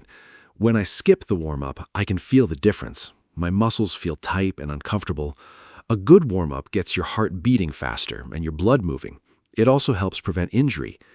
I usually walk on the treadmill for 5 minutes, then do some light stretching. That takes about 10 minutes total. It is not long, but it makes a big difference. I also do a cool down at the end of my workout. That is also important. Cooling down helps your heart rate go back to normal slowly and reduces soreness the next day. Yes, the cool down is something I also do now. I stretch for about 5 to 10 minutes at the end of my workout. It feels really good after all that exercise. My body relaxes and I feel calm. Mark, let's talk about gym clothes now. I think many beginners wonder what to wear. When I first went, I just wore regular clothes, but I quickly learned that gym clothes are much more comfortable. I bought some good sports shoes and leggings. It made a big difference. I felt more comfortable moving and doing exercises. What do you think beginners should wear to the gym? Good question, Anna. Gym clothes are really important. You don't need to buy expensive clothes, but you need comfortable ones. The most important thing is your shoes. Get good sports shoes. They support your feet when you run or jump. Your feet and knees will thank you. Also, wear comfortable clothes that let you move freely. Avoid jeans or tight clothes. For men, a simple t-shirt and shorts are perfect. For women, leggings and a sports top work great. You can also bring a light jacket if the gym is cold. Some gyms have strong air conditioning. Dress in layers so you can remove clothes if you get hot. That is great advice about layers. My gym is sometimes very cold, and I always bring a hoodie. Mark, what about things to bring to the gym? I have a small gym bag. Inside, I always have a water bottle, a small towel, my earphones, and my gym shoes. I think water is the most important thing to bring. You need to drink water during your workout. It keeps you hydrated. I drink water between every exercise. Some people forget to drink water and then feel dizzy. That is not good. What do you always bring to the gym? Do you have a routine for packing your gym bag? Anna, I have a very similar list. I always bring water, a towel, and my earphones. I also bring a protein bar for after the workout. My body needs food after exercise to recover. I also bring a small notebook. I write down my exercises, the weights I use, and how many repetitions I do. This helps me track my progress. I can see week by week if I'm getting stronger. It's very motivating. I also bring a lock for my locker. Most gyms have lockers where you can keep your things safe while you exercise. A small lock is a very useful thing to have. Oh, I love the idea of writing down your exercises in a notebook. That is so smart. I use my phone to track my workouts, but a notebook works too. Tracking your progress is really motivating. When I see that I can do more than before, I feel so proud of myself. Mark, let's talk about gym schedules. How often should a beginner go to the gym?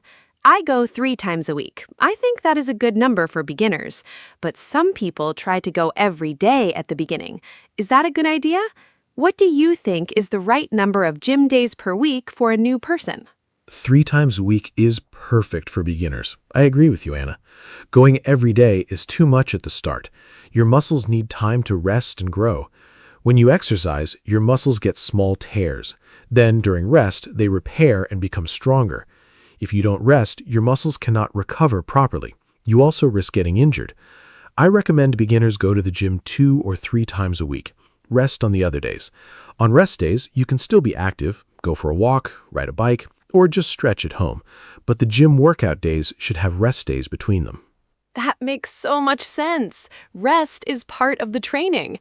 I did not know that at first. I thought more gym time meant more results. But actually, rest is just as important as exercise. My body really feels the difference when I rest properly. I also sleep better on the days I exercise. Mark, speaking of sleep, do you sleep better after going to the gym? I find that I fall asleep much faster on gym days. Exercise makes me feel physically tired but mentally relaxed. It is a wonderful feeling. Do you have any other lifestyle tips for beginners who are just starting their gym journey? Yes, sleep is so important.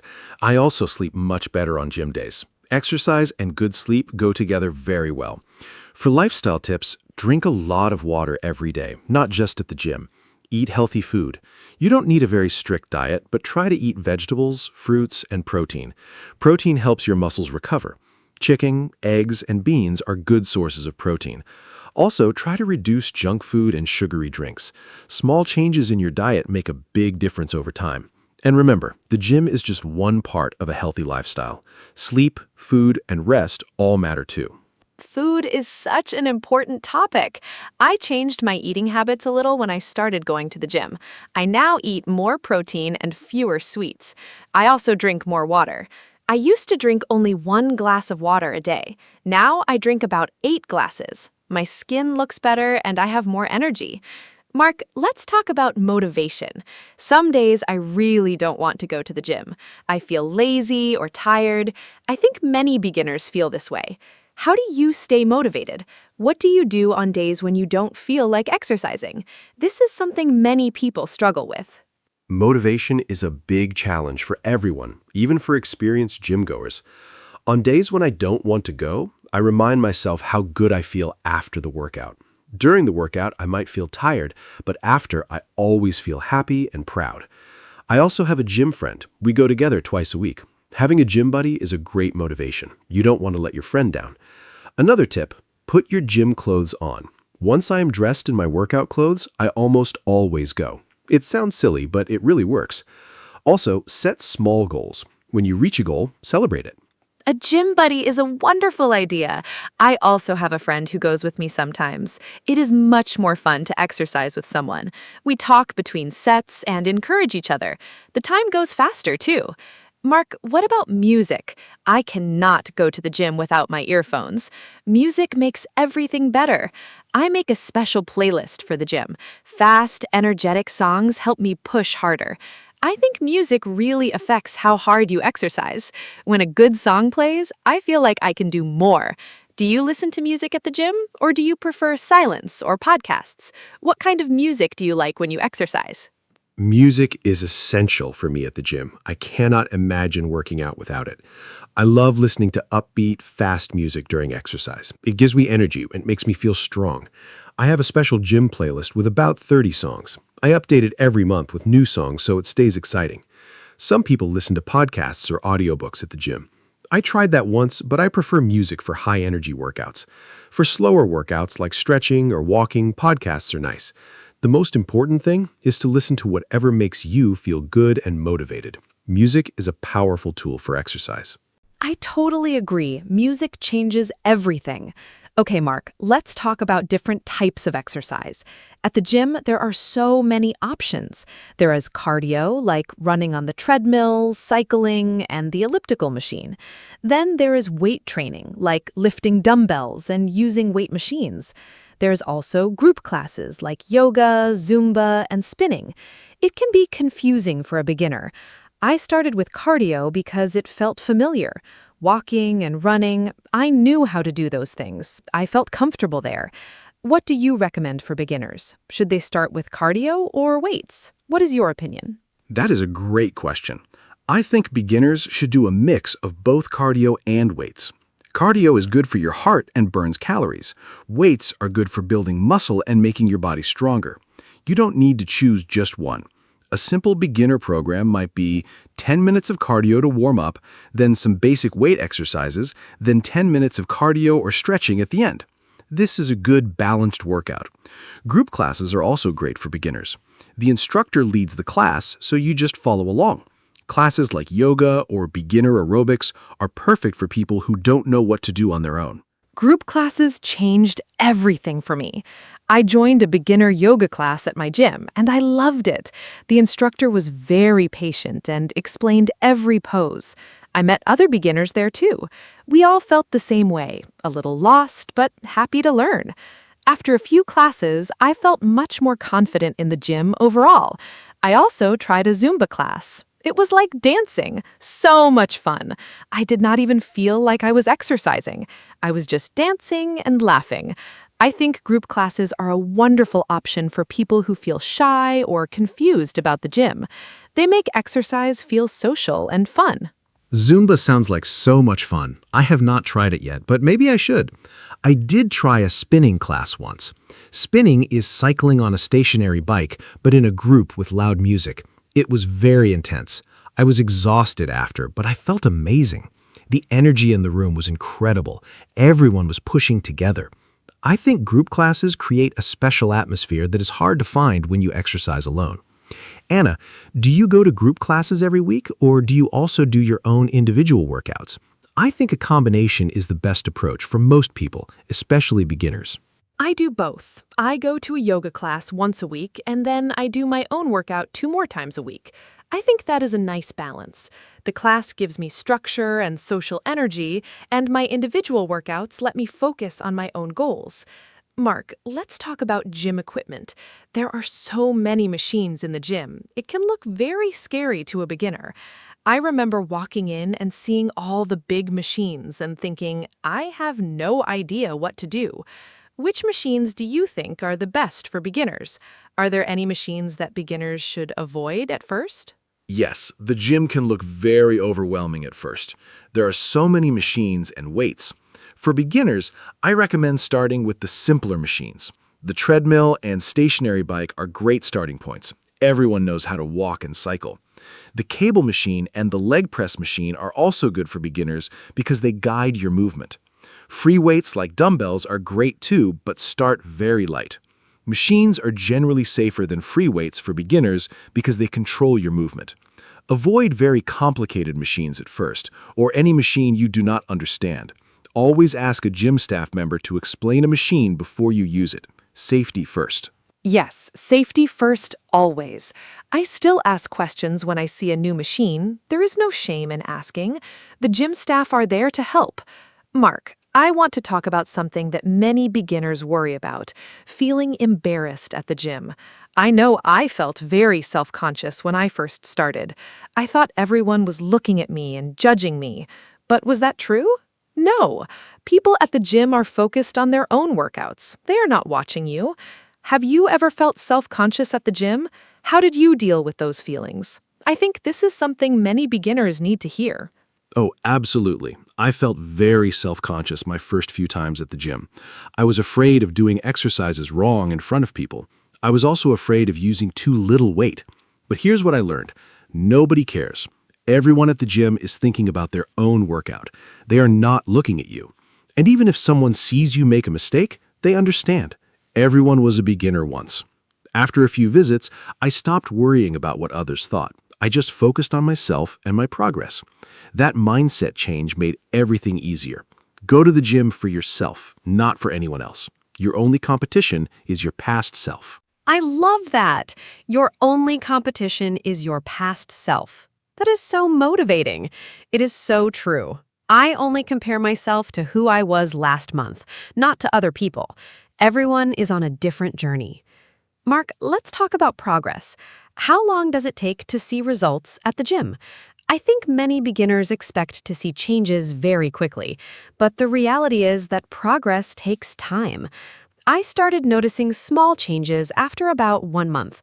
My clothes felt a little different, I had more energy, but big changes took longer, maybe 3 months. What was your experience? When did you first notice real progress? Progress is a slow and steady process. I started noticing small changes after about 6 weeks. My arms felt slightly stronger and I had more energy during the day. But visible changes in my body took about 3 months of consistent gym visits. I think beginners need to be patient. Social media shows people with amazing bodies and it looks like they got there quickly, but that is not real. Real, healthy progress takes many months. The key word is consistent. Go regularly, eat well, sleep well, and be patient. The results will come. Also, remember that feeling stronger and having more energy are results too, even before you see big physical changes. Consistency is the key. I could not agree more. Going regularly, even when you don't feel like it, that is what makes the difference. Mark, what about gym etiquette? There are some unwritten rules at the gym. As a beginner, I did not know these rules at first. For example, you should wipe down the equipment after you use it. You should not leave weights on the floor. You should not talk loudly on your phone. These are small things, but they matter. Did you know about gym etiquette when you first started, or did you learn the rules as you went? Are there any important rules you think beginners should know? Gym etiquette is very important. I learned most rules by watching other people. The main rules are always wipe the machine or mat after you use it. Put weights back in the right place when you finish. Do not occupy a machine when you are not using it. And don't give people unsolicited advice. If someone is exercising, do not interrupt them unless it is urgent. Also, be mindful of personal space. Give people room to exercise comfortably. Be friendly, but respect that some people want to focus and be quiet. Following these simple rules makes the gym a pleasant place for everyone. Beginners who follow gym etiquette are always appreciated by other gym members. Those are such important rules. I'm glad you mentioned not giving unsolicited advice. I have seen that happen, and it makes people uncomfortable. Mark, I want to ask about setting goals. When you first joined the gym, what was your goal? I think having a clear goal helps you stay focused. My first goal was simple: go to the gym at least twice a week for 1 month. I did not think about losing weight or getting strong yet. Just going regularly was my goal. After 1 month, I felt so proud that I had achieved it. Then I made a new goal. Small goals are the best way to start. What was your first gym goal? My first goal was also very simple. I wanted to go to the gym 8 times in 1 month. That's twice a week.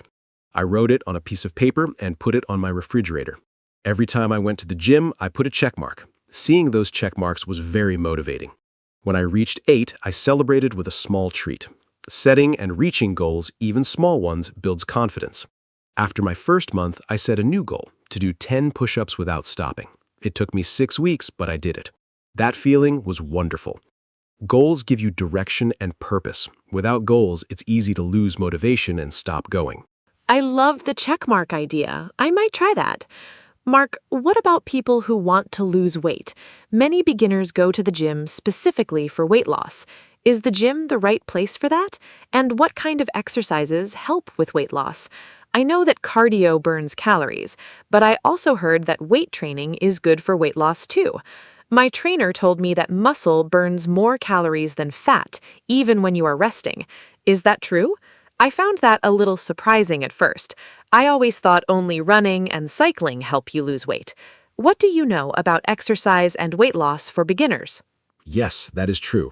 Muscle burns more calories than fat even when you're resting. So building muscle through weight training is great for weight loss in the long run. But cardio is also excellent for burning calories during the workout itself. For weight loss, a combination of cardio and weight training is the best approach. But diet is equally, maybe even more important than exercise. You cannot out-exercise a bad diet. If you eat too much unhealthy food, exercise alone will not give you the results you want. Eat a balanced diet with protein, vegetables, and good carbohydrates. Reduce sugar and processed food. Combine that with regular gym visits and you will see results. Diet and exercise together, that is the winning combination. I noticed that my eating habits naturally got better after I started going to the gym. I did not want to ruin my hard work by eating junk food, so the gym actually inspired me to eat better too. Mark, let's talk about gym memberships. Gyms can be expensive. How should a beginner choose a gym? There are big, fancy gyms and smaller, simpler gyms. I go to a medium-sized gym. It is not too fancy, but it has everything I need. I pay a monthly fee. How do you think beginners should think about choosing and paying for a gym? Is a more expensive gym better? A more expensive gym is not always better. The best gym is the one you will actually go to. Think about location first. A gym close to your home or workplace is ideal. If the gym is far away, you will find excuses not to go.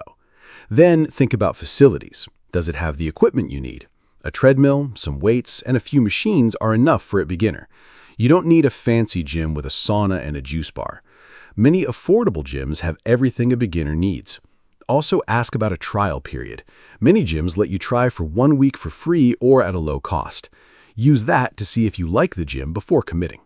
The trial period is such a smart idea. I tried my gym for 1 week before signing up. I liked the atmosphere and the people, so I joined. Mark, I want to ask about working out alone versus with a personal trainer. We talked about free trainer sessions, but some people hire a personal trainer for regular sessions. That costs more money. Is it worth it for a beginner? I think a few sessions with a trainer at the start is very helpful, but you don't need a trainer forever. Once you learn the basics, you can work out on your own. What do you think about personal trainers? Did you ever use one regularly? I think a personal trainer is worth it for the first month or two. Learning the correct form from a professional is very valuable. It prevents injury and makes your workouts more effective. After you learn the basics, you can continue on your own. If money is a concern, even 2 or 3 sessions with a trainer at the beginning is enough to learn the fundamentals. You can also find many free workout videos online for beginners. Many certified trainers post free content on YouTube. That is a great resource if you cannot afford a personal trainer. The important thing is to learn proper form before you start lifting heavier weights or doing complex exercises. Online videos are so helpful. I watch workout videos all the time. There are so many good ones for beginners. Mark, we have talked about so many great topics today. Before we wrap up, is there anything you want to say to someone who is thinking about going to the gym for the first time? Someone who is nervous and not sure if the gym is right for them. I want to give our listeners one final piece of encouragement before we end. I know how scary that first step can be, but I also know how wonderful it feels once you start. So, what would you say to a nervous first-timer? I would say just go. Don't overthink it. You don't need to be fit to start going to the gym. The gym is the place where you get fit. Nobody there is judging you. Everyone started somewhere. Walk in, look around, ask for help, and just try. You don't need to have a perfect plan or the perfect gym clothes. You just need to show up. The first day is always the hardest, but after that first day, the second day is easier, and then the third. Before you know it, going to the gym becomes a normal, happy part of your week. Take that first step. Your future self will thank you. What a beautiful message, Mark. Thank you so much for that. I completely agree. Just show up. That is the most important thing. We talked about so many things today. How to start, what to wear, what to bring, how to stay motivated, gym etiquette, setting goals, and so much more. I hope our listeners feel a little more confident about going to the gym after hearing our conversation. Remember, start slow, be patient, ask for help, and enjoy the journey. The gym is for everyone, including you. Thank you all so much for listening to our podcast today. It was so much fun to talk about this topic. Thank you, Anna, for hosting this wonderful conversation, and thank you to everyone who listened today. I hope we gave you some useful tips and maybe a little push to try the gym. Remember, fitness is a journey, not a race. Be kind to yourself, celebrate small wins, and keep going even when it's hard. If you have any questions or topics you want us to talk about in the next episode, please let us know. We would love to hear from you. Until next time, stay active, stay healthy, and keep smiling. See you in the next episode. Goodbye, everyone. Hello, everyone. Welcome to our podcast. My name is Anna, and I am happy to be here with you today. This podcast is for beginners, so we will use simple English and speak slowly. Today, our topic is self-study. Self-study means learning by yourself, without a teacher in the room. Many people study alone at home or in a quiet place. It can be very useful and flexible. In this episode, we will talk about how we study by ourselves and share simple ideas. I am here with my friend Mark, and we will talk together. I hope you enjoy listening. Hi everyone, I am Mark. Thank you, Anna, for the introduction. I am excited to talk about self-study today. It is a very helpful skill, especially for learning languages or new subjects. Many people do not always have a teacher, so they study alone. In this podcast, we will use easy English so you can understand clearly. We will share our habits, ideas, and tips for self-study. I hope this conversation helps you learn English and also improve your own study methods. Let's enjoy learning together. Mark, I think self-study is very important today. Many people learn online or at home. For me, self-study gives me freedom. I can choose what I want to learn and when I want to study. But sometimes it is also difficult because I need to stay focused by myself. There is no teacher to guide me all the time. So I think it is important to have good habits. What do you think about self-study, Mark? Yes, Anna, I agree with you. Self-study is very useful, but it needs discipline. For me, it is a good way to learn at my own speed. If something is easy, I move fast. If something is difficult, I take more time. I also like that I can choose my own materials, like videos or books. But sometimes I feel lazy, and it is hard to continue. So I think motivation is very important when we study alone. That is a good point, Mark. Motivation is very important. I also think having a goal helps a lot. When I have a clear goal, like learning new words or finishing a lesson, I feel more focused. Without a goal, I may feel lost. Self-study needs planning and direction. I hope our listeners can think about their own goals while listening to us. Yes, Anna, goals give us direction. I also think time management is important. When we study alone, we need to decide when to study and how long. If we do not plan our time, we may not study at all. So I try to make a simple schedule. It helps me stay on track. I agree, Mark. A schedule can help a lot. I also think self-study can be fun. We can choose topics we like. For example, I like learning English through videos and songs. It makes learning interesting.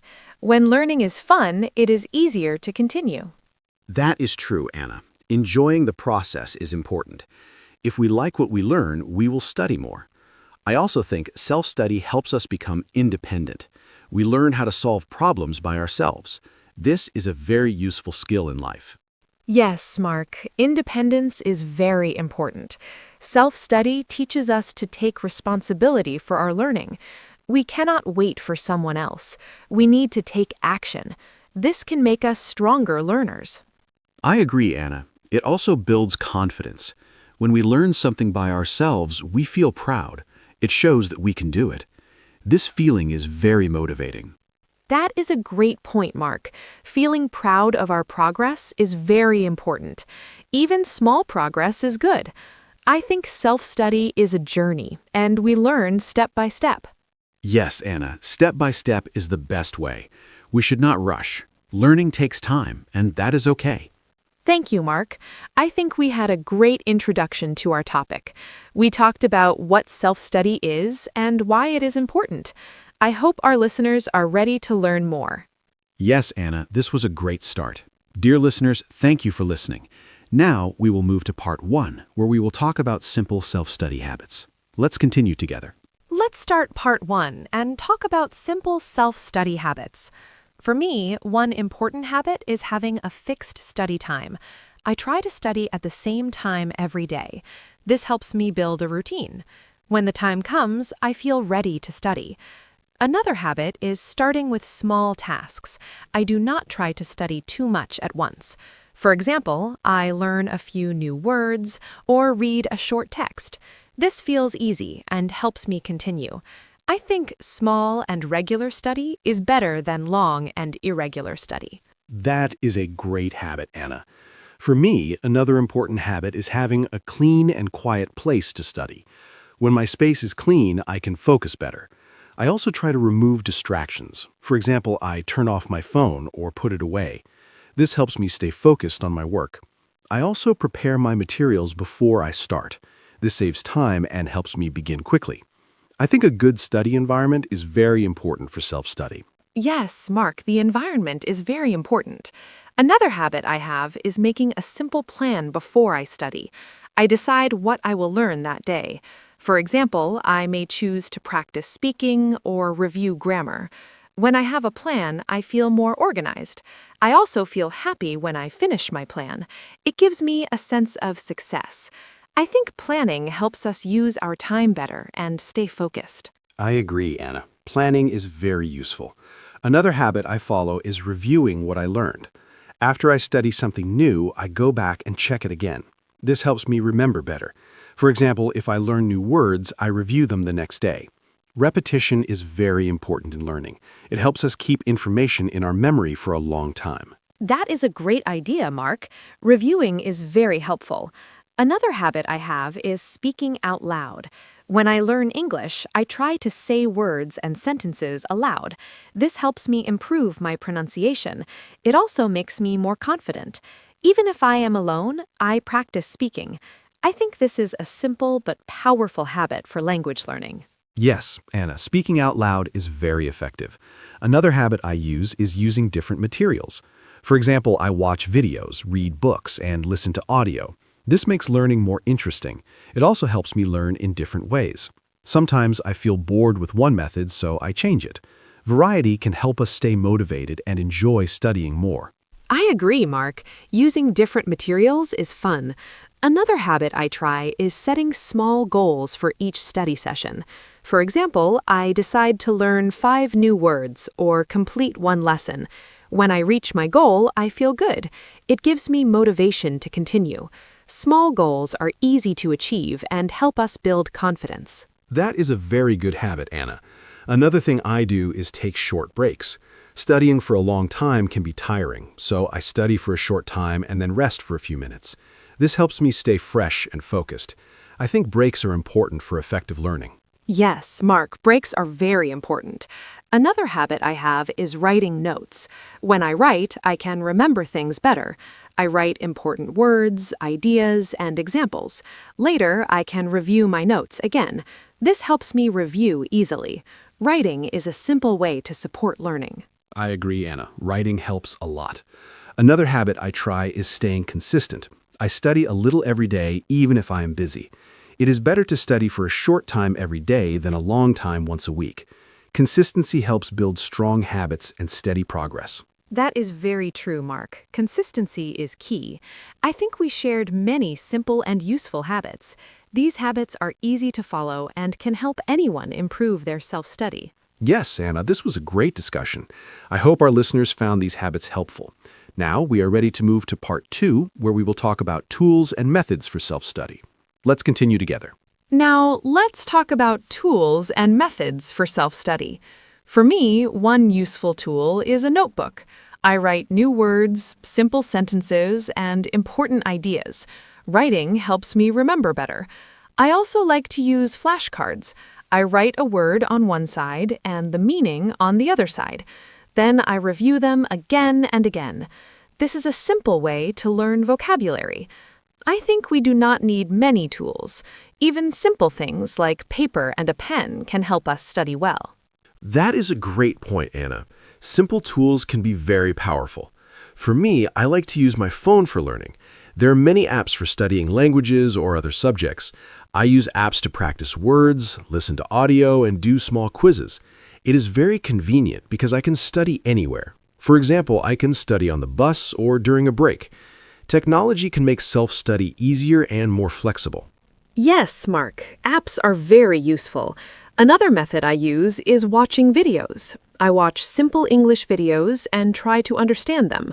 Sometimes I watch the same video again to learn more. I also try to repeat what I hear. This helps me improve my listening and speaking. Videos make learning more interesting and fun. I think this is a good method for beginners. I agree, Anna. Videos are very helpful. Another method I use is reading simple texts. I read short stories, articles, or dialogues. When I find new words, I check the meaning and write them down. Reading helps me understand sentence structure and improve my vocabulary. I try to read a little every day. It is a simple way to improve step by step. That is a great method, Mark. I also like listening practice. I listen to audio, podcasts, or simple conversations. At first, I do not understand everything, but I keep listening. Over time, it becomes easier. Listening helps me get used to the sound of the language. I think it is important to listen often when we study by ourselves. Yes, Anna, listening is very important. Another tool I use is online dictionaries. When I do not know a word, I quickly check the meaning. Some dictionaries also have pronunciation, so I can hear the correct sound. This helps me learn faster. It is a simple but very useful tool. I agree, Mark. Dictionaries are very helpful. Another method I use is practicing speaking with myself. I try to make simple sentences and talk about my day. For example, I say, "Today I study English," or "I eat lunch at home." This helps me practice speaking even when I am alone. It may feel strange, but it works. That is a great idea, Anna. Speaking alone is good practice. Another method I use is setting a timer. I study for a fixed time, like 20 minutes. When the time is over, I take a break. This helps me stay focused. It also makes studying feel easier because I know it will not be too long. Yes, Mark, using a timer is very helpful. Another tool I use is simple online courses. There are many free lessons on the internet. I follow the lessons step by step. It feels like having a teacher. This helps me stay organized and learn in a clear way. I agree, Anna. Online courses are very useful. Another method I use is repeating and practicing again. Learning once is not enough. I try to review and practice many times. This helps me remember better. Repetition is a key part of learning. That is very true, Mark. Repetition helps us remember. I think we shared many useful tools and methods. They are simple and easy to use for beginners. Yes, Anna, this was a great discussion. I hope our listeners can try these tools and methods in their self-study. Now we are ready to move to part 3, where we will talk about challenges and how to overcome them. Let's continue together. Now let's talk about challenges in self-study. For me, one big challenge is staying motivated. When I study alone, sometimes I feel bored or tired. There is no teacher to push me, so it is easy to stop. To solve this, I try to remember my goal. For example, I want to speak English better. This helps me continue. I also tried to make my study fun by using videos or games. I think motivation can change, so we need simple ways to keep going every day. I understand that, Anna. Motivation is not always strong. Another challenge for me is feeling lazy. Sometimes I plan to study, but I do not start. To fix this, I try to begin with a very small task. For example, I open my book or learn one word. After I start, it becomes easier to continue. I think starting is the hardest part. If we can start, we can do more. This simple idea helps me study even on difficult days. Yes, Mark, starting is very important. Another challenge for me is distractions. When I study, I sometimes check my phone or think about other things. This breaks my focus. To solve this, I put my phone away and choose a quiet place. I also study for a short time, like 20 minutes, so I can focus better. I think controlling distractions is very important for good self-study. That is a great solution, Anna. Distractions are a big problem for many people. Another challenge is not understanding something. When I study alone, I cannot always ask a teacher. This can feel difficult. To solve this, I use the internet, books, or videos to find answers. I also try to be patient and not give up. Learning takes time, and it is okay not to understand everything at once. I agree, Mark. Being patient is very important. Another challenge is forgetting what I learn. Sometimes I study something, but I forget it later. To fix this, I review my notes and practice again. Repetition helps me remember better. I think reviewing is a very important part of self-study. Yes, Anna, reviewing is key. Another challenge for me is not having a clear plan. If I do not know what to study, I feel lost. So I try to make a simple plan before I start. This helps me stay organized and focused. A clear plan makes studying easier and more effective. That is a very good point, Mark. Planning helps a lot. Another challenge is feeling alone. When we study by ourselves, we may feel lonely. To solve this, I sometimes study with friends online or share my progress with them. This makes me feel supported. I think it is good to connect with others, even in self-study. I agree, Anna. Support is important. Another challenge is giving up too quickly.